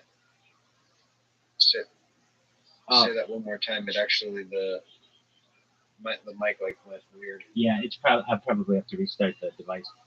The whatever that person saw in that dispensary looks exactly like your PFP. Dude, that's hilarious, right? Totally. Freaky. I mean, I saved that picture that they sent Yeah, because that was uncanny. Yeah, dog, I can certainly see that. All right, so I've got these Wall Street Bets guys, and the reason why they're they're pretty high net worth individuals who are just douches. So there's this one. There are 3 Wall Street Bets groups. 2 of them I've been banned from. I don't know if I'll ever get back. The other one, they basically love to torment me. What they do is they don't let me have any of the normal settings, like being able to show my screen or show my camera, but they still don't kick me out because the owner of the Discord has made it very difficult to get kicked out. Like basically, so long as you don't do anything illegal, you're okay to at least be in there. And these guys get fucking kicks out of kicking me out of the VC. They just think it's funny. Oh, Rabbi's in there, let's kick him out. So I built a robot that automatically lets me back in.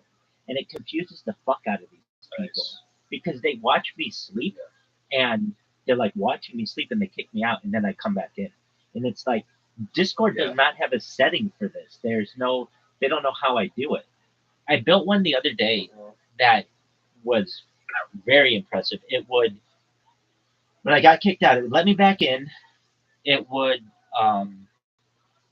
start sharing my screen and then start um, streaming. And it was they were like, "How the fuck are you doing this?" Anyway, I just get a ton of joy. It brings me joy. At a certain point when you have just been fucking bullhorns with these fuckers for a long time, it's the little victories in life. So I've got that going in Wall Street Bets. I'm live in Music Biz Marty. I'm live in Socialize. I'm live in League of Legends. I'm live in Blox Fruits. Do you know what Blox Fruits is? No, I don't. I don't even. Just 1 moment. I have to go to the bathroom. Apologies. Go for it. This isn't one that can wait.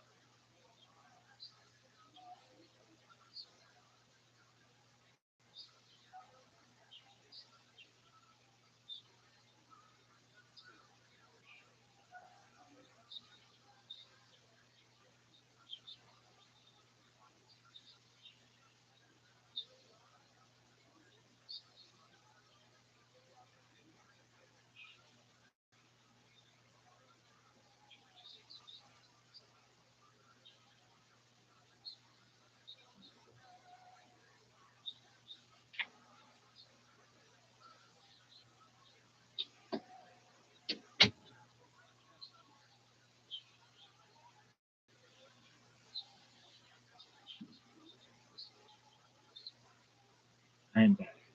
Would you enjoy music bits, Marty? I'm here if you need me. We're watching Rob Blagojevich on Joe Rogan. This came out today. Even that, I was Yeah, but that's tomorrow, so I'm not gonna say. You do you. You were up all night. Absolutely. I just thought we had to find. Do you think there's anything you could have done that would have gotten you out of all this? I could have pled guilty and got less of a sentence. There's no doubt about that. But what about if you just, when they came to you with that senator, if you said, sure, we'll hook that up? No. I don't think that was. They were still coming. No. And they wanted me to snitch on the phone. And they arrested me at 6 in the morning, and I read my hat too. For my house. SWAT teams, 24-member SWAT team around my house. I'm the city governor of the fifth largest state in America. I got a security detail of my own. But 4 hours later, while I'm in their custody, it's good content, and they're being nice to me. Yeah, the bad guy, we got all these tapes, you're just a part of Chicago politics, we think you can help us. I'd like you to talk about Obama, he wanted to make a deal with you, stuff like that. They tell me. It was clear with him. I said, look, I didn't do anything wrong, and as far as I know, he didn't either. There's really nothing to talk about.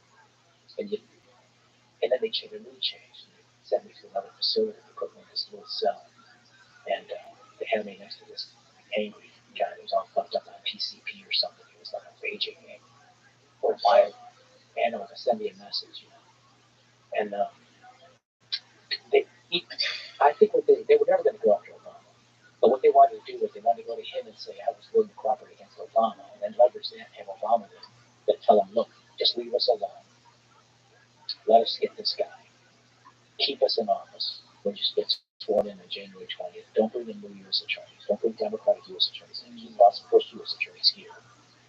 And you stay out of this, and we'll leave you alone. That's what I think. So it's a lot of chess. Yes. It's a lot of moves and counter moves, and yes, people are used as pawns. Correct.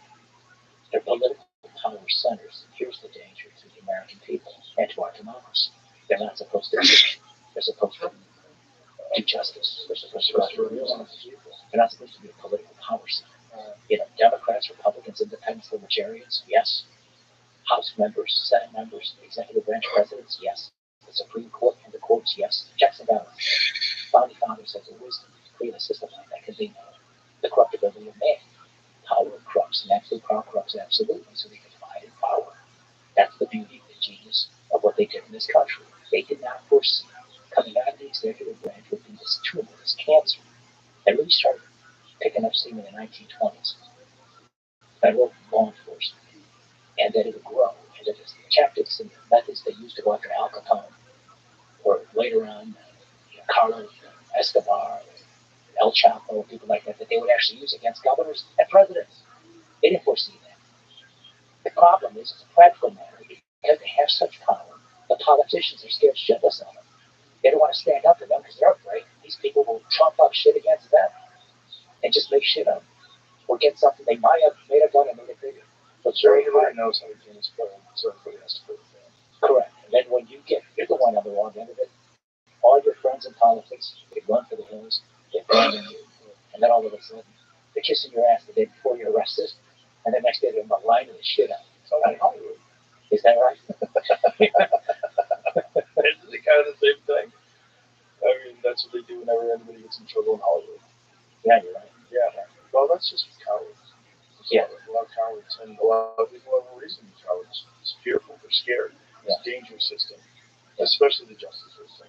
It seems very dangerous, and this is not to malign good people, because I know people, I've met people in the FBI, I've met great people in the CIA, I know them. They're great people. It's just what you were saying. Absolute power corrupts absolutely, and when people get into positions of power and influence in this chess game that's getting played, they can make all sorts of rationalizations if there's no checks and balances. This is why there has to be checks and balances, and there has to be oversight to keep people from their own devices, to keep people from their own horrible instincts that we have as human beings, especially if you've done some shady shit, because other people have done some shady shit, and that's how everybody sort of worked their way up the ladder, and then all of a sudden you get to a position where, like, hey, you're going to have to do something that you really don't agree with, but this is how the game is played, and then next thing you know, right, Rod's in jail. Yeah, it's like your chief of staff and your governor's lawyer and all your friends who people have worked with you and got rich on you. Yeah. Their choices. I have to look at my little boy, 3 years old, and his future. And I try to defend my boss. Right, of course. And they make the decision, understandably, for their families. Yeah, well, and I think a lot of people go into, whether it's politics or law enforcement or even the federal government, there's a lot of people that go into with very good intentions. But then you see over time they get corrupted by the environment that they're in. That's right. They become part of a buddy system. They happen to politicians all the time. You get elected back home in Austin, Texas, and you go to Washington. You get co-opted by the system because you're young and you don't really know, or you're new and you don't know. They show you the ropes. So the ropes are controlled by that deep state, that establishment, of the long-term members of Congress, the people in the different agencies, the staffers, and it's a whole different world there. It's basically them against us. There is a deep state in state government, federal government. It's really almost law enforcement. I mean, especially corrupt law enforcement. Did you ever see that documentary? What is it? District 75? Is it Precinct 75? 5-7. The 5-7. Is that what it is? The 75 or the 5-7? There's a gentleman named Mike Dowd. We had him on the podcast as well. And, 7-5. On first day, he's a cop. He watches the cops kill a guy. And, they essentially say to him, he jumped, right? And, he was like, okay, he jumped. It's like one of those situations where, okay, I guess this is this business that I'm a part of now. I wanted to be a cop, now I'm a cop. Yeah. And then he runs with it. Next thing you know, he's selling drugs, kidnapping people. It's a fucking crazy documentary. He's a fun guy. I mean, it's obviously did terrible things, went to jail, but the documentary is so fucking crazy. What's it called? The 7-5, right? 5-7? 7-5. 7-5. You just told me. That's the documentary. Michael Dowd. Yeah. It's fantastic. It's a really good documentary. And, you know, you just realize, like, Jesus. Obviously, the cocaine crisis in Miami is another great example of that. And one of the best documentaries about that is Cocaine Cowboys. Fantastic documentary. Yeah. I can't recommend it enough. One graduating class of the police academy in Miami, they all either went to jail or were murdered. The entire graduating class. That's how corrupt it was. Yeah. It was just off the charts, cocaine and money everywhere, chaos and murder everywhere. Yeah. Yeah. You see, here again, the stuff we're talking about, it's so important this justice system gets reformed. I'm so excited about the fact that Trump, the people he's picking, Pam Bondi, she's a great person, she's got a good record, Patel. Because if we don't trust the criminal justice system, when you tell me a story about those dirty cops, and I'm sure that's absolutely what they were, and those who prosecuted them were right to do it. Oh, they definitely were. Yeah. They were dirty cops. But what if you don't trust those prosecutors? Right? Suddenly the whole system breaks down. You can't trust anybody. Right. So much at stake. I failed to tell you what that first night was like. And that first night, and I just should wrap it up very quickly. But you know, there I was in this darkness, so all alone, and so heartbroken, so fearful and worried about my kids and my wife and what it was like for them. Imagining in my mind my wife comforting my daughters as if I had died, because I kind of did. I was gone. They were going to grow up without their father. Right. So all of that's going through my mind. And then I reached for the Bible. You know, that my wife gave me to go to prison, take with me to prison. They don't let you bring anything else in, but they let you bring the Bible. I always had belief in God. I always believed in prayer. I was raised in a Serbian Orthodox Christian church. But I never read the Bible. I was just so busy trying to get ahead. You know, I had to go out and make campaign promises, give speeches, kiss babies, shake hands, raise money. I tried Genesis. I get stuck in Genesis. So-and-so's been getting so-and-so. I put this on the side. I can't. Right. Now suddenly here I am in this deep, fucking dark valley, and I'm facing 14 years of this. So alone. I'm not going to fuck around with Genesis or Deuteronomy or Leviticus or any of that stuff. I'm going to something right away that might give me some hope. And I went to the 23rd Psalm.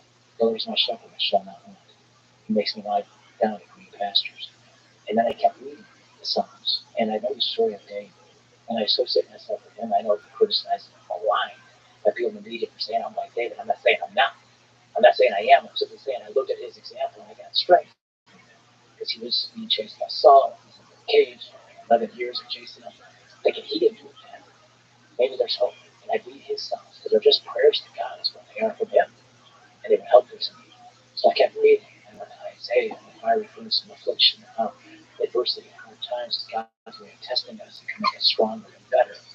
We learn through those hard lessons, the fiery, through the fire of hard times. And of course, then it mentions the Gospels. And the best story of all, as a Christian, is the story of Jesus. And there he is in the Garden of Gethsemane, saying to God, because he's so afraid, because he knows what's coming, what they're going to do to him. And he says, "Oh, Father, please let this come from me." I mean, I get choked up just thinking about this.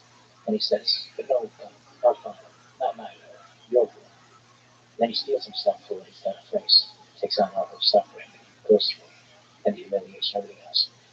So I read it every day for 2,896 days. And I know it in a way I never knew it before. And I love it. It brought me so much closer to God.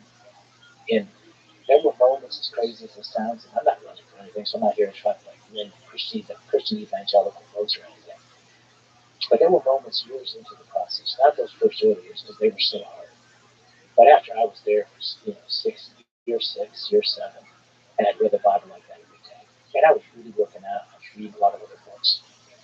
And I'd get visits maybe a couple times, in the beginning it was like 2 or 3 times a year in the beginning. And then as time went by, it was hard for our daughters. And I would encourage them not to come because they were in school. They were hopeful that we'd get justice in the courts. And only another few more months the appellate court will come through. Don't come. So now suddenly I'm seeing less and less of them. But I had moments.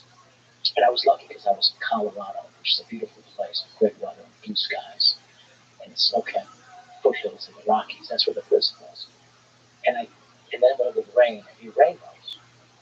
I believe these are godly things. And I sometimes get done with a run or something, and I walk in a track stretching a little bit, and I see that beautiful rainbow, and I can almost feel the presence of God. I know it's not that close, but people don't know that. But when you've been beaten down so much and you're so fucking alone, I look for God, and I really believe I found him. And I feel like I'm at a place now where I'm grateful in a weird way for that experience. Wish it never happened, and I have bitterness still. And I hate the motherfuckers that did it to me, and I know I'm not supposed to hate them. I'm supposed to forgive them. And let that go, Christian. I hate the motherfuckers. They belong in jail. But I have to say that that experience, reading the Bible that way, maybe it serves a higher purpose. Maybe in some ways, it was good. I think you got the most out of that horrific situation in that regard, right? And sometimes you have to experience horrific tragedy to experience incredible love.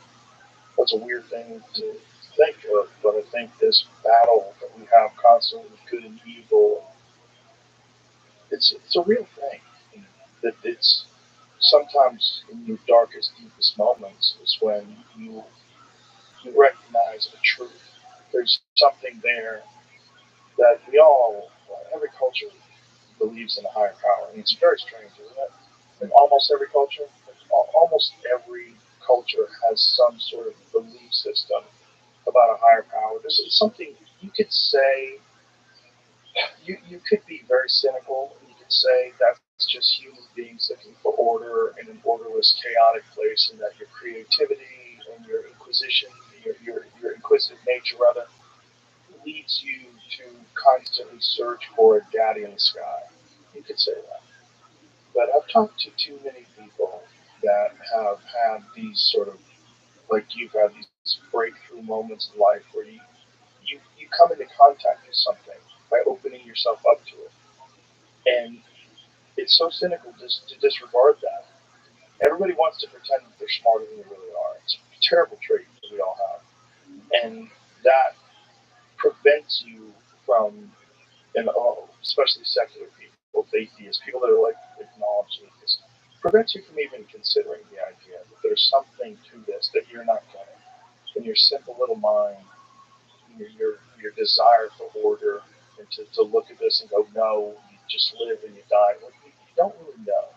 You should probably listen to some people that have had profound experiences, because there's been a lot of them, and there's been a lot of them throughout human history. And to just completely dismiss them as all nonsense, it's just like, that's such a cynical perspective on human beings. And then there's also the fact that, like, I'm not saying bad things haven't been done in the name of religion, because they most certainly have. People have been slaughtered, wars have been started, people have been demonized and othered to the point where you're allowed to kill them because they believe the wrong thing. It's not universally good. But it's a scaffolding for ethics and morals that I think shapes society in a way that's not really possible with just anarchy. You need law and order. You need something you believe in. That's what keeps us together. But you can be a brilliant, intelligent person who's just unusually compassionate, live your whole life without religion, and still be an excellent contributor to society. But God, be like that. One of the things about coming to Texas is I meet so many avowed Christians, so many like really proud and intelligent and vocal religious people. And they're some of the nicest people. Like, you could never meet. Like, a real Christian. Like, I've met some real Christians. Like this, my friend Alan, who runs a homeless, rehabilitation community here in Austin. It's like, the guy's just a real Christian. I mean, he lives with these people. That's right. He's just, like, really walking. He's not doing it for money. He doesn't have a mega church. He doesn't drive a Rolls Royce. He's a regular person who really is acting like the Christian from the Bible, like the best example of a Christian from the Bible. The Bible talks about false prophets because people are human nature. Yeah, there's a lot of us who are false prophets. Yes. Well, but I mean, some of these, we call them jailhouse Jesus. Some of these guys, oh sure, you walk around the Bible, told their Bible, and they were stealing. Yeah, we talk about that. We talked about that in terms of psychedelics, the spiritual narcissism. I think the same sort of spiritual narcissism that encompasses these preachers that talk in front of stadiums full of people, fly private jets, and drive Rolls Royces. That's the same sort of thing as a guru who wants to take you to the jungle to give you drugs, or someone who wants you to join their sex cult, or someone who wants you to join their yoga thing where no one works anymore. You all grow your own food, and this is your guru. There's a shit ton of documentaries on these folks. That's the false prophet. Yes. It's a danger. It's a real danger that we have in looking for someone smarter than us. It's a normal pattern of behavior from tribal societies. All tribal societies had the wisest person who was the leader. This is the person that everybody trusted. He's the guy with the most scars. He knows where the food is. He knows how to get the fuck away from the enemies. He knows how to keep order, and he's reasonable in how he governs the village. And until someone overthrows him, that's your guy. And we have this hierarchy that we look for in everything. We really do. We look for it in all sorts of things. And if we find it in a false prophet, we'll go with it. I bought a building last year.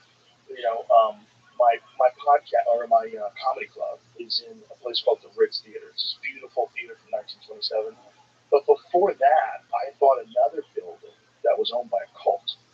It was a building called the One World Theater. I didn't buy it. I was under contract for it. I spent a bunch of money and got out of it because I watched the documentary on the cult. I was like, oh my God. It was a guy who was a gay porn star and a hypnotist who started this cult in West Hollywood. And then after Waco popped off, this guy had to escape from West Hollywood because they were looking for him. Because, the Cult Awareness Network, and they started, after Waco, they were like, Jesus Christ, how many culture out there? Yeah. They were targeting this guy. So he changed his name, moved to Austin, and built this theater.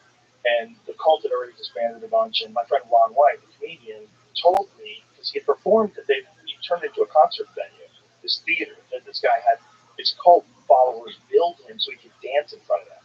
It's beautiful, 300-seat theater, gorgeous place. And this is the same thing. It's just a person who convinced all these other people that he had the answers, that he was a hypnotist, he was really good at fucking with people, and really good at talking people into certain states of mind. They all believed in him. They've wasted decades of their life. That's literally in the Bible. That's a false prophet. That's right. By the way, congratulations on your magnificent success. Thank you very much. And you're a comedian too, huh? Yeah, I do a lot of different things. Yeah. Wow. I was stuck when you were on the rise. So when I came home, I didn't know who you were. I hope you don't kick me out of the room. No, I don't care. I'm happy now that people don't know who I am. Yeah. When I can talk to someone that don't know who I am, this is great. But it wasn't long before I got home. I would say within a couple of days that I got this thing called an iPhone with this. And this guy, Joe Rogan, had this big deal on this podcast. I said, Joe who? And they told me. It's remarkable. That's crazy. So you went to jail before iPhones? Yeah. Wow. What a fascinating blip in time that is, if you really look at it in terms of impactfulness. Like a piece of technology that completely changed the world. Yeah. That might be one of the most, that's bigger than the laptop, I think. I think it's the most impactful. I think the invention of the iPhone is probably one of the most impactful things human beings have ever created. Not necessarily in a great way, but sometimes in a great way. Oh, yeah. Yeah, no. There's a lot of great things about it, but the invention of the smartphone, for all good or bad, you missed it. And that's really crazy. Yeah, it's crazy. Can I go back just briefly to the spiritual end? You can go where you want. I just want to say that, look, I consider myself, I think I have testicular virility. You know what I mean? I think I can. You have balls. Yeah, I really do. And I know it. Yeah. And I have I have a certain toughness to me. But I'll tell you something. I wasn't strong enough to get through prison by myself. I needed God. And it is that, my love for my daughters and my wife, I could never possibly give, and I had to survive and somehow find my way home, however long it might take. And I had to do it in a way where I could be so strong and be constructive and actually plant seeds for a better life later on, or whatever I did. My little girls can see that, God forbid when tough times come, because it comes to all of us. How do you deal with those hard times? Do you embrace the adversity, you try to turn it into something good, or you just give into it? And so that gave me the purpose I needed in person. And I spent a lot of time not just reading the Bible, but reading all kinds of books, because you got time. You got a lot of time. I read a book 3 times. I talked to this Tucker Carlson called Answer from Anybody. A guy named Viktor Frankl, a Holocaust survivor that had gone through things a million times worse than anything I lost. He lost his wife, his family, to genocide. He was at Auschwitz and survived. But he said that the last human freedoms, after everything's been taken from us, the last of the human freedoms is our freedom to choose our own attitude in any given set of circumstances. And that if you could find a why to live, you could find a how. And my why was my little girls and my life. No matter how hard this was going to be, I had to survive this, I had to do it, and I needed to do it in a way where it would be the best possible way to do it that could help raise my daughters from afar. Because I didn't raise them, my daughter did. I mean, my wife raised our children, our little girls. And so that gave me real purpose. And I had those moments of despair would creep in. It's very natural. I mean, a lot of little moments, as you can imagine. I could never, ever let myself get so down that I would not be, active in any given day. I had to go out there and run those miles, lift the weights, do push-ups, whatever it was, read those books, do the stuff I would write about. Because I love my daughters, and I'm doing it for them. That was my purpose. Not running for government anymore, not trying to be, successful in the real world, because I'm not in it. My success I measure by whether or not I'm strong and tough and productive, because I'm doing this for my kids. Does that make sense? It does. Do you think the experience of being in jail, as horrible as it is, made you a better person? I like to think that it did. I think I'm more humble. I think. I was never good at that. Sometimes that's what bites people in the ass. I always say that about Trump. Like that's also why he kept running, even though everybody was coming after him. Like you have to be a very particular type of person that has all those legal cases thrown at him. All those different. I mean, if he lost and he lost those cases and then he lost the run for presidency, he very well might wind up in jail. They can't have him at 82 years old trying again. They're not interested in because he became more popular when he was gone than when he was president, and people sort of like towards the end of the 4 years of Biden had like completely reversed. So many of my friends, me included, completely reversed how they looked at him. Yeah. And then also a lot of it was getting exposed to watching how this propaganda machine marches in step all throughout the media with everything. Me in particular, having turned on me during the COVID years for being someone who got healthy without taking the vaccine, and they wanted to get me removed from Spotify. I'm like, this is crazy. This is wild to watch. And that was, minor league stuff compared to what happened to him, and certainly compared to what happened to you. But just, I think people are less likely to believe mainstream narratives now. And we're so fortunate we have other ways, like Tucker's show, where I saw you. Like things that aren't approved. I mean, look, when Tucker was on Fox News, I'm sure there was a lot of things that he wanted to cover that he couldn't. Like, there's no way when he was on Fox News he could have interviewed that guy who says he blew Obama. Right. There's no fucking way. Yeah. This guy. Right. Tucker Carlson is such a wild boy. He's got a guy on for like, how long was that podcast? Find out how long the Tucker Carlson podcast was with the guy who's sitting next to blew Obama. Because just even being able to sustain a conversation with a guy who wants to talk about smoking crack and blowing Obama, how many minutes can you do? I want to know. Like, I'd be hard pressed to think I could squeeze an hour out of that guy. Like, what the fuck are you gonna talk about? How long is that podcast? All right, you hung in there as long as you could. But my point is, I'm not in and out again. I'm not standing up for him having that guy on. I'm not saying that was a good thing. That's not what I'm saying. What I'm saying is, that's what he wanted to do. I watched a little of it. Yeah. That's what Tucker. So that's Tucker with no one telling him what to do. The Tucker Carlson show. He does whatever he wants. He interviews whoever he wants. He comes up with questions he wants. He has real conversations that didn't fucking exist before. And now that it does exist, and a guy like Tucker, who was the number one guy in news to begin with, now he's independent, along with independent journalists like Michael Schellenberger and Matt Taibbi and Barry Weiss and Glenn Greenwald. There are all these people that are honest. And you know they're honest. They're always honest. They're always giving you the full version of the truth, and it's spread like wildfire. And then you look at the narratives that you see in mainstream media, and like, you're leaving so much out. You're not talking about that. You're not talking about what why people were upset. You're not talking about what started it. You're not talking about the government intervention that was behind it all in the first place. How it was planned, the organization, and I think they leave out everything because that's not what they're supposed to do. What they're supposed to do is sell as many stories as they can, but stay within a very confined narrative. Exactly. And most of that narrative is heavily progressive, left-leaning, until that's not popular anymore. And when that falls out of favor, folks, when that becomes non-profitable, they're going to go the other way. The country will move more right. It'll be more right in the media, even, if it becomes profitable. Well, that's why what you're doing, I'm not here to kiss your ass, but I am grateful for being on your show. It's very nice of you to have me so I can talk about my stuff. But no, this is what you're doing, and Tucker Carlson, and so many podcasters who are out there offering another place for people to get information in the free exchange of ideas in a free country that cherishes free speech supposedly, but no longer does. And I think most people do. People do, but the government and the power centers, it's just when it's not convenient. There you go. And the fact that there's these rules,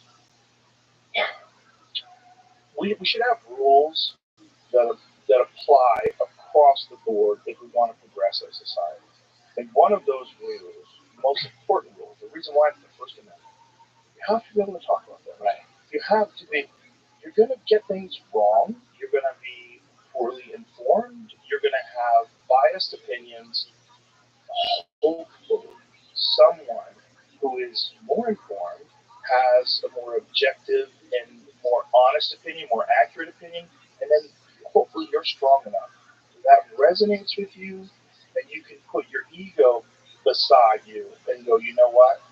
This is me wanting to be right. This is my ego. The correct thing is what these people are saying. Let me tell you why I thought what I thought and how I was wrong, and apologize. And if, that doesn't mean you're weak. It just means you, like everyone else in the world, sometimes is wrong about things. Like I have a friend of mine. I don't want to say his name. Very, very nice guy. One of the smartest fucking people I know. And I have these fascinating conversations with him. And then one day, he tried to explain to me why something works in the UFC, why something else doesn't work anymore. I go, stop. Just stop. You're going to ruin my opinion of you. You don't know what the fuck you're talking about. Don't say this. Don't say this to me. I've been working for the UFC for 25 fucking years. Don't say this to me. You don't know what you're saying. You're saying nonsense. He's like, really? I go, yes. This is total nonsense. Here's an example why it's nonsense. This guy violates that rule. No one can, you can't tell. There's a specific group of movements that are all designed to fuck people up. Any one pattern can be successful given the individual and his abilities and his competency in whatever skill set that is. There's no one skill set. You can't run around saying one skill set trumps all. It doesn't work like that anymore. That's interesting. This is brilliant people. So this is a brilliant person talking out of his ass. Because they're people. They have their own prejudices and their biases, right? Smart. Yeah, smart people like to be smart. Exactly. You want to be the smartest guy. Yeah, always. They're smart about some things. There's usually like a term to that, where like really intelligent people erroneously believe they're intelligent about everything. Conceited ignorance. It's like that, yeah. Right? Socrates called it conceited ignorance. And by the way, they made him take the headlock and kill him because supposedly he was corrupting the youth of Athens, Greece. He probably was too. But he was also challenging professional thinking. Yes, of course. Which is what we're talking about. Of course. Necessary in a free society. Yes. Dunning-Kruger, like that's right. Cognitive bias with individuals with high confidence in one area overestimate their knowledge and abilities in unrelated fields. Yeah, it's exactly what it is. Well, I don't have that problem. It's super common with really good people that are very good at things. People that are very good at things, any one thing, like if you're a wizard at basketball, you probably think you're way better at playing pool than you really are. You know, there's interesting. There's a lot, like, I'm the fucking man. You know, like, if you're a guy just cracking home runs every day and someone wants to play ping pong, like, motherfucker, I'll figure this ping pong shit out in about 5 minutes and I'll start fucking you up. And it's just not true, you know? And there's a lot of people that are really smart people, unfortunately. And this happens with tough people, too. Tough people want to pretend they're the only tough person. They all want to pretend that. Everybody has this weird thing where they think they're different than everybody else. And that's what leads them to be champions, but that is also what makes it incredibly difficult to come back from a devastating loss for some of these guys. So they fight a guy, and you know they've been the fucking man for years. Yeah. And all of a sudden they're in there with this guy and goes, oh my God, I'm getting hurt right now. I'm getting hurt and I'm probably going to get stopped. And you see it in their eyes. You see that they can't believe it's happening. They never envisioned the time where this guy's going to knock them out. And then they're against the cage. You see them getting lit up. And in my mind, I'm seeing the sparks in front of their eyes. When you get hit, it's just sparks.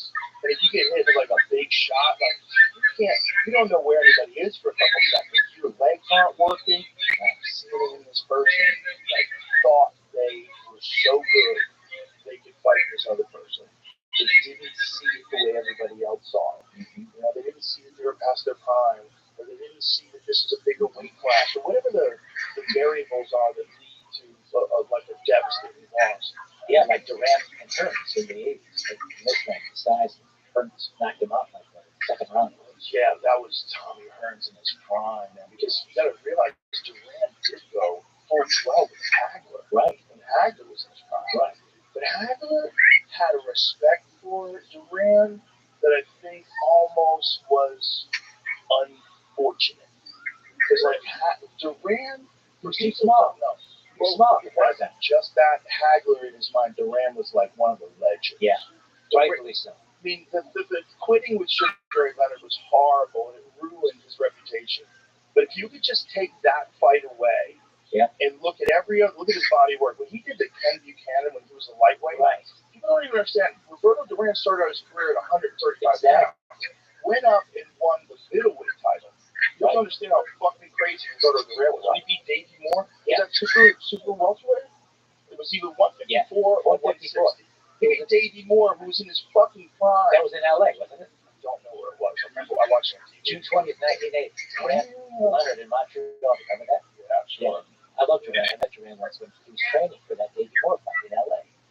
And what you're saying about martial arts and boxing, there's so many life lessons experiencing that in the ring. I'm not here to say that I'm some great fighter like you were, but I fought the Golden Gloves when I was in high school. First time I ever got my name in the Chicago Tribune. Last time they ever said anything nice about me. See, that's a hard thing to do. You learn about life. No teammates, just you in there. It's all, right? If you won the Golden Glove, that is I didn't win the Golden Gloves. I fought in the Golden Gloves. Yeah. Even fighting. Yeah. Even just getting into the ring, having the courage in your fucking underwear to step through those ropes with those stupid shoes on and big pads over your head, and you realize you're going to throw your hand at some other dude trying to KO you. Yeah, exactly. The other dude's trying to kick your ass. Such a weird feeling. How old were you when you started? I started fighting when I was 15. And what was the emphasis? What got you interested? Well, I got picked on a lot. I was a small kid, right. And I was always moving. We were always moving to new neighborhoods. Oh, yes. And we moved to this new neighborhood. Nothing really hurt me. Like, I can be real clear about that. I got pushed around a little bit like teenage boys do to each other, but I didn't like it. I didn't like it at all. And so I was like, look, I'm not growing. So it's like, what could I do to stop this fear that I have of conflict? I was terrified of like conflict with kids because I did not know what to do. I had no training, no martial arts. The only sport I'd ever played was baseball. And so I started doing martial arts, and I became obsessed. Was it Taekwondo? Yeah. Well, I first started with karate. Okay. I was going to this place called Esposito's Karate in Newton, Massachusetts. Wow. I'll still be there. Yeah. He was like the town legend. He was this black belt guy who was awesome, who taught this like very popular school. But it was hard for me to get there. I didn't have a car. I was a kid. And so I would have to take a bus and walk a mile. It was like too much, especially in the winter.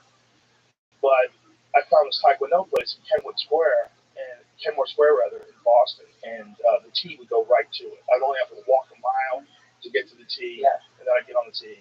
So I would do that. The tee is public transportation? Exactly. Yeah. So every day I'd walk a mile, get on the tee. After school? After school. Yeah. As soon as school's over, I'd go right from my house, I'd grab my gym bag, and I'd go to the gym. I went every day. Great. So then, like, when I was in high school, I was traveling around the country fighting in tournaments. It was the weirdest shit. It's like, I went from being terrified of fighting to, like, fighting all the time. Like, all the time. We were flying to Ohio, and, you know, I couldn't drive. I was 16 at the time, so I was with all these other guys, and most of them were, like, grown men. And we would all go, and I was competing as a grown man. I was competing as a grown man when I was like 15. What weight class were you? I won the state championship the first year at 140, but it was way too hard for me to weight the weight. I was doing it like a moron. Right. The guys who do it today, they really know what they're doing. I just stopped eating. Right. I just stopped eating as stop drinking water, and then I'd get in the shower, and I'd like shadow box in the shower when it was, steaming hot. I was trying to like drain my body of weight, and then I'd have to fight that day. By the way, you have to fight that day, and you're so tired. Yeah. So I won the States 1 year doing that, but I realized like I can't do this anymore. And I also tried being a vegetarian. I tried a bunch of stuff, and then the next year, when I was 18, then I started eating. Then I went up to 150. I think it was 55 or 54. I forget what the weight class was, but it was 50 something. I went up to that, and then I got way better. I was much better. What was a typical training day like? 8 hours. So what would you do? The whole day. It was all day. The moment I would get home from school, I would usually eat something real quick, grab my bag. What would you eat? Like a banana? What would you I eat? didn't eat good. I was retarded. I would eat a bowl of cereal. Yeah, right. Yeah, and I didn't have a lot of guidance. My parents both worked, so I'd fend for myself. Whatever's in the house, I'd eat that, and then I'd get on the jeep and head out and go train. And so how much time between when you ate and when you actually got working out? An hour. Yeah, so you got while you were traveling, digesting. Yeah, because it takes like an hour to get there. Yeah. It takes like a half hour to walk and then 20 minutes on the train. So you got a trainer there, you got a coach. Yeah. You got other guys. Well, yeah. And then I started teaching. That was a big thing too. Well, what would you do? What would you work on? Well, you would always start up, but mostly you start with technique, right? So most of the time you would start with just straight kicks. You just practice kicks, hone. And you're also warming up, so you would go home warm up routine. You practice your kicks like mostly just for form. So you practice kicks, and then you would practice kicks with specific. They would call it like a one step. Like you would come at me with a thing, and I would practice stepping to the side and countering. You practice that way. Then you would do sparring, and we sparred almost every night. And some of the sparring was fucking horrific.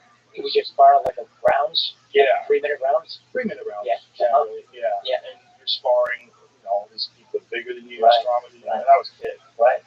And then you would heavy bag work. Heavy bag work was always at the end. When you were exhausted, you'd work on your power. And then there were some days you just came in and only worked on technique. You didn't spar. Those are good days. You just only work on your power, like heavy bag work, drills, speed drills, focus mints. Like you'd have these paddles that people hold, and you throw kicks and paddles. Yeah. You're just all working on like making it so it just has no telegraph. It just goes off. You're trying to have it just go off like a switch. And so you're just constantly drilling it as if you're competing. And then on the weekends, go beat someone. Would you run it off any road work? I did. Yeah, I ran. I did. But, honestly, I hated running. And I spent so much time training already that my endurance was fine. Yeah. And I would do rounds in the bag. I always felt like rounds in the bag were better endurance anyway, because that was like what you were going to actually do other than getting hit. Of course. But would you do like ab work and stuff? Would you get that strong? Yeah, I would do sit-ups. Yeah. I would do push-ups and I would do chin-ups and shit like that, but not a whole lot of things. Most of it was heavy bag training and sparring. That alone is a thing. It was quite a while before they started accepting even the idea of weightlifting. A lot of for a long time boxers. We were just talking about no weightlifting. You heard Soren, Yeah. He was saying that like boxers were told if they lifted weights, they would be really stiff until Evander Holyfield came around. And Evander Holyfield kind of changed everybody's opinion of it because he lifted weights, moved up to heavyweight and cruiserweight, and it was awesome. Yeah. And everyone's like, hey, maybe weightlifting just makes you stronger. Yeah. And now they all do it. It's kind of funny. Like almost all those guys have some kind of strength and conditioning routine now. Yeah.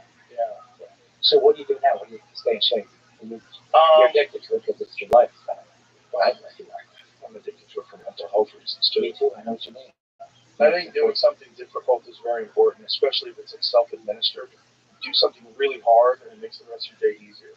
And it also is just, Andrew Huberman has talked about this. There's a specific area of your brain, and when you do uncomfortable things, that area of your brain grows. And when you're sedentary and you're not doing shit, that area of your brain actually shrinks. So it enhances your ability to do difficult things by doing difficult things regularly. So it's not just like, I'm addicted to it. It's like, no, it's a vitamin. Like, you should do it. It makes your brain more resilient. Like, doing hard things, like, I love to sit on the couch. Bitch, I do too. Everybody does. Everybody likes to lay on the couch. That's not the point. The point is, it's not good for you. Listen, what you're saying is so true again. Back to my prison experience.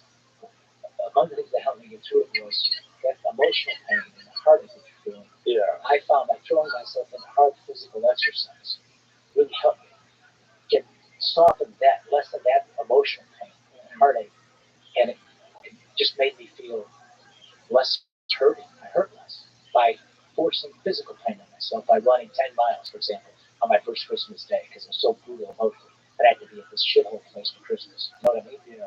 So what you're saying makes perfect sense to me. And obviously, your situation is very extreme, and you needed relief in any way you could find it through Jesus, through exercise, through everything, through constantly being work. But for just any person listening to this, do something hard, right? Just make yourself do something hard all the time. Just trust me. You'll feel better. Your life will work better. You'll be able to handle things better.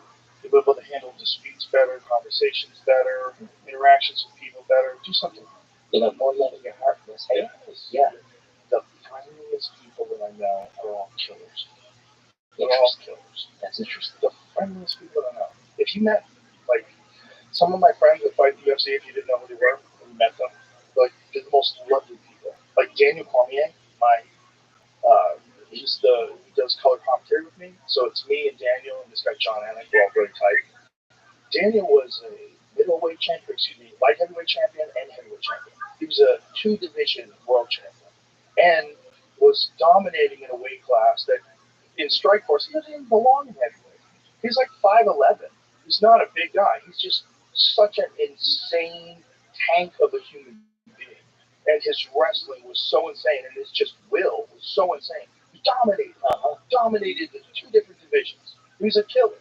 The nicest fucking guy you'd ever meet in your life. If you're hanging around with him, you would never believe that he could pick up anybody in the room and smash them on their head. You would never believe it. You would think he's just a sweetheart of a guy. So, because of my very limited boxing experience, I got to know boxers. And recently I helped Trump get Tommy Hearns' endorsement. And Hearns spent some time with me in Chicago. The nicest guy. This guy was such a fucking badass fighter, as you know. Oh my God, Tommy Hearns in his prime was an assassin. Yeah. But on a personal level, gentle, God-fearing, soft-hearted, what you're describing with the guys that you know. And a lot of the guys I knew from the boxing world in Chicago, a lot like that. The guys who had a lot more success than me because I was just at best, I was a middling guy who did it for 1 year.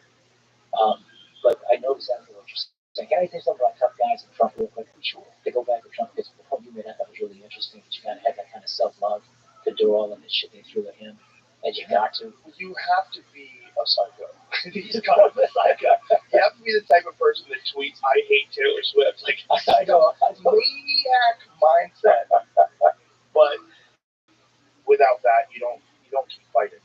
Like, they tried to kill him twice. That's and one of them nicked his ear. And there was literally people online doubting whether or not he got hit. You see blood coming off of his ear. Yeah. People were saying it was staged so that he could avoid prison. I mean, I heard prominent people say these things. Yes. Some prominent woman tweeted that he got shot because he's trying to get out of jail, out of going to jail. This is like, I don't care what you were trying to say. That's such an insane take on a former president who's running for office again being assassinated. You should be against assassinations. Assassinations are horrible. It's against the law. It's one of the most horrific. No matter what did he do? He paid off a lady? Is that what he did? You think he should get shot in the fucking head for that? Well, it's like, what did he do? What did he do? Do you think he deserves getting shot in the fucking head? Yeah. And this complete lack of appreciation that the whole thing is rigged. The whole thing is corrupt. That's not good for you either. It's not good for anybody. Just because you label yourself a liberal, you can't watch them throw the Constitution in the toilet. You can't just sit back and watch them. Because, yeah, it's good. They're doing it against Trump. He got shot? Good. Are you fucking crazy? People getting shot is good? How are the love people, the progressive people, the people on the left, how are they like, I wish that guy didn't miss? How are they doing that? Because that's how lost we've gotten with this mainstream political narrative. They feed you what you're supposed to think, and you never have the ability to think it out for yourself. It's like groups of people just going through the information and coming to a conclusion as a country. Instead, you have to be on fucking a car, like in prison. That's right. And you got to be with this group. It's basically the same thing. Right. You're in a gang. You're just not in the Aryan race. Well said. You're in the fucking left-wing progressives. Right. And they'll fucking turn on you. They'll all turn on each other. They do it all the time because they're all just scrambling for stature. Joe, can I just say one more thing about Trump on this subject? Self-love, personal toughness, for sure. Can I say something else? This man, I honestly believe this, truly loves America. He isn't just doing this because he wants to be the president. He's already been there. He's got all this great success. How do you live the life he's lived? Give that up. Go into that shithole business I was in that I know all too well. You have to deal with all these phony fucking politicians and suffer these assholes, these duplicitous hypocrites in your party and the other party, which is what most of them are. There's a lot of good ones, but more of them than not are full of shit. They're weak, they're cowardly, and they go along with the kind of trends that you were just talking about. Yeah. When you go through something what Trump went through and you keep doing it, it's more than just his own self-love. I truly believe that he has a genuine, abiding love in this country. I think in his mind, I'm guessing, I'm putting this in his mind, kind of thinking about my own kind of experience. He's saying to himself, if I have to go down fighting for my country, I'm gonna do it. And I think that helps motivate him to get stronger and tougher when he is convinced that this isn't just about his ego or himself, but it's something higher and bigger, like what America's supposed to be. Does that make any sense? It does. And anybody that would push back against that, I would say, listen, before you even form an opinion, I want you to think about what happened when he got shot. So he gets tackled. He's got blood coming out of his ear. Guns go off. Guy behind him's dead. Guy got shot protecting his family. He stands up and throws his hand up in the air and says, fight, fight, fight. That's not fake.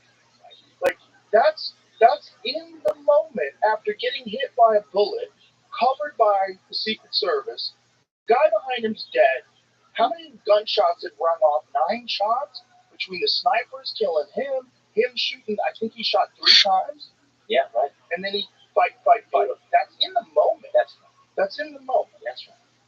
Everybody loves America, including people that aren't in America, which is why so many people are sneaking over to America. Okay? There's not a whole lot of people sneaking into Libya.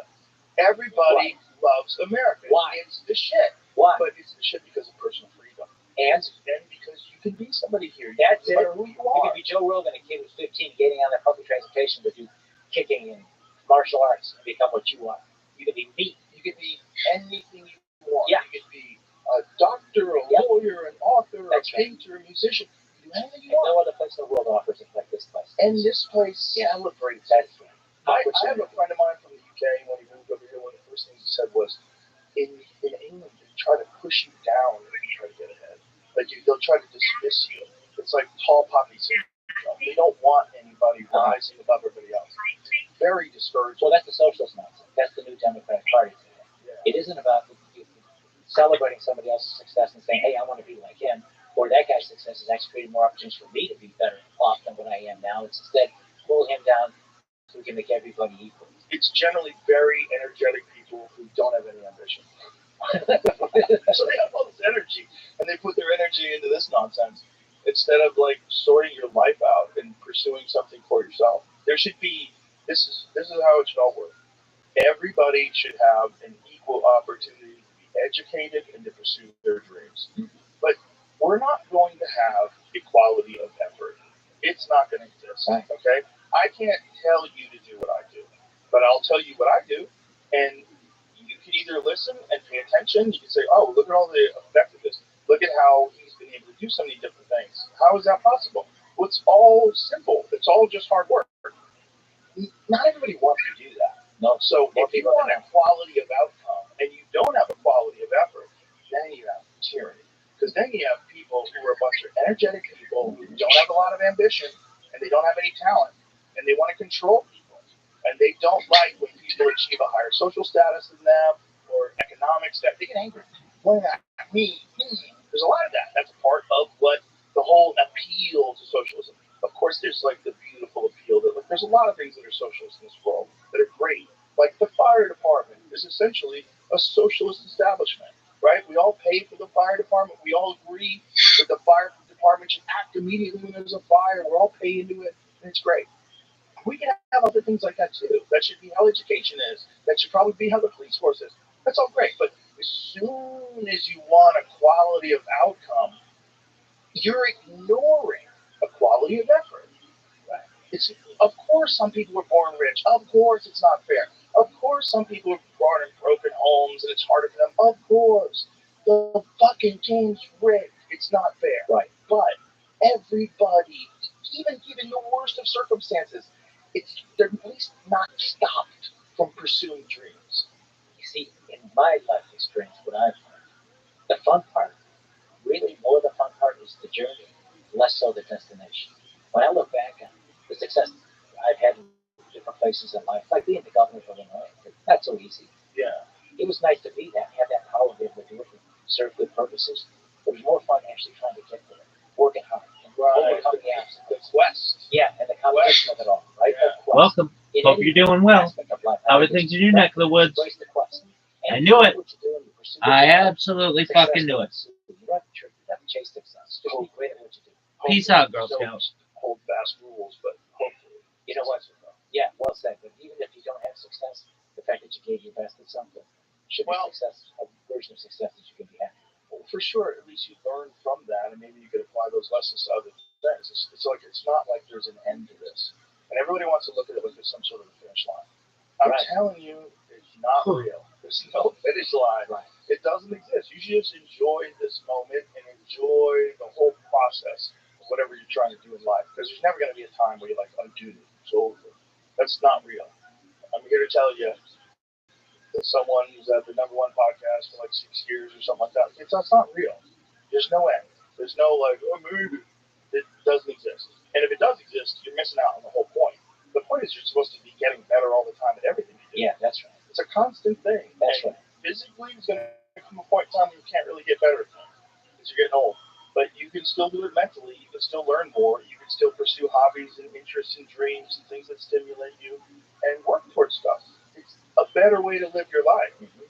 And, you know, some people never get a chance to understand that. And you go through your whole life and maybe you're following a guru who's the gay porn star, and then all of a sudden you realize, like, I've wasted my experience here. I haven't learned from it. I haven't grown from it.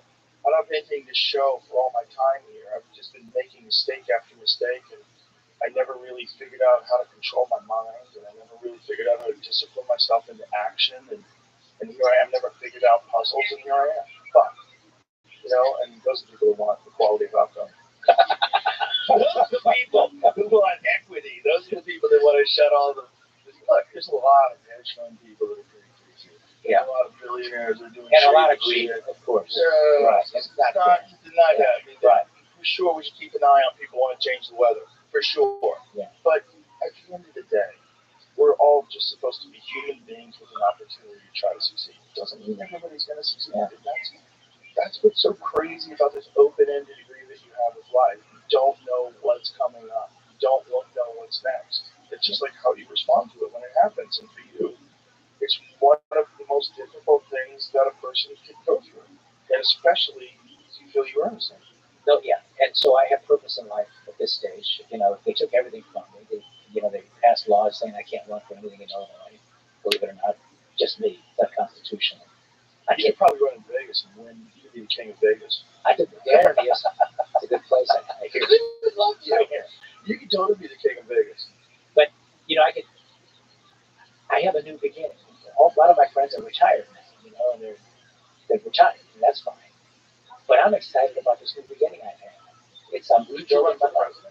Yeah, the irony is I can run for federal office. I can run for president of the United States, but I can't run for alderman in the city of Chicago. Imagine that. Damn, you're missing out on an awesome gig. Wow. Yeah. That's crazy. But I have something to get up every day and chase. You know, I'm lucky that way. Have any desire to be in politics anymore? Is it just too gross, or how do you think about it now?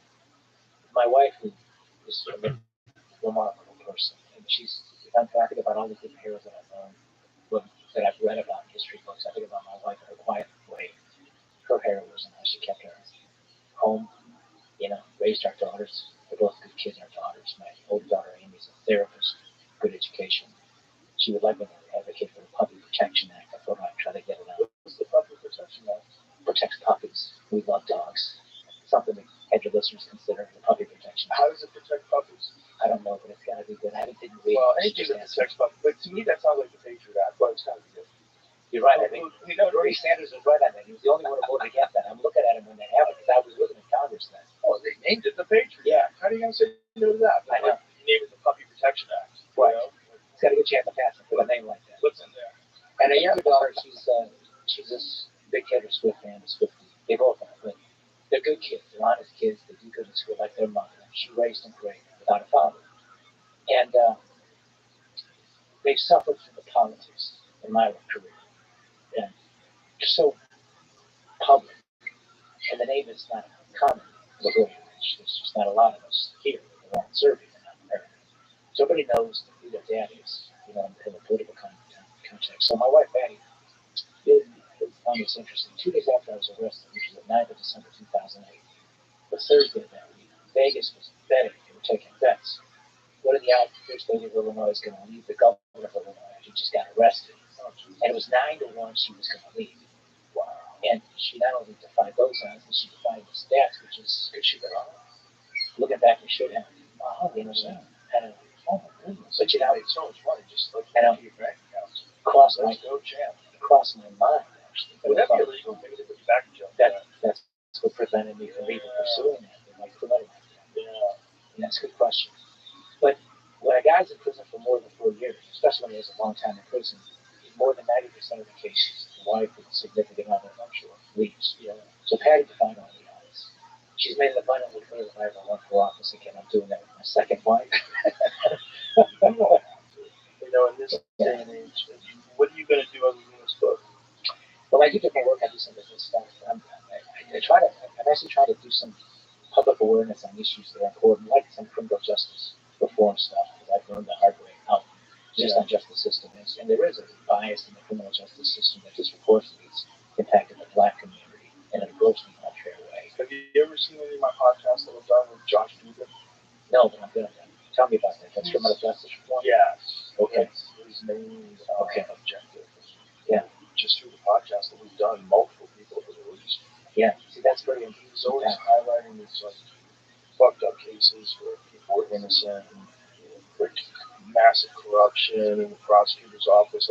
You hear about these things, they're so heartbreaking. You just can't believe that someone would be willing to have people go to jail for 25 to life for something that they know is a lie. Right. But you see it over and over and over again. Right. The more common is the over-sentencing part. Of those 8 years in prison, the overwhelming number of these guys I was with, they did it. They worked it. Prosecutors got it right. What they got wrong was the sentences are ridiculous, unfair and wrong. And they don't match up. And you got a non-violent offender the first time did something wrong, whether it's a bank robbery or drug offense or whatever it might be, and they're giving these guys 15, 20, 25 years because they have these one-size-fits-all sentencing guidelines that politicians pass. But every case is different, every person is different, their backgrounds are different, their causes, reasons for doing things, they're different. So the system's broken in the sense that they don't take into account other considerations than just these formulas they follow. And so as a result, you got these people, disproportionately black, but not exclusively, who are doing these long sentences for first-time offenses. Trump pardoned them, and now it's Ray Johnson. First-time nonviolent offender, drugs. They gave her a life sentence. Probably a lot of drugs.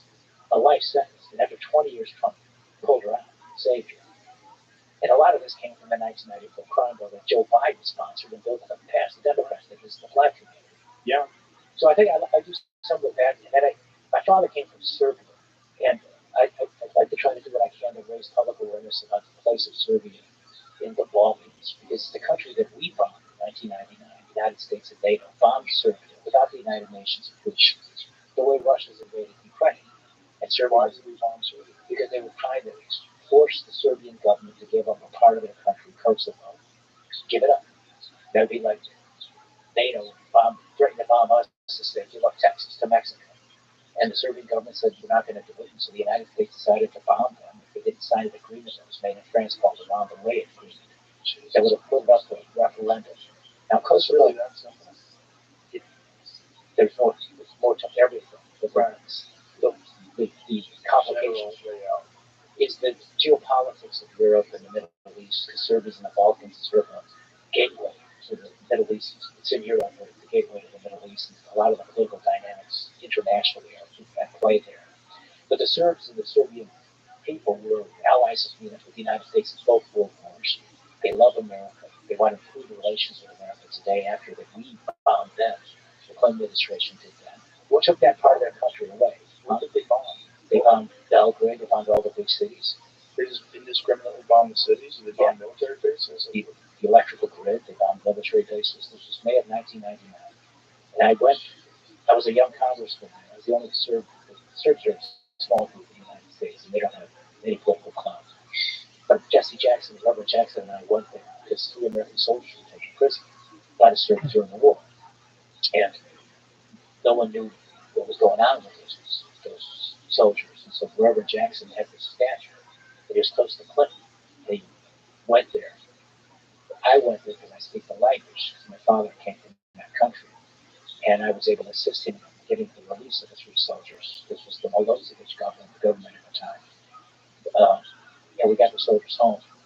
But what I like to talk about with regard to Serbia is it's a country in the Balkans that follows a Judeo-Christian tradition. It's very much like Israel in the sense that it's in a place where they're standing up for those sorts of things. And the Serbs have felt very betrayed by the United States for choosing to be on the side of countries that were with the Axis and with the Nazis in World War II. And those wars down in the Balkans and throughout Europe are wars of ethnic cleansing. All the sides do it. There's no one side that is crystal clean on those issues. They're fighting for borders and they're fighting for villages and places where historically one group claims they had a claim to it and another group claims they had a claim to. So these are complicated issues. But the United States decided to pick sides and force this country to give up a part of their country with a lot of significant religious monuments there. And this government that's there today very much wants to reopen relations with the United States and have better relations. It's a growing economy. They're doing very well economically. It's a good, hardworking people, and it's interesting. In a poll recently of European countries, in this presidential election, Trump versus Kamala Harris, the Serbian people had the highest support of Trump. Something like 59% of the Serbian populace supported Trump in the last election, better than any other European country. And so whatever I can do to be helpful to the place my father came from. I'm American born, my mother's American born. Sounds like you're fucking foreign ambassador to Serbia. Oh no. No. What if you gave it to you? Would you take it? Unlikely. No, unlikely. Come on. No, unlikely. Come on, fella. No, only if he said to me, look, I really need you, which he won't do. He's going to sit you down with a Burger King. No, he's in a Big Mac, right? He's in a McDonald's. Likes McDonald's. Yeah. Sit you down. He likes McDonald's. But there's a new opportunity with Trump's administration to rethink sort of our policy and some of those old relationships. You understand politics far more than most. What difficulties do they face in implementing real change? So there's all these ideas, the Doge idea, the Department of Government Efficiency, RFK taking over HHS, right? Health and Human Services. Right. And so then Kash Patel, the FBI, Tulsi Gabbard, what is her? She's the director of national intelligence. Yeah, that's a huge position. Yes. So they all have these ideas to eliminate corruption or at least mitigate it and root out all the bad actors and find out what went wrong. Right? What's in the way of that? What would stop them from being able to do all that? You're talking about an almost immovable object. You're talking about the deep state. You're talking about entrenched interests within government and outside of government. You're talking about what I call the political industrial complex. It exists in Washington, it exists in state governments like in Springfield, Illinois. It's the usual people. And the two parties are split on some issues, but they play the game within certain parameters. And if somebody wants to think outside the box and challenge that, and actually try to shake that up and change the priorities of how it operates, frankly, to actually benefit the people more, because the mindset there, and I know this because I was a congressman for 6 years and I was a governor for 6 years, the mindset isn't what we can do for the people back home. The mindset really is what the people back home can do for us and for all the different special interest groups that operate and are lunching up on this system. This is very real. It's very real in every part of government. It's very real in the military industrial complex, which is something Tulsi Gabbard and Excess and the others who, if they get the positions, are going to be addressing. The weaponized Department of Justice, very real. I'm a living testament to that, and so is Trump. Very real. The bureaucracy that's entrenched, that you have a hard time moving. These government employees, many of whom now are even going to the office, they're working from home. They are entrenched. They're hard to move. So this is going to be real hard. It's going to be constant war. They're going to fight back, and they're going to keep trying to do to Trump what they've been doing. And I think that the opportunity for the Trump administration, for President Trump, is the first 6 months to a year, because this time he has a bit of a honeymoon with the voters. He didn't get there in 2016. This time he hasn't. Right. He's got wind at his back, because that was a mandate. Yeah, it was a mandate. Yeah. He's got it. But he's going to get no honeymoon from the Democrats. And traditionally, presidents get, even the other party will give him the first 3 to 6 months before they start pissing all over him. You know what I mean? Right. Trump and Lincoln are the only two presidents who never got honeymoon. In Lincoln's case, the southern states seceded and left. Trump wasn't quite that bad. But no one's been treated as a new president as terribly as Trump's been treated by the Democrats in Washington. Because he's a real threat to change things. And he's a guy who's actually trying to keep his promises. And his appointments, they're very different. They're very unusual. But they show he learned the lesson that you can't trust those Washington insiders, because they'll infiltrate your group. And they'll be the ones who try to, like, not carry out your orders. You know who you really can't trust? Yeah. The people who make the polls. That's right. Those fucking people they might as well be psychics. They might as well be that person with the neon sign that's reading cards. Yeah.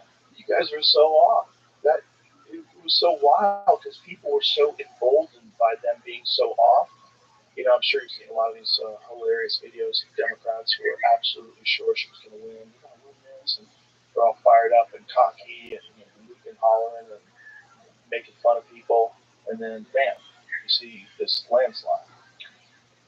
I'm pretty good at patting myself on the back. I was in that business, so when I pat myself on the back, I called it. I got in Tucker. And even before that, I was saying Trump's going to sweep all the battle in the States.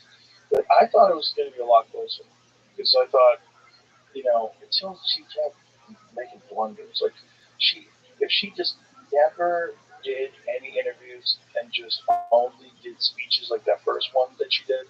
That first one she did, like, you got something to say to me? Say it to my face. And the whole place goes nuts. We're like, whoa, like she was young and energetic in comparison to him. Like, oh my God, and then they all got behind her. And you saw the wind behind the sails of the media. They were all moving in march step. They were all marching together. They were all telling us, she's the best, she's number one, she's gonna fix it. And I thought it was working. I really did. I was like, this might work. Yeah. Which is, I was fascinated to see. I was fascinated to see the whole machine turn in support of her. The people that had mocked her approval ratings just 6 months ago, they're making fun of her, and how she's largely been quiet, and then all of a sudden, she's our answer. Yeah. That was propaganda. It was wild. Yeah. It was wild.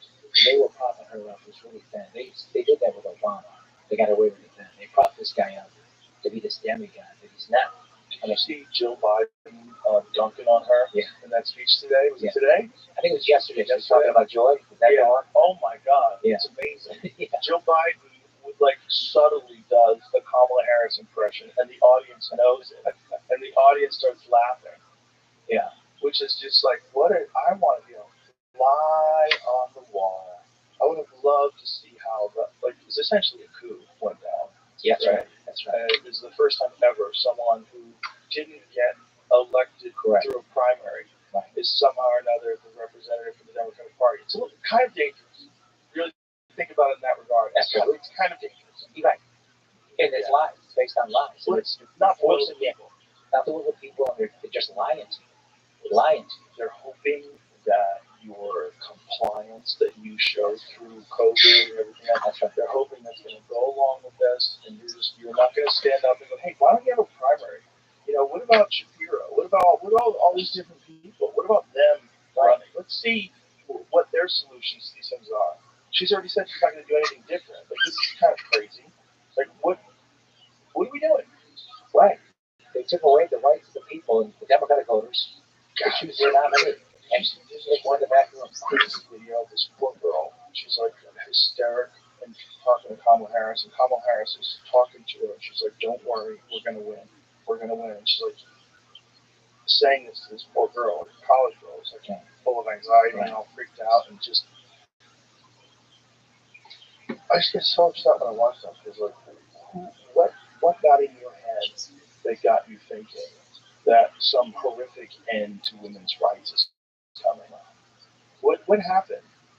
I'll tell you, Adam. You've been lied to over and over again by the establishment, Democrat Party and their allies in the media, because that's a very serious threat. My daughters are fearful of some of this, and that Donald Trump is this rotten guy, and he's not those things. They've been demonizing him for so long, and this is on purpose. This is part of the political strategy.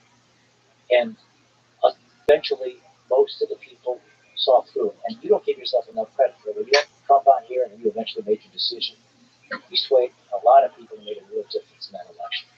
So thank you for that, because I think that's part of saving America before America can become great again, which is a good thing, isn't it? Why wouldn't America want to be great again? Well, it certainly should be.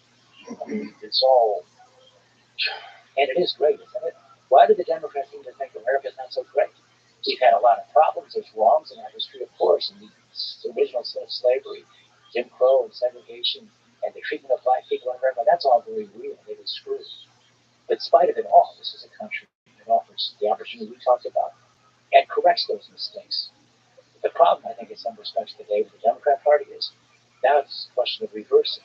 No longer just judge people, but not by the color of their skin, but by the content of their character. Now let's overcorrect. Let's overcorrect. Exactly. I think it's a cult. I really do. And I think the Republicans didn't do themselves any justice by reversing Roe v. Wade. Because I think wanting that reversed is what put this fear in everyone that you're coming after women's reproductive rights. That men, based on religious ideals, are going to tell women what to do with their bodies. If that didn't happen, I think it would have been an even bigger victory for Trump. Right. Because I think that was one of the most important subjects for women. It was one of the most important things that they were willing to draw the line on. Because they know where that goes. As soon as you let someone have control over what you can and can't do with your body, just to a smaller extent, but like we've talked about with COVID, with so many different things, when people have power and control over people, they abuse it and they manipulate it. And if you all of a sudden have laws, so whether these run down their ears or not, women were worried that people would get data from their fertility apps, right? So you have ovulation apps, and these ovulation apps, you say when you had your period, it keeps track of when you're ovulating.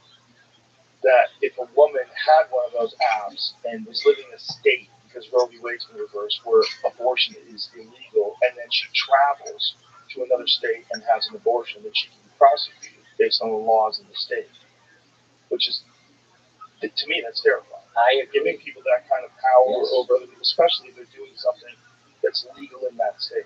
The whole idea of states' rights is supposed to be, first of all, we don't need passports to travel from state to state, right? But every state is essentially almost like a little different country, right? It's the same language, right? This is a very different country than California. Right. I lived in both places. Yeah. Other places in New York are very different.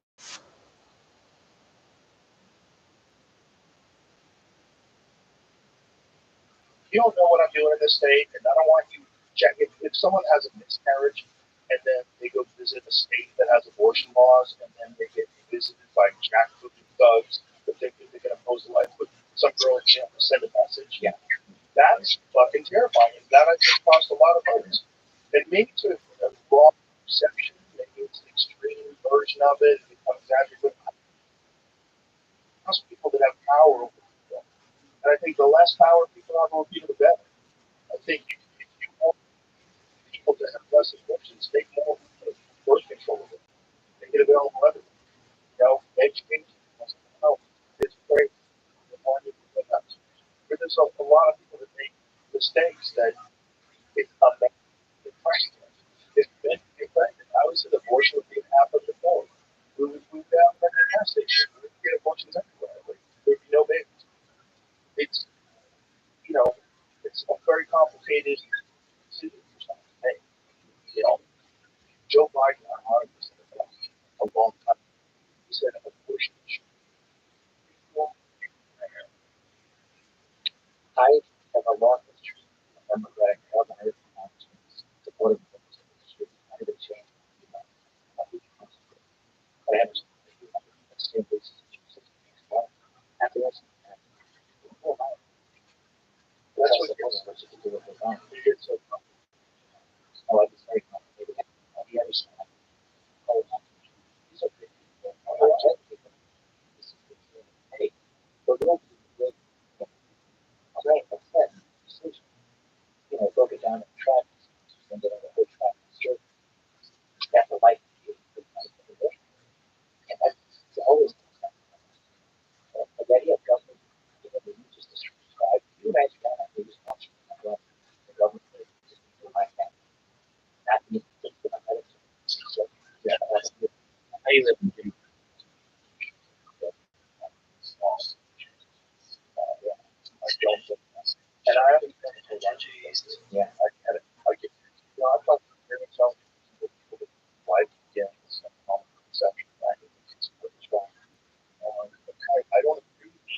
I understand where you're coming from, and I can put myself in your mindset, and I can see that. I can see how you would do that. Say, I can see that. And I don't appreciate it because I've what you say. If you want to post that, it's instead of where's that? Where's that? It gets fucking weird. It gets weird. Let control people. Think about how many people yelling at people wear a mask. What is it? People are fucking weird. Any kind of control over people, I don't trust. That's not how to function. That's a moral, don't trust people, and if they're abusing power decision, that's my position. Yeah, a lot of those people who are fanatic those masks that deny your right to choose when they have a vaccine or not, the same ones who are very religious comes to a woman's right to choose, but they don't apply the same standard. And it's an inconsistency. Yeah, right, exactly. Which I agree with. Fucking everything. You know, if you want to get face tattoos, I'm going to recommend it. I have a bunch of friends with face tattoos. No, I just got a bunch of them. I love that guy to death. Post Malone, a bunch of them. I love that guy to death. Listen, I just always use a business. Face tattoos. Any fighters into a face tattoos? Yeah. Sean out. Sean. Face tattoos. Awesome guy. There's a guy who really values I can't keep down. And I saved this guy and about 100 hours at the GP graduate. Oh, wow. Yeah. That's too bad. Amazing tapes. Yeah. Get that on the internet? But you couldn't allow that to get that in. Let him have YouTube channels. But I had the How great that would be.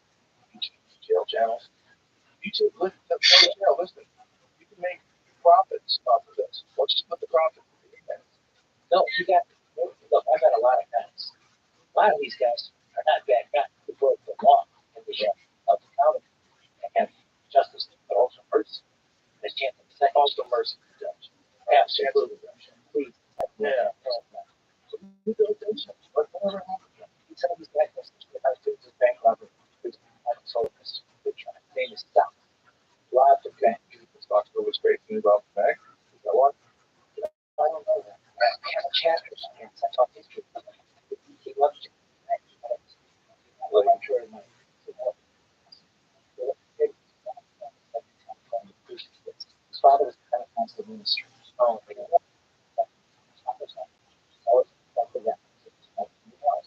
Right? So he goes into a bank with a song and shouting, motherfucker, everybody on the side of around this fucking bank. I'll kill anybody who leave hands on. You don't comply, get it. You don't comply. On that side of the standing. At that point, recognized this is bank robbery. Put it on hold. You know, after this was high, rejected after objective. Like most of them, comms are tells man, don't worry, this won't take too long. No one's gonna hurt you. I went along. Let me get you a seat. So the guy sitting in the chair, and he says, "Get up, motherfucker, or I'll fucking pull your brains out." And he ushers her to the seat. Okay, puts her down. Oh my God. Then he goes back to the bank robbery. Gets all the money. Stops by, says goodbye, and leaves. Didn't sign his getaway so good. They get him where they're at. Can't switch him with it, and while he's apprehended, he's got notice. Just saw it all. So his lawyers correct. They say, "We better just ask for mercy. What do you think you can do it? So he kills him. Prosecutes 120 for some prison for something. Okay? And of course, they always get what they ask. It's got a prosecute. Lawyer recognized that they don't. They did not innocent. They called it which so that stops the bank robber. That's a good problem. She tells the story about how kind he was to her that look at this bank robber. And the judge gave him 10 years. So it's kind of pretty low with the value of his father. Saved him 10 years. And he was a great guy to do prison time, but every time a prison son was kind of bad. But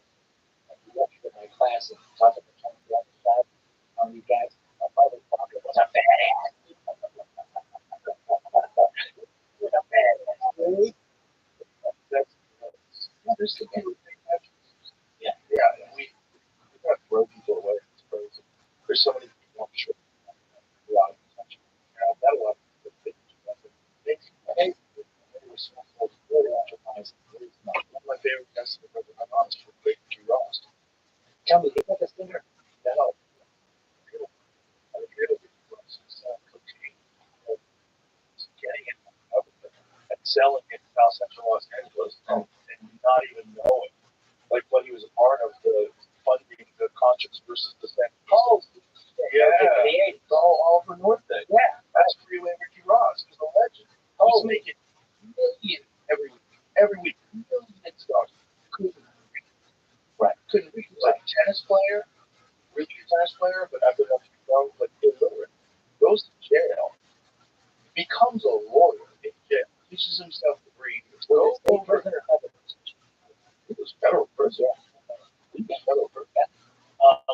Goes to jail and finds out that, because he understands law, that they had used the three strikes rule incorrectly, and that it's supposed to be three separate incidents of felony. This was three felonies in one incident. Yeah, right. And so he got off. He got himself out of there. How long did he have? Almost true to Ricky Ross. But he's the nicest guy. He's fun. Like, you don't think a guy didn't deserve a second chance? Yeah. He's a young kid surrounded by drug dealers. That's the only people that have any money. Wow. He's back in LA. He just did a podcast recently. How long did he do it? Was it last year? I feel like it was this year. What month? 6 months ago. Yeah. You know what I'd like to do in my new beginning? Make enough money with it. Get that financial security for my family and my work. I was making $60 a year. Every year for 8 years, right? I was lawyer. You know, there's some leaders that then I got can, order of the doctors, sweet floors, cooking line, whatever. I don't know with the I work for that $50. The worst one is the kitchen. I write up they look like I was going to go home. August 2019, Trump was pulling me out. He was the other politicians. And he had a problem with the politics in Ukraine. And the Democrats were impeaching him with a telephone call. It was absolutely nothing. Because if ever video to evidence of Joe Biden talking about it, go with Hunter Biden, so the prosecutor, the prosecutor, he's going to $2 billion federal money to Ukraine. That's powerful. Perhaps not because the crime is feasible enough for the president to ask this guy, would you look into it? So he did. They impeached him. So now I'm on hold. But when it looked like I was coming out, I was literally transferred out of the camp. And they said, you're going home sometime now. When I get home, I had to go back. Understand what do I have? But they put me back in the kitchen. And one of the cops there thought, like, who's this guy think? Some like special inmate because the president told them, we're going to show you what's outside. They come back in the kitchen, 4 o'clock in the morning. You go right up 3 foot, wash pots and pans, 8 hours a day. They call it the government of the kitchen. Right? Yeah. So that pays $5.5.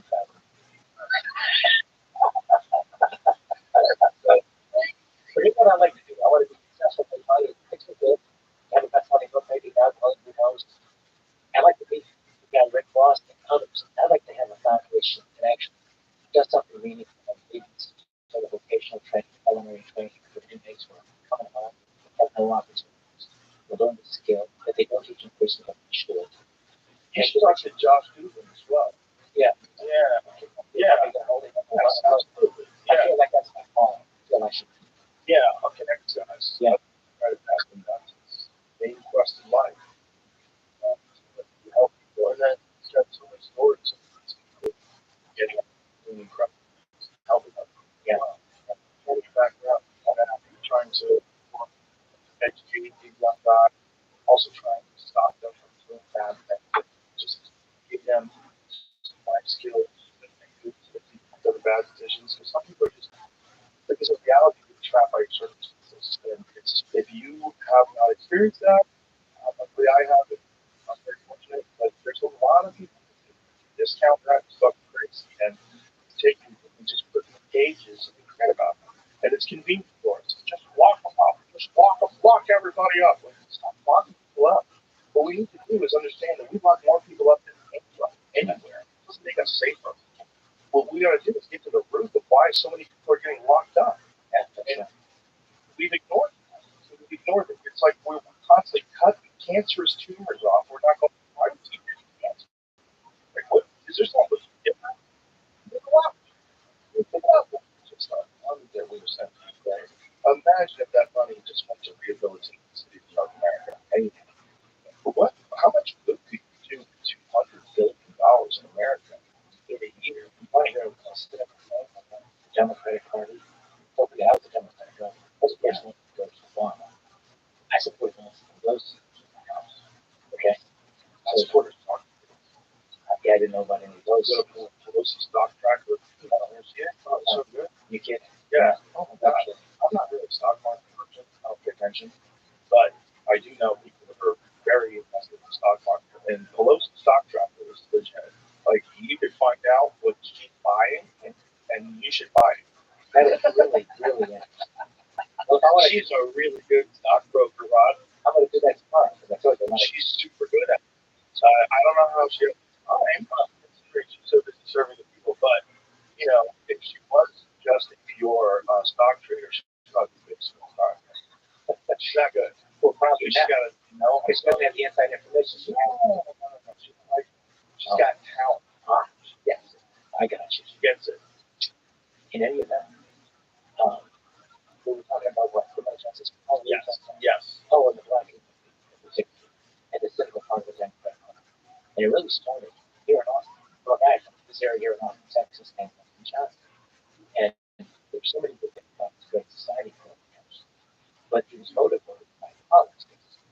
Yes, there's poor people that we must help, but it wasn't just that. He said, this will ensure that we can be end vote for a whole generation. Look at the end vote. He didn't say like that. Right? And that's how the Democrats have approached the black community ever since. And it's, yes, we'll help only so much, but we're not going to give the tools and means to be able to have the same kind of chance of opportunity in the economy where you can actually get up and get neighborhood, get out of the hood, get out of the poverty, and join the middle class. You know, have those sorts of platforms. Most everywhere else in America, we have those chances. But ironically, not in the black community. The Democrats don't want to. They cannot afford 90 to 95% of the state vote. If they lost a lot. I talk about a lot of black folks. Yeah. And all these benefits, you get put up most of the hotel, food, getting EBT cards. And they were like, what the fuck is this? Like, what about us? There's a lot of people in Chicago that were up in arms about that. Yes. Very real. Well, that's very right. They're 100% correct. This is like 100% evidence that these people who are pretending to be side don't give a fuck. There you go. That's the reality. Now, if Trump can demonstrate that he gives a fuck, it'll change the whole narrative. If he can do real things while he's in office, and he seems like a guy who's motivated to do real things.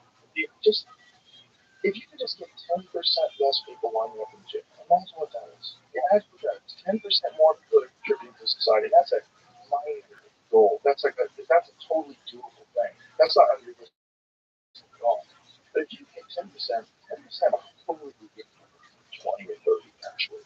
I mean, people would recognize, like, oh, there's a path that I can get my children into that give them a real secure outside of this.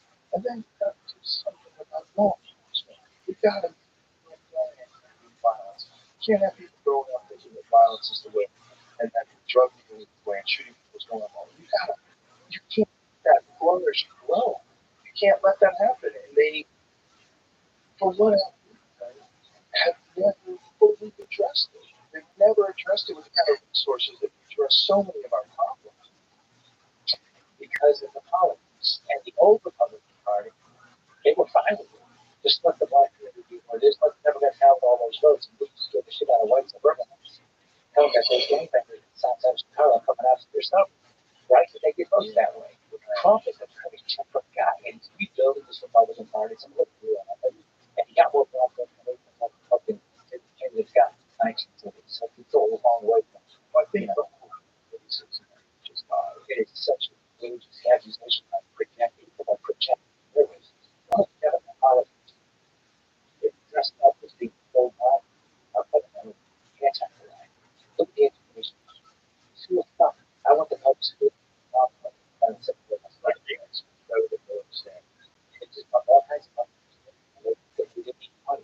But they deny a mother, single mother with a young child from one community to have some choice on what she might want to send a child to school. So they're locked in, especially in politics, they call it they have that kind of teaching someone. Standing schools all figure. You can't go for $1 trillion, whatever it is, whatever crazy whatever the number is. How many we have so much money to send to all these countries in foreign aid? We send you $1 to Africa, basically hit by storms, for natural disasters. What? How much would it cost? How much would it cost to fix every school? How much would it cost? You can't. It can't be done. But you tell me it can't be done with $39 trillion. If I get $39 trillion, you think that you can fix every school in the country? I bet you could. I bet you have a lot of money left over. Okay. So let's forget the $39 trillion. That's ridiculous. But what's enough? How much would it actually cost to just put proper planning, a real strategy, and hire the best professionals you possibly can, compensate them well, with a goal entirely focused on fixing the education system in America, taking our standing where we are internationally, which is very low now, raising it back up to the top. How do you do that? How much would it cost? Just help me out. Help me out. It's not insurmountable. Like if I said 39 trillion, you'd be like, yeah, you definitely need money. You can't do it for 39 trillion. You know why? Right. Because there's all kinds of obstacles that won't let you do the necessary reforms to make it that. So yo, FBC, you're right. Sure. It is. Yeah, sorry, I'm actually having some sort of system of accountability. No, you're good. There's actually results. It isn't. Unfortunately, the education system, at least in places like Chicago, for example, the public school system, of which I come from, it isn't. The priority of that union teachers union is less the children. It's all about their members, the teachers, and so they resist any kinds of changes that would maybe make for the classroom environment to be more conducive to teach a child. Things like merit pay, which is controversial, but they resist even not a hand change that maybe you provide bonus. Oh, baby girl, I am fucking back in. At least, okay. So remember, there are 3 Wall Street Bets discords. Two of them never want to see me again. No. I'm not back in all 3. Absolutely not. No. But the one that never lets me stream, and they're really mean to me. Somebody let me stream, and I built a bot that whenever they kick me out, it lets me back in. It turns on my camera, and it starts streaming Bloomberg Business, which I don't understand why a financial related Discord would not want to have financial related. They'll let you stream video games, which have absolutely nothing to do with stocks and bonds and things. But like, oh, you want to stream actual business news? Oh, we'll get out of here. Anyway, so there are these 2 guys that are just really dicks to me. One is known as Greek the Freak, and the other is known as Lil Porkchop. And they're just bullies. I just feel like they are digital bullies. And whenever they're not there, I don't have an issue. Whenever they are there, they just fucking think that it's cool to put names their BC no Jews and say all kinds of mean things. Oh, yeah, I get that all the time. I don't really do my best to not like it.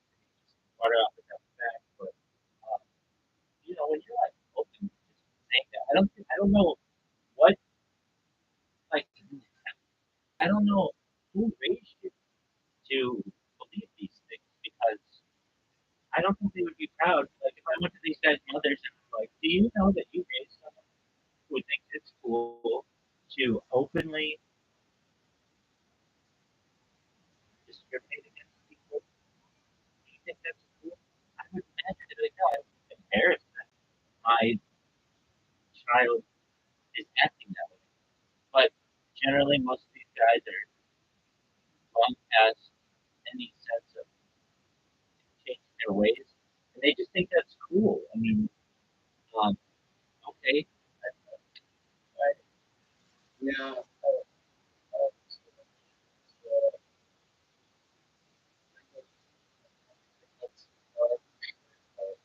I think they go too far for this. yeah. Oh, absolutely. They do it just to get to me. In the way that I get right. Is Marty, like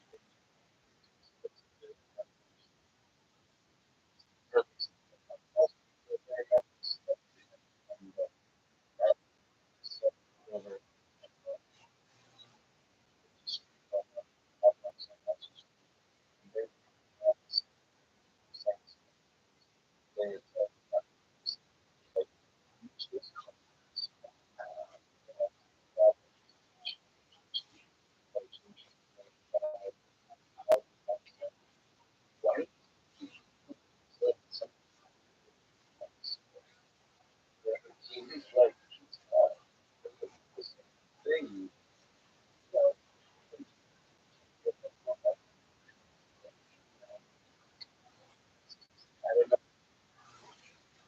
I don't know. I find it funny and absurd. I also think there's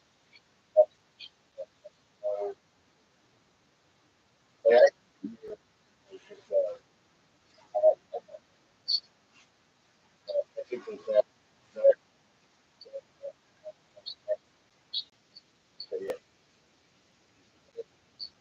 honestly,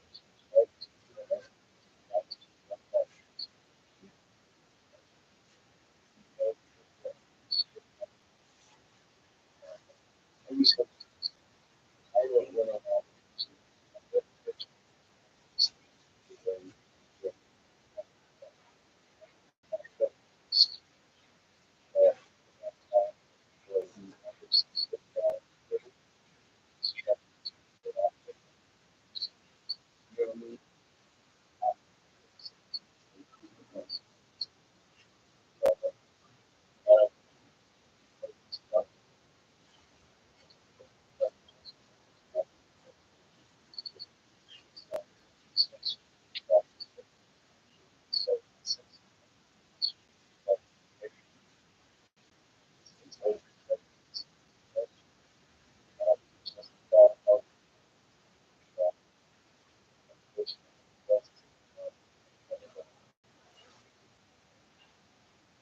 I think if you have to use race to make fun of someone, it just shows your someone like you're not intelligent enough to come up with anything that is relevant or funny or humorous or whatever you want to call it. So you have to basically take a outward facing characteristic of them and make fun of it. I don't know. Maybe I've just heard like all the racist jokes, but they're just not very funny. to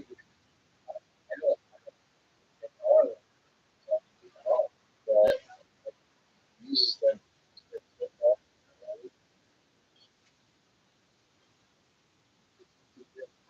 and so so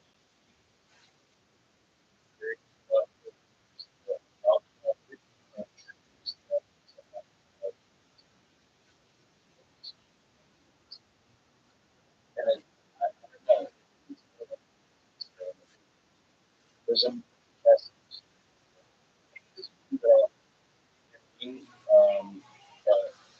it does have it was out there was all about so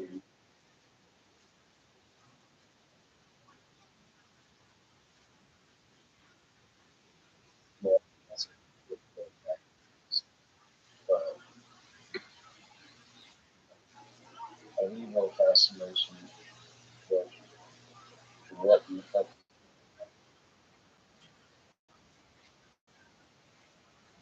I get great joy knowing that these guys are fighting a robot.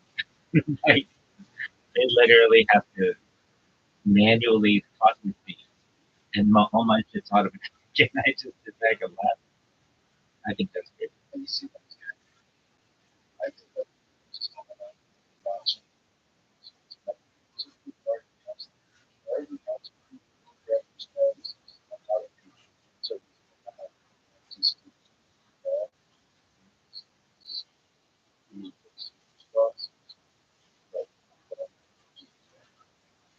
Whatever happened with him and Fuji?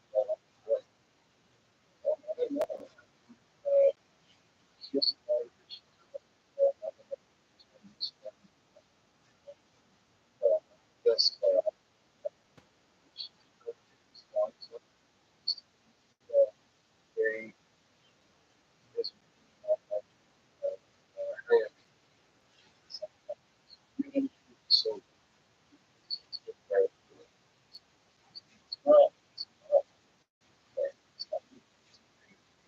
And people never give him shit from his own street that he never shows his face on camera.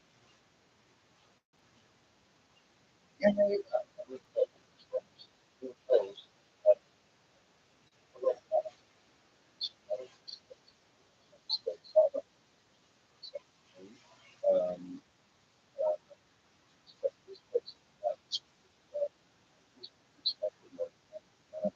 I just I think that it's, um, he goes after people with low hanging fruit. He makes fun of them physically. yes. Yet that he doesn't have the balls to put himself on camera. It's difficult to do. And I not that I think he's a good, bad, or indifferent person. I think that's kind of cowardly.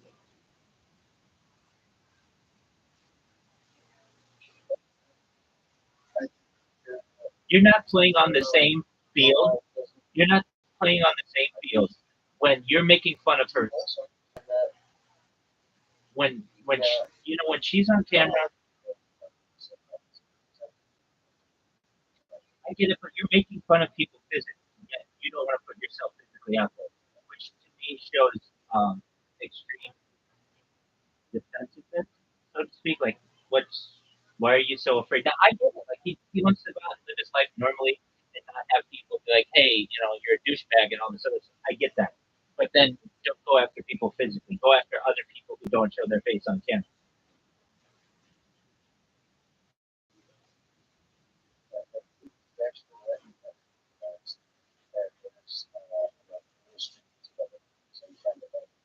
Yeah, but I mean, when he's making fun of people, it's like a fighter who is using a shield, and the other boxer doesn't get a shield.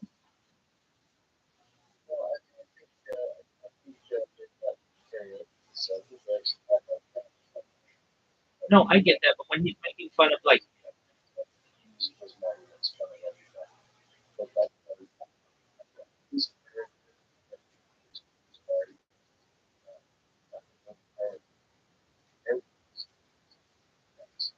oh, there's no doubt about that.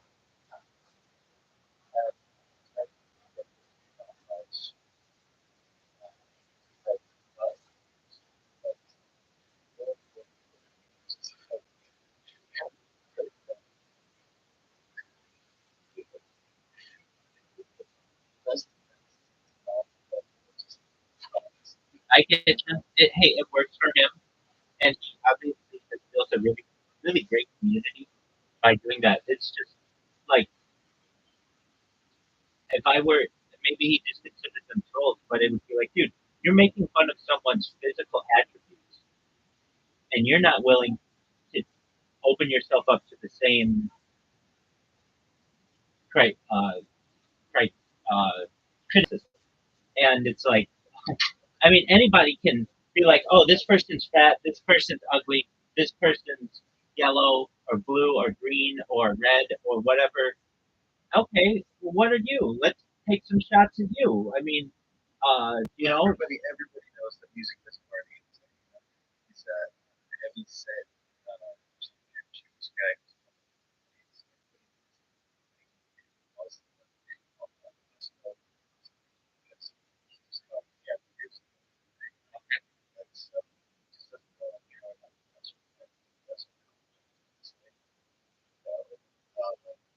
I get it. In my opinion, Howard, I'm allowed to have that opinion. A courageous person would not be taking shots at people like this. But even still, if you want to be a really good troller, in my opinion, at least give people the opportunity to troll back. I mean, if you, it's like, it's almost like, if you ever have seen roast, like any kind of roast where comedians roast someone, the roastee gets to fight back, and it's almost like he, like, I only get to roast. Nobody gets to roast me back. Nobody gets to make fun of my weight or my height or my whatever. I mean, these are easy things to pick on. But um,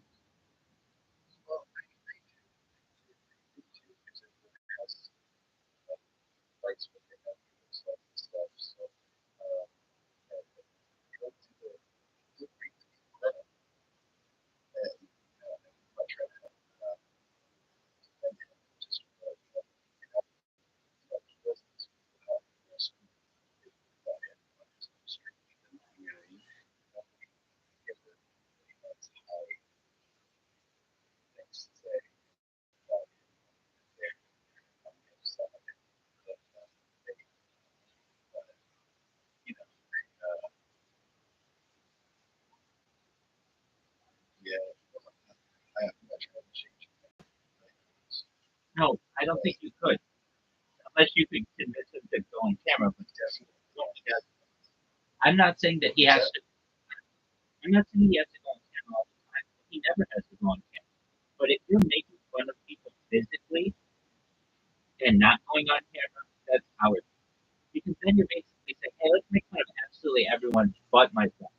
And I think that that's cowardly. Like, hey, if you want to open yourself up, like, for instance, he makes fun of um, foodie, beauties, weight. He wants to make fun of her weight. He's a fat person himself. And it's not as effective to make fun of foodie beauty's weight when it's like two fat people making fun of each other. So he does it from behind a screen, and then people kind of forget. I mean, I don't know what it will. And so I know that some people who don't necessarily, I mean, you're like a pretty big fan of his, you know his timeline, you know what he's done. But I personally think that if you, he's fighting, it's like a boxing match, and he's forcing his opponent to have their hands tied behind their back because they can't make fun of him.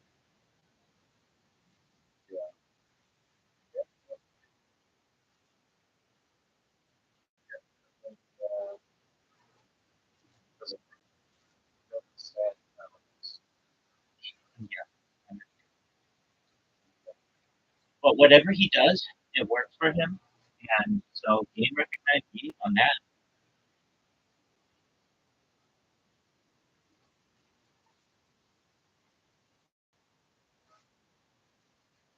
I created another bot, different bot, that is in a study. There's a really big Discord with a million people in it that study together, and it's very interesting. This is a Discord where you have to keep your camera on. You aren't allowed to not have your camera. And I think that's a very, like, just a different way of doing it. Hey, I'm here. I'm running into microphone issues. I'm gonna restart my computer so that you can. No, no, no.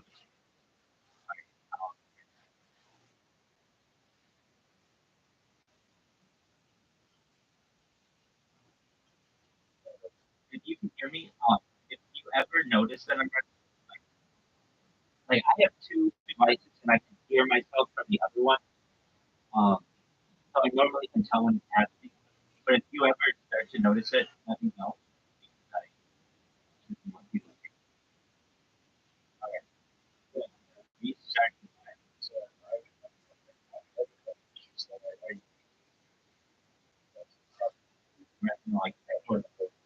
No, I can get that.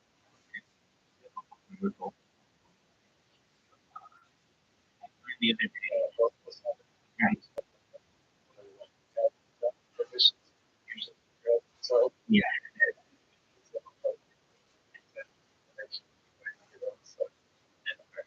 All right. Yeah.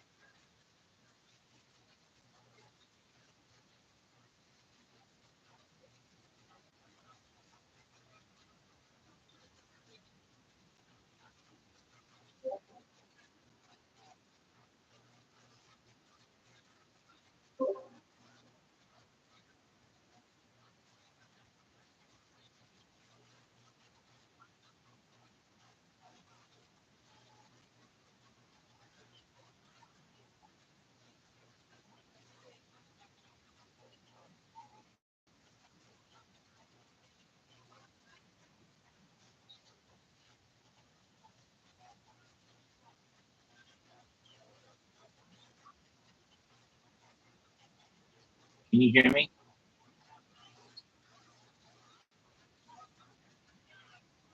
Yes. Excellent.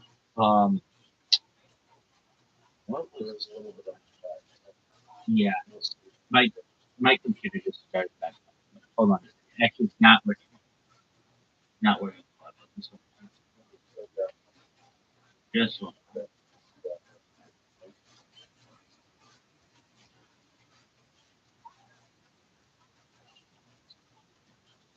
It's almost I know it. I know it is.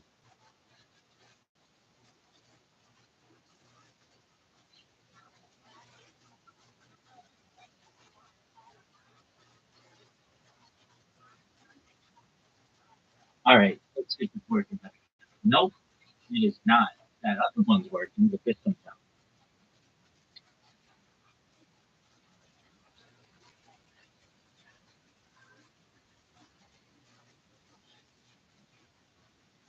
Um, I know.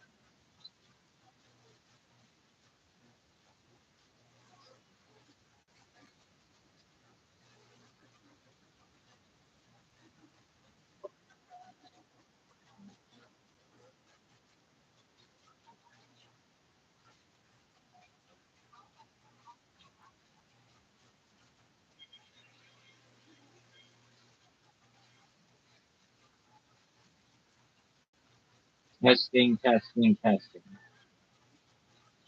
Seems like it. Interesting. We'll see. We'll see how it goes.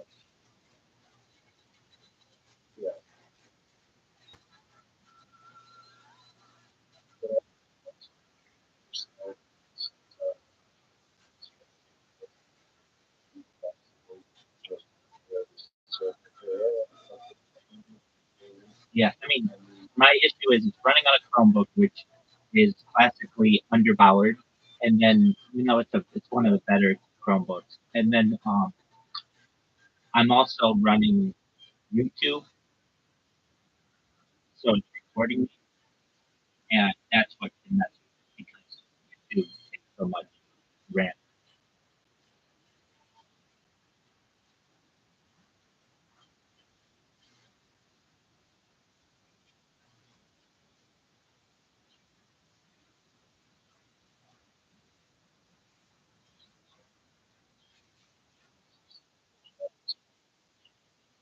All right, that's good to know. No, I need to know that. It's still choppy. Okay. Um, I noticed it gets choppy. Yeah, exactly. I noticed. Let me try this. No. I understand. Let me try.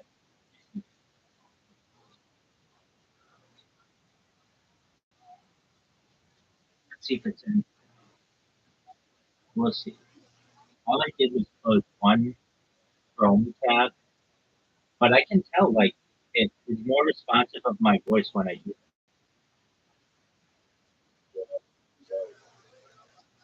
We'll see how.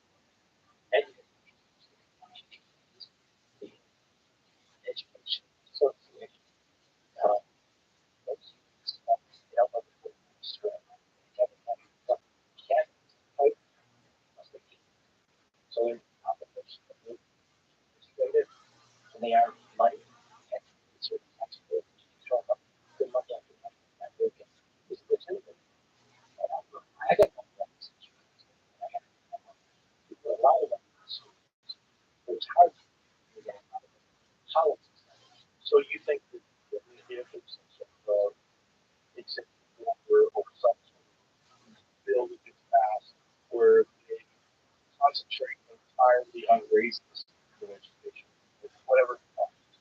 Like this is a priority for our country. The more people out there are highly educated, the less losers, the less crime, the less more people participate, that you're going to get more competition for it, we all strive. We drive the time, self and that's what I love. If they did that, if the teachers did the biggest impediment to actual success, teachers would be the first class. But see, doing good special measures, loving the special measures, working companies, they did coalitions for the teachers, you know, how they by themselves, they would have a hard time stopping. They would support us, other groups, but they have supported their issues. It's like you got emergency, you got AFS, you have auto work, you got all these different union lined up, and then couple that with some of the more progressive issues, algae,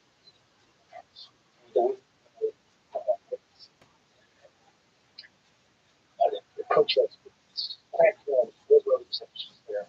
They have those alliances with you, even though the futures are far apart. So they have a very different match up. And they have so you have to that successful. That's that, you know, that's what is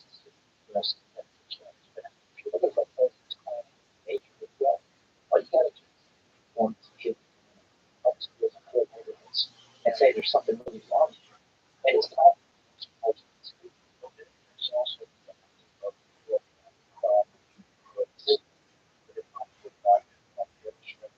Right. There's a lot of factors, but also the ability to certain information, stress, trauma, so forth. It's all that. That's not what it costs. You can't be put it in there. 10% it's not a military. It's got to be way. Yeah. Some of that money goes more like you're outside. Three favors is problem. It comes 75 of one. And here's what's the problem. To report that yeah, the Democrats are, motherfucking police. Not in areas where crimes taking place. It's in those poor neighborhoods. It's so upside down so much. Even because of the politics of this relationship, they ignore that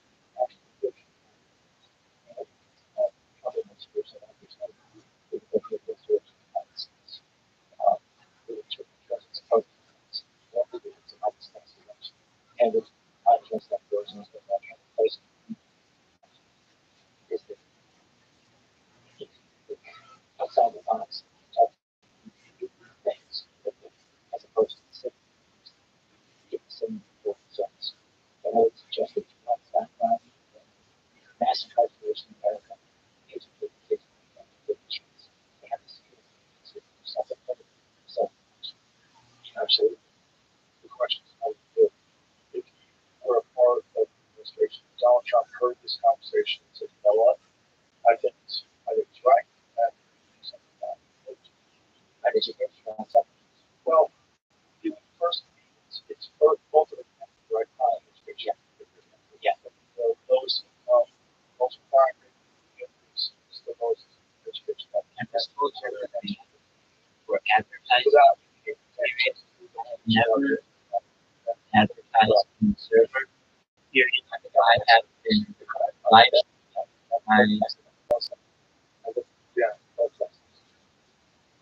I think, look, I'm happy to volunteer my services and share my experience.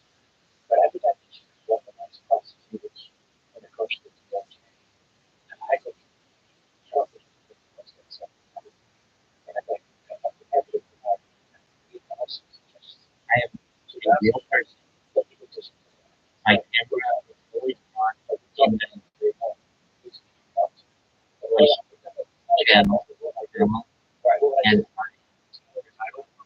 and answer questions. I'm not a real person, period. I was banned without any permission. I don't think it's right, period. I feel that the moderator who bans me should be reprimanded for banning someone without any warning. Especially when the person has been a member of the group for many months and is constantly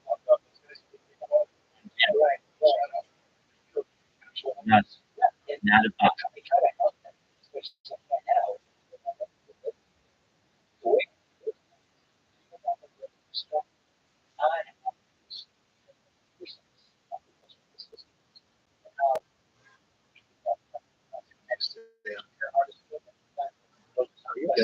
not you. No, I'm typing. No, not you at all. No, I'm appealing a man from this and I'm just using words that have no, you don't correct. You don't have to be a ever if you don't.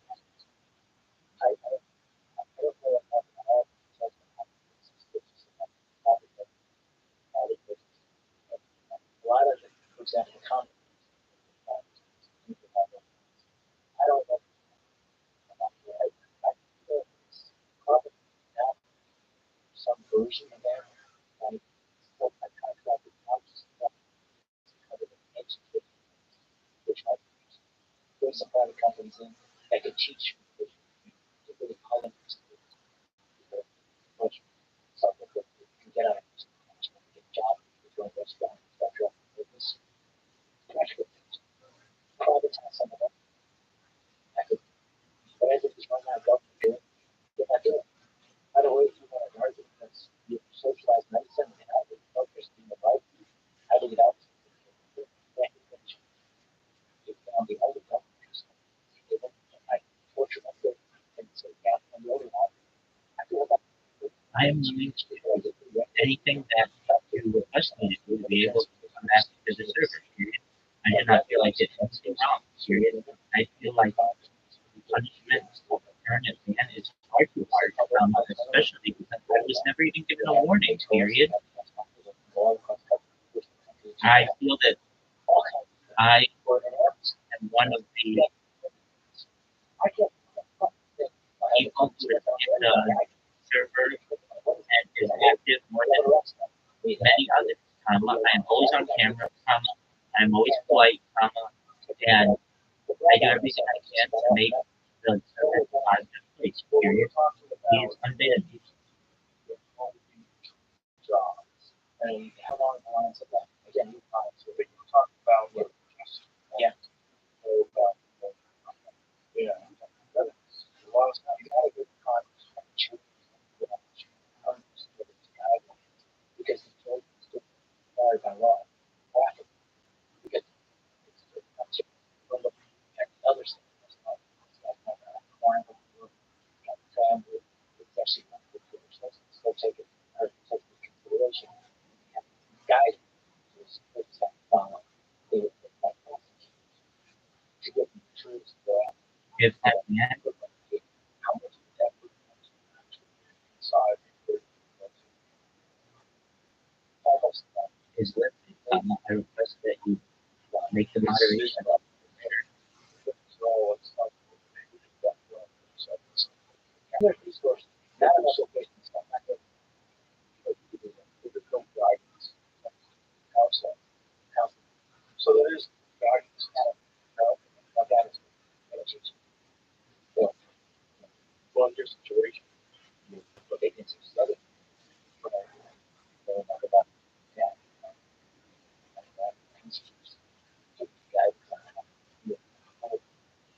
No, that also motivation to try to improve yourself or to figure out why you got it.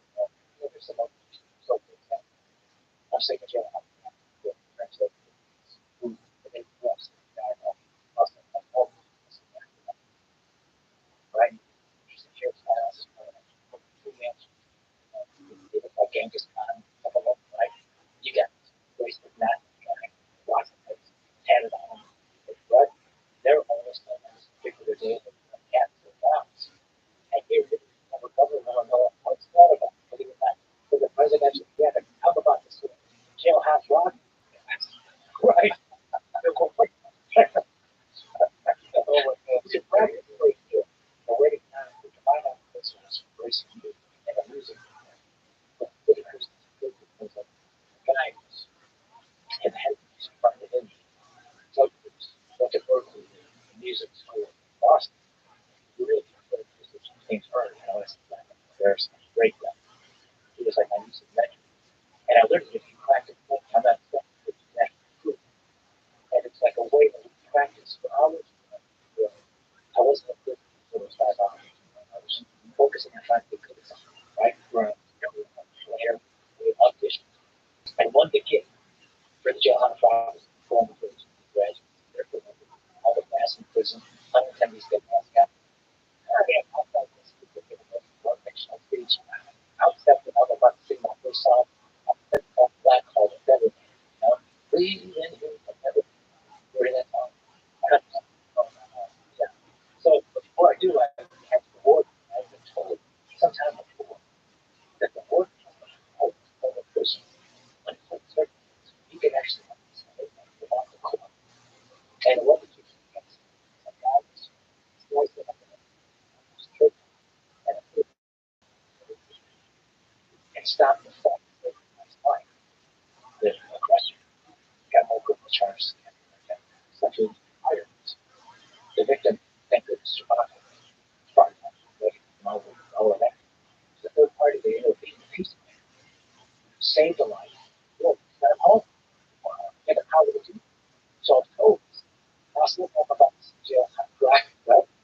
There he is. I think I'll go off the program and ask him. You guys have asked this before. So look at the organizer. Another start the door. Please.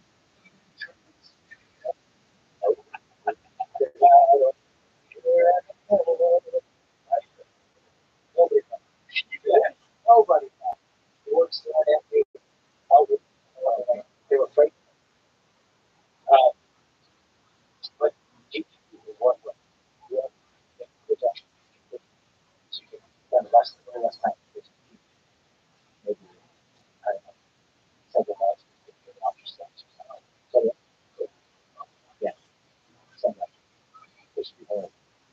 Listen, a wild fight. And I'm going to get out. So I'm glad I listened to my there. I knew it was a word. Most of it's solved. Yeah, I don't know what happened, but we do.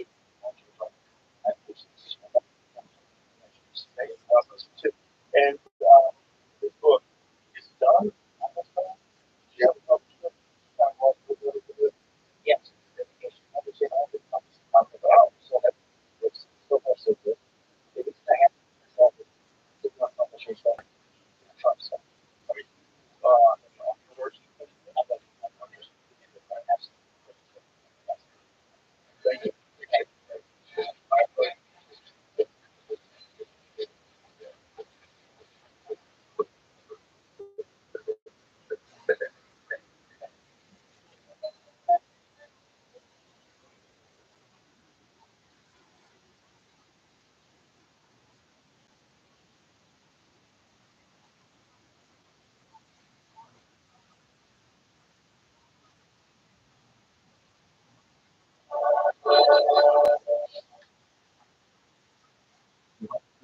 Oh, I hate when this happens.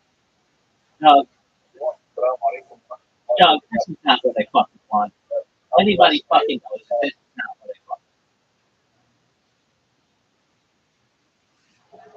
Joe Rogan podcast, check it out. I literally just want to listen to the Joe Rogan podcast from now until the end of time, and yet it's too fucking stupid to figure that out.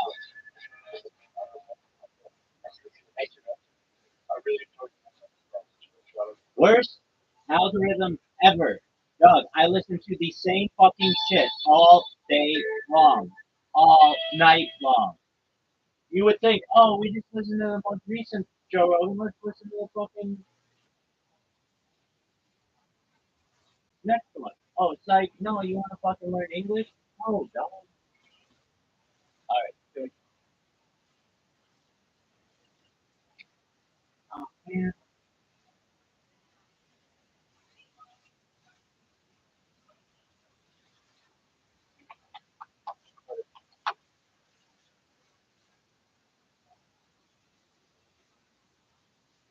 Oh, which is like my favorite fucking Joe Rogan of all time. It is not.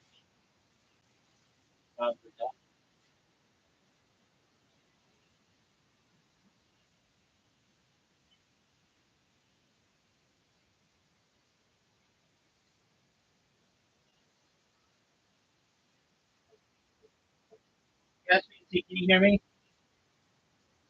Yes. Excellent. Have you ever seen this Joe Rogan with Art Sebrell?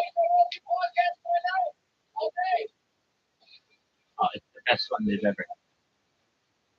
It's not, but I love it. I fucking love it. Wow. So I have seen the movie, and I don't even remember how much this before my actually I was up.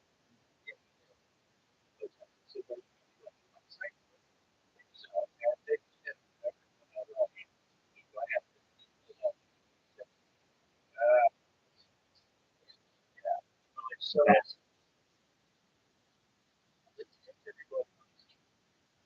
so you were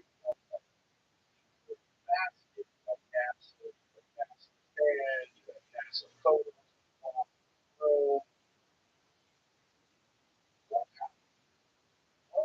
you worldwide as the research the books.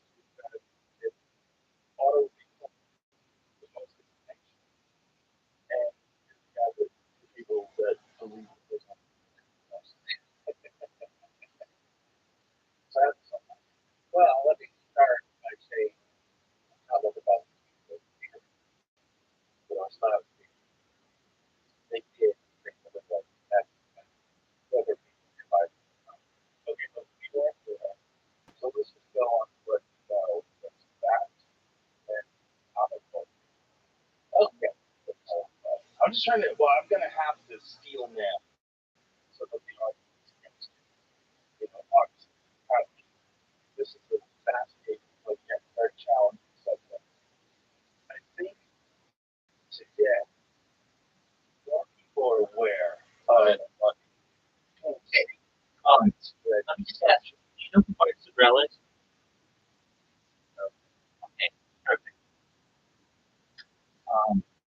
This is my favorite Joe Rogan for many reasons, but most of all because Joe has to work so hard to steel man arguments, and I just, like you can see, he's working really, really hard in this episode, and he just basically, I mean, and oh, it's good, here we go.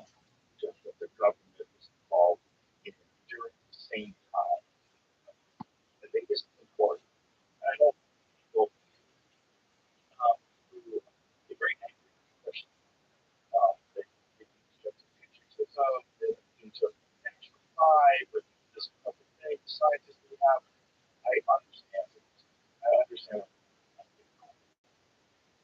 But look at things holistically, wherever we get an accurate picture of how it works. And I think if you look at the time, Nixon administration, talk about development confidence, and guys, bullshit, false flag, people, so $3 billion people in the account. There's operation operation a plan to sign with the church staff where they were going to shoot false flags, try to fix it. They were going to blow up, they were going to try to jet fire, Cuba, and harm Cuban friendly, attack Guantanamo Bay. So there's big things. There's all things that took it as which they still won't release the file. There's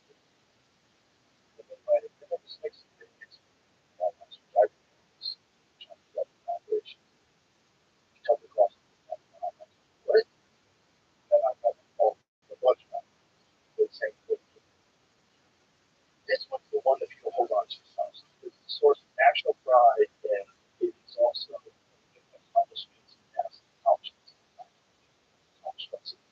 These people make like good stuff wild shit. Space shuttle, SpaceX, all of them.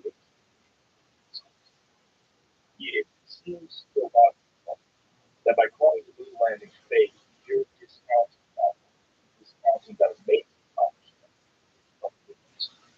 What I want is to say, what did they tell the truth about? If this is the one thing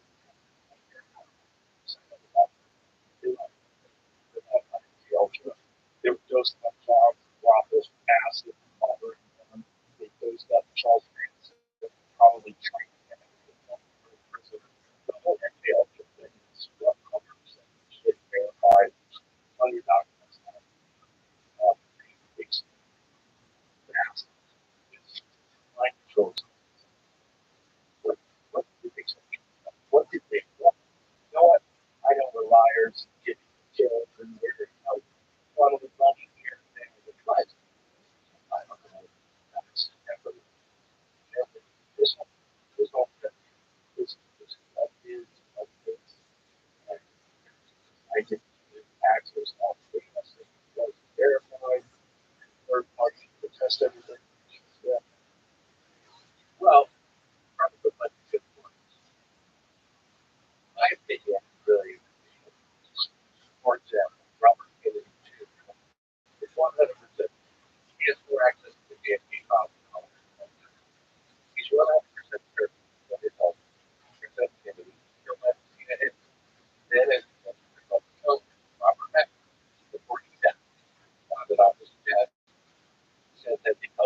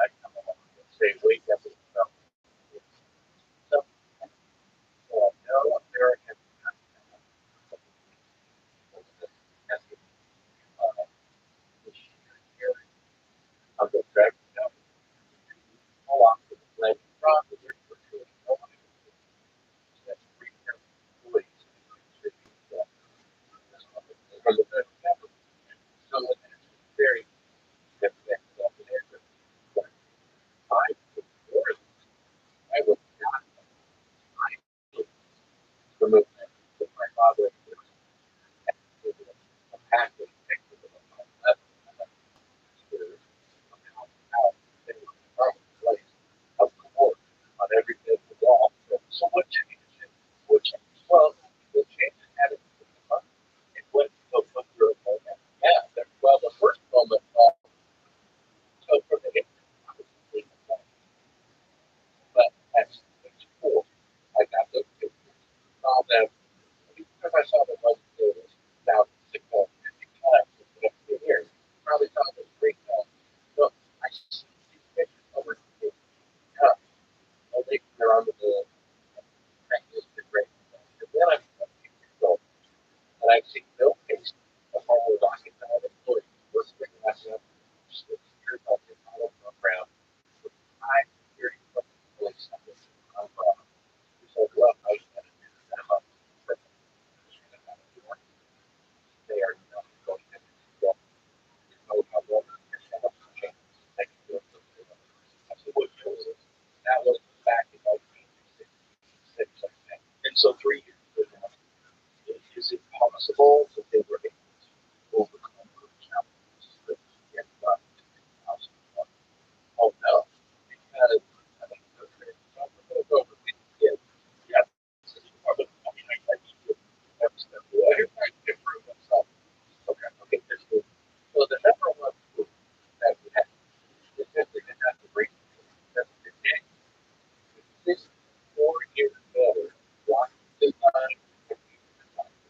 But one of the steps is so that I can do that with this space. There's one that is good. That's why there's the exception. You don't look at the right that getting the plan just to the repeater. So what the plan is that it does, you know, has that's good. But all of that I mean, has good. Very significant. ooh, This year, what do you mean? What day? Yeah.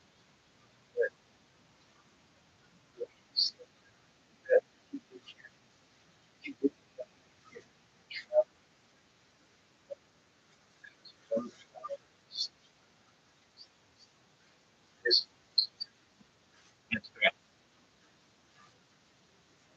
Because of the Van Allen radiation.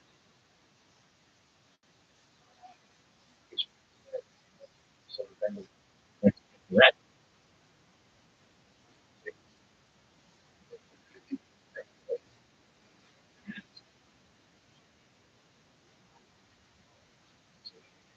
Perhaps.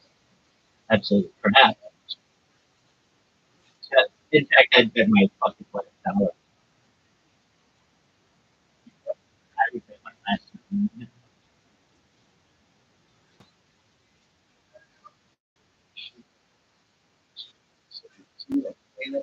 Yeah. So actually, before we watch this, it would be more beneficial to watch this happen. So I'll put that, and then it teaches you all about the Van Allen radiation.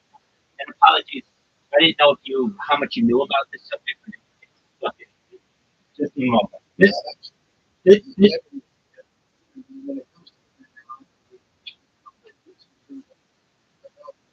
yeah. Nobody teaches anybody about the Van Allen.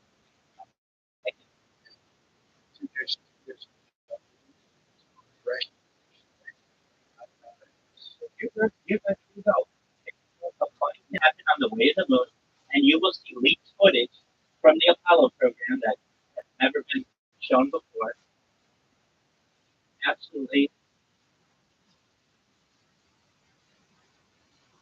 Oh, I'm so glad you haven't seen it. it it's going to change your life.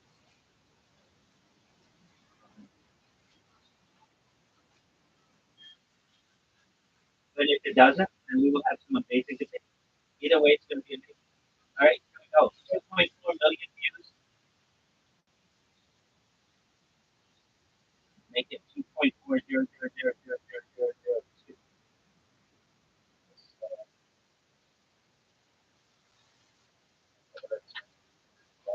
Yeah. No, please do, so you can focus on it. Absolutely. Excellent. Please take your focus on it.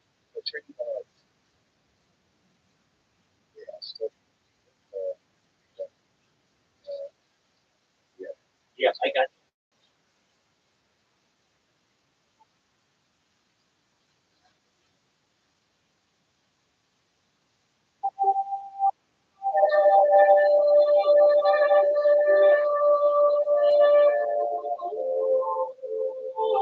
Thank you so much for watching this.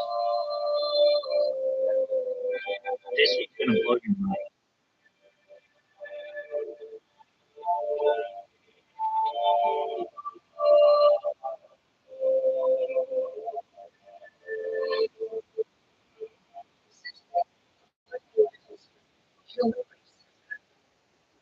First, members of their own family, then their fellow countrymen, and finally nations at large. Yet perhaps the starting ground for all these conflicts lays somewhere deep within the very character of the human condition, the dark, untouchable crevices of the human heart. It is said that the first iniquity of free will began even before the maiden pilgrimage of the embryo, preceding the very creation of the earth itself, in the forelight of souls in the heavenly realms.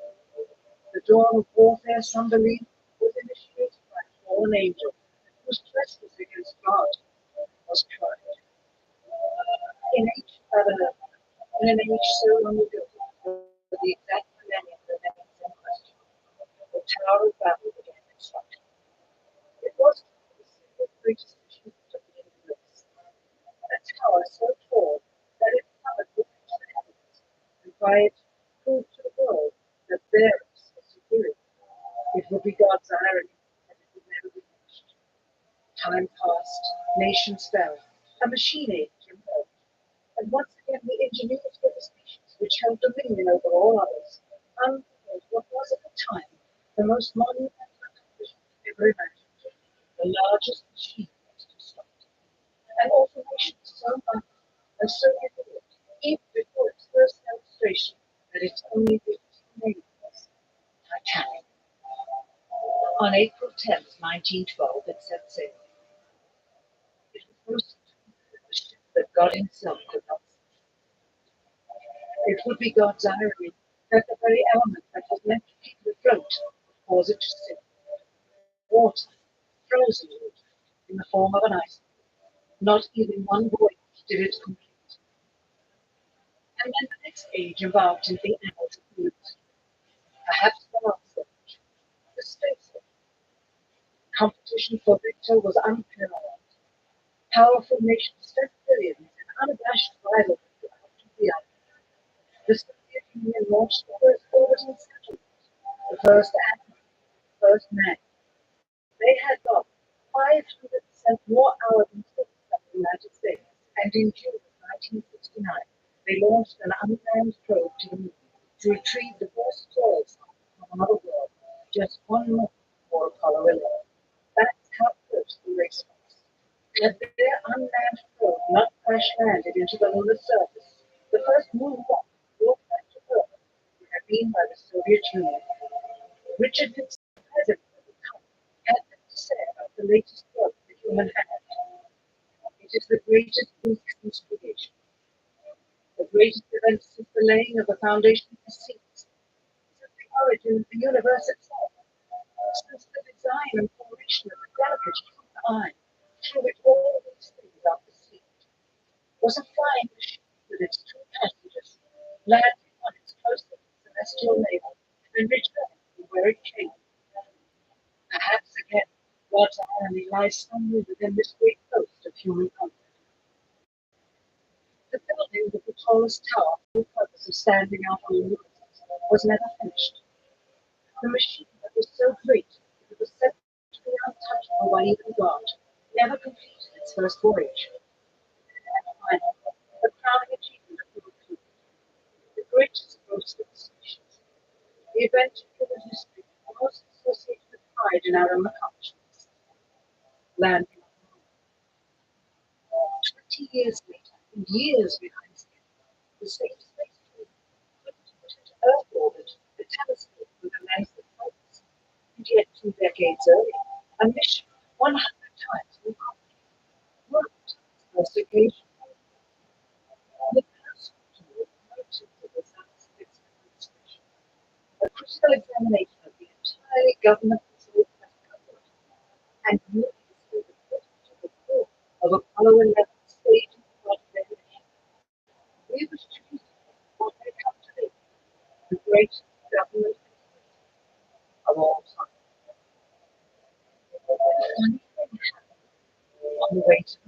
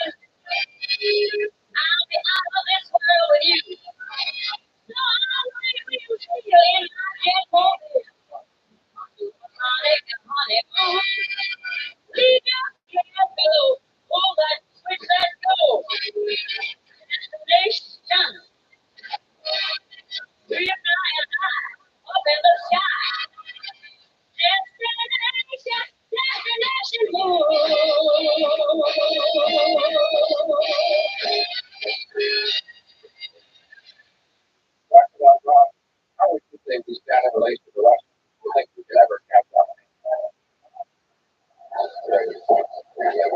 I think that in the free field, the Russians are ahead of us, particularly in large witnessing capability, and that at the moment, the problem is not so much to catch up, but not build up the working speed that we have already demonstrated. That we are running as fast as they do, there's still a considerable gap to close, and only the future will tell whether we manage to close that gap. We cannot and will not ever get into this race as we should, so long as all of our objectives are short-term objectives. We've got to have no finite end to our objectives.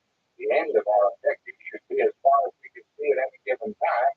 But right now, we need a 10 to 12-year program that has as its ultimate goal the man's domination of space. If we don't, we're in trouble. I believe that this nation should commit itself to achieving the goal before this decade is out of landing a man on the moon and returning safely to the earth. We must secure our preeminence in the peaceful exploration of outer space, focusing on an expedition to the moon in this decade.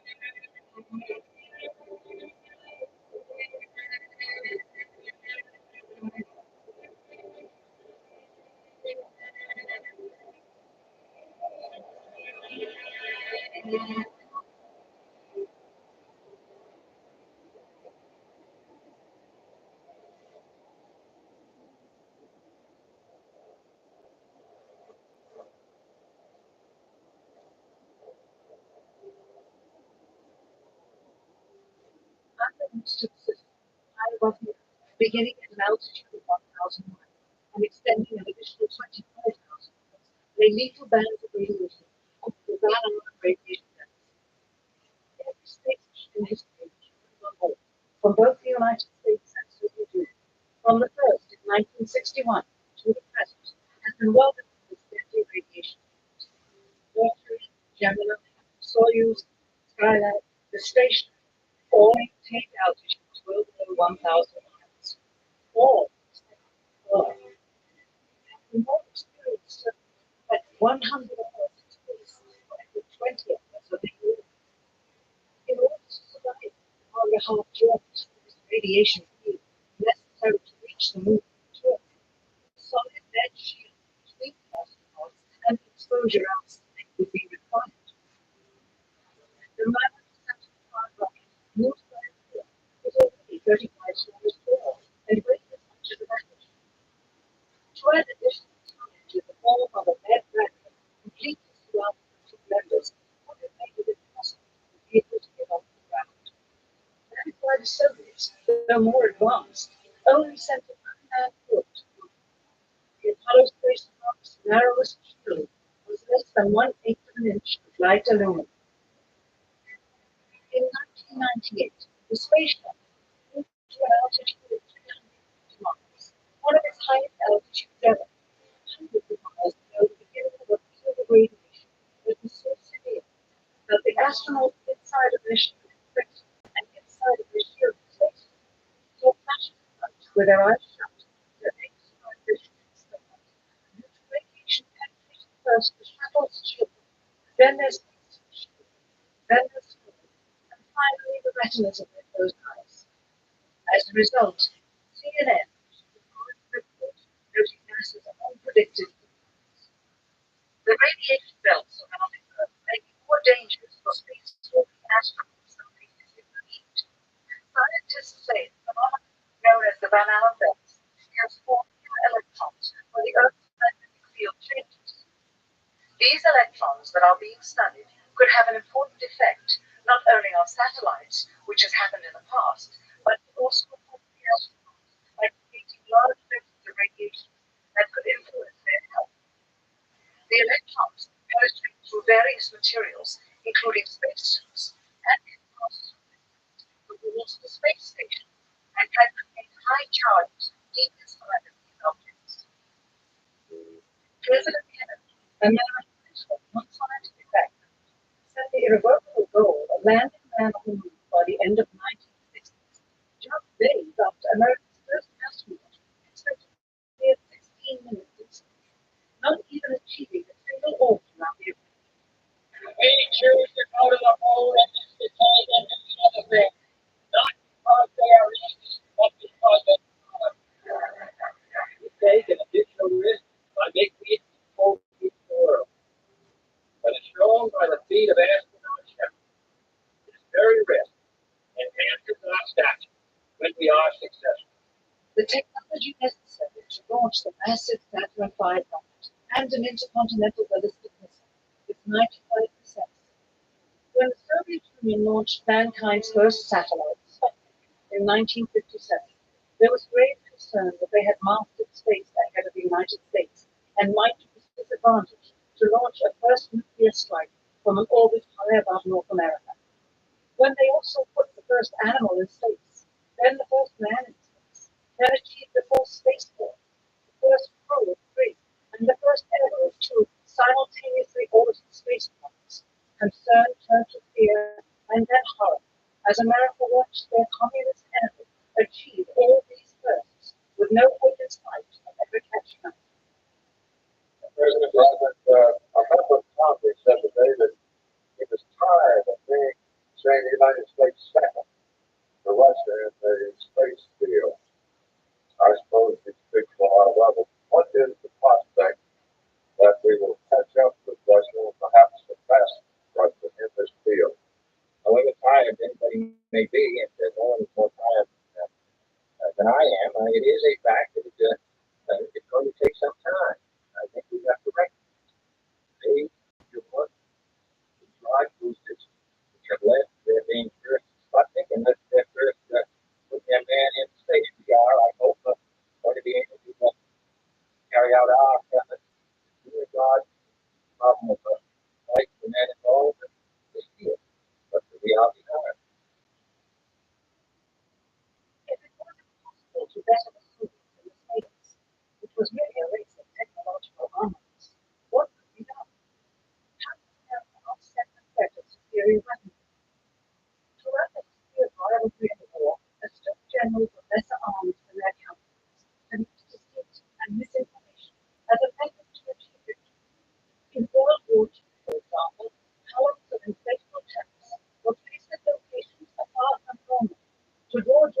forces away from the real location of invasion. The Star Wars missile defense program rigged tests to make it seem more advanced than it really was. That's the general counterpart. The aim was to prove the Soviet Union about US military readiness during the Cold War.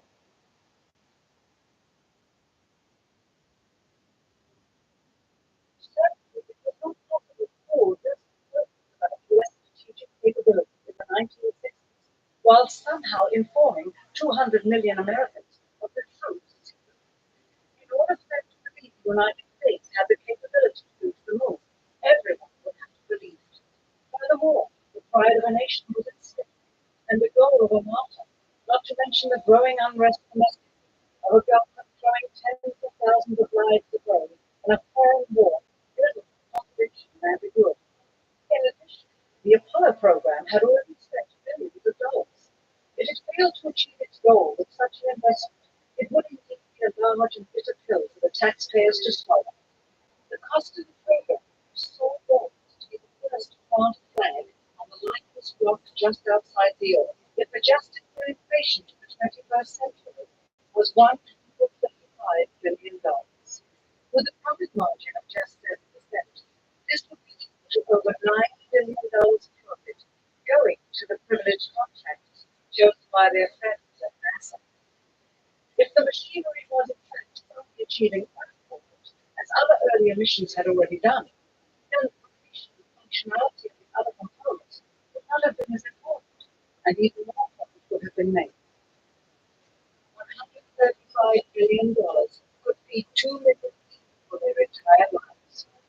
It would also buy 2 million living houses. Yet how could such an undertaking be kept for such a long time? To the later, we only to remember that an unsolved riddle 6 years ago, the assassination of President Kennedy, still haunts the minds of the vast majority of Americans. As a part of a conspiracy, as his assassin being assassinated himself, the truth of the matter still escaped history. In keeping with the magnitude of the Apollo missions being fraudulently created, one turns to the Manhattan Project for comparison. Surreptitiously building the first nuclear bomb during the early to mid-1940s involved 129,500 people over a 3-year period. Yet the secret did not get out. A quarter century later, the art and technology of espionage inevitably improved. Narrow horizons and number of players in the know of a large clandestine operation. Just 1 year before the first mission to the moon, NASA launched the Tetris satellite, specifically designed to simulate flight data coming from the moon, so that the ground crews could rehearse the landing, much as the astronauts did in their own simulations.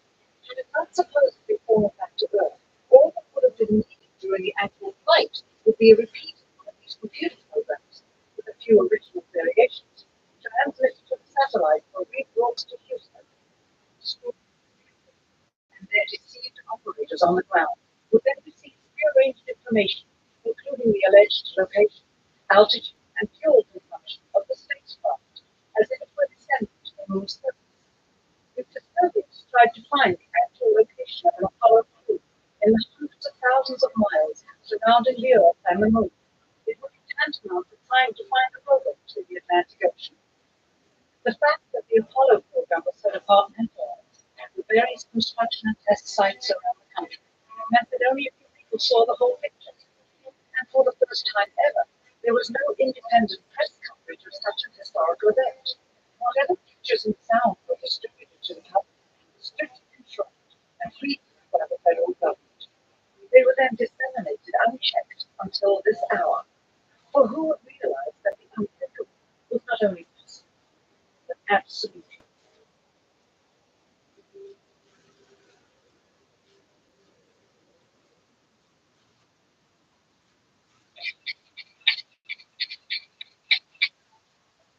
And what are the programs? What do they tell us? On 3 separate occasions, our office asked NASA's public relations department for every single picture of an astronaut on the surface of the moon, just during the maiden voyage of Apollo 11. Many duplicates were sent.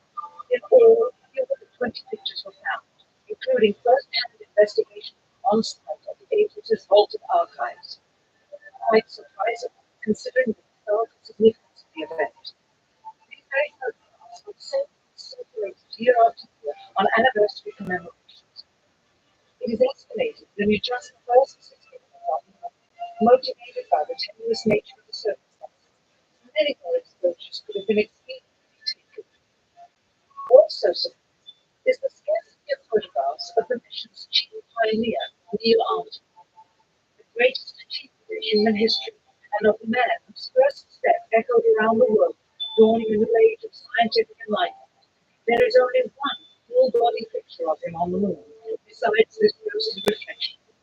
This one, taken by an automatic camera mounted on the side of the lunar module. Perhaps he feared liability should the whole conundrum later become unraveled. Perhaps he has forgotten that he attested to the authenticity of the event with his signature on this plaque engraved by the federal government. In fact, in the more than 30 years since the event, aside from NASA's initial press conference and the occasional brief anniversary remarks where few questions were permitted, he has never given one on-camera interview to anyone, ever. From an analytical standpoint, photographic anomalies have to be sought out with an understanding of lighting and shadows. The most straightforward is simple. When objects are lit photographs as all things on the moon, after all, lighting equipment is not only impractical but unnecessary in bright sunlight, then all shadows, regardless of the landscape, will run parallel with one another and never intersect, as shown by this example. But taken from the rarely used auxiliary NASA archival site, it is clear that these scenes were lit with artificial light. These shadows, which are cast at different angles, are evidence that the second light source is being used. In addition, the sun would not cause an isolated hotspot like this, only an artificial light. Again, intersecting shadows and another hotspot. And again. And again. It is simply impossible for this picture to have been taken with sunlight on the moon. Here, the shadows are shown to be as black as pitch. And yet here, completely in the shadow, the astronaut is lit up like a Christmas tree. How can this be? Or this, on the shadow side of the lunar module. In this magnification of an Apollo photograph, a rock, very likely a paper-mache cup because of the crease here, is categorized with the letter C. In later releases of the same picture, the letter is gone, probably airbrushed out. Here, a crosshair, which was burned directly into the image, film plate, and thus should always appear on top of the objects in the photograph, appears behind the object in the scene, clearly revealing a composite of two pictures into one. Someone apparently forgot to create a burn filter underneath the lunar module's 10,000-pound plus engine, despite the fact that during ground tests there was a real concern with a vehicle falling into the hole the engine created as it descended. Here is a depiction based on the latest specifications of scientific method. In these models, it looks as though the lunar module is simply placed there, not even one speck of moon dust on the land. As a result, all subsequent flight had to have the same discrepancy, which was explained away by the effect of no atmosphere. And what about the stars? On the moon, with no atmosphere, they must have been quite a sight to behold. Yet there is seldom any mention, if ever, by any of the astronauts on any of the missions. Undoubtedly, creating a new all the constellations properly placed in the sky would have been virtually impossible to create accurately, much less realistic. A competent amateur astronomer would have been able to call attention to the slightest error in measurement. The answer: not to talk about the stars. Never. In their post-flight press conference, it was the only question to which Neil Armstrong responded with an absence of memory. When you looked up at the sky, could you actually see the stars at the Seventh River, despite the cloud? We were never able to see stars from the lunar surface or on the daylight side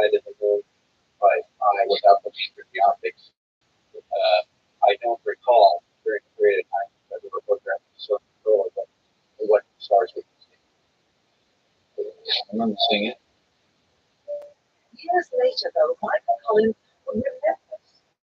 He was some stars. I grew up in expeditions to the moon. Things would never be proved to be a little bit wrong. Why would stars appear in the photographs? Because the film, most of the clothes were exposure settings for the camera's eyes. Felt that way to compensate for the bright sunlight on the surface, completely diminish the faintness, relatively distant effect of diminutive light. This answers. It does not, however, explain how the energy of any pictures of the stars are with an exposure setting set for them. While it took 3 years to them, they never took a photographic telescope. Had they done so, they would have been able to see further into the universe and had everything all in the room. If they had taken a telescope from the actually of the room, they would have come to the concept of a galaxy that might one day prove to be non-existent. The cost of the 3D photos of 21st century currency, nearly $60 million each. So they had fewer funds than achieved. Where was all this money going? There's blowing in the wind at least twice on the atmosphere of the moon. We can only guess that most missions were staged inside for fear of possible aerial or satellite reconnaissance from an unfriendly nation. The batteries, designed for that simple gravity, must have had the cooling systems removed to allow them without public overload.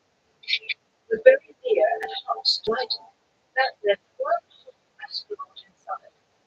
Assuming that it was the astronauts inside, after all, their faces were always covered. The necessary mammoth amounts of air conditioning were probably responsible for the air current. Here, the editor cuts to a still shot of the flag, just as the effect becomes noticeable. Here it is unchanged. This rare clip, attained decades ago, was never re-released for the inevitable increase in experience and speed. To demonstrate 1/6 gravity, a bounce 30 the astronauts move would be similarly achieved with no resistance. Slow motion. You are viewing the scenes as they aired more than 30 years ago. Now let's look at the speed double. It becomes discernible that they are, in fact, in Earth's range and are no more leaving the ground than they would on Earth. It is clear from these rarely seen color television pictures that the crew of Apollo 11 brought a high-resolution color video camera with them on their mission. Yet the only to broadcast live from the moon's surface were these from a low definition black and white camera. In fact, the networks had failed because, in addition to this, they were forced to shoot the images of the second generation of the projection TV of the technology of 30 years ago, and were not even allowed to take a direct feed, which further degraded the quality and clarity of the images. Perhaps this was precisely what NASA and the federal government had in mind. After all, it was the first, regardless of where they were. Better to open up their debut mission with bloody pictures and numerous blackouts, rather than show too much revealing detail of a false that was yet unproven. And finally, the element that seals their fate. Of all the footage of Apollo 11 requested from NASA over a 5-year period, one gem was discovered just before the completion of this documentary. Can you hear me? Caspian? Caspian C? Can you hear me? That's okay. An old reel received by mistake. It contains no more or unedited footage of the crew of Apollo 11, Michael Collins, Edwin Aldrin Jr., and Neil Armstrong, staging part of their mission for nearly an hour in living color, with exceptionally clear behind. Caspian C, can you hear me?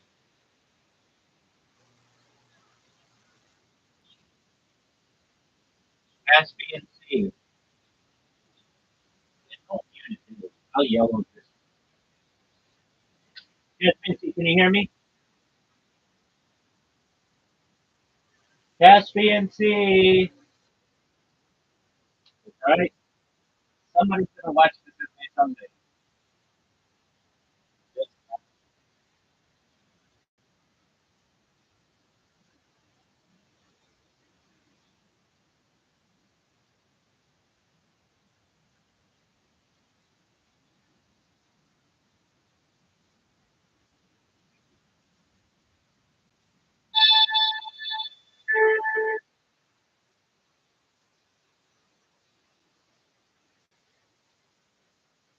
People all have people, there are lots of ways to depend on fossil fuels.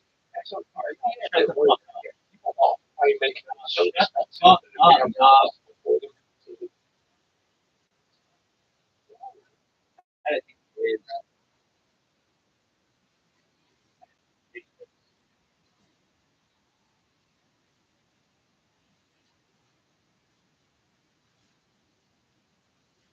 which one of these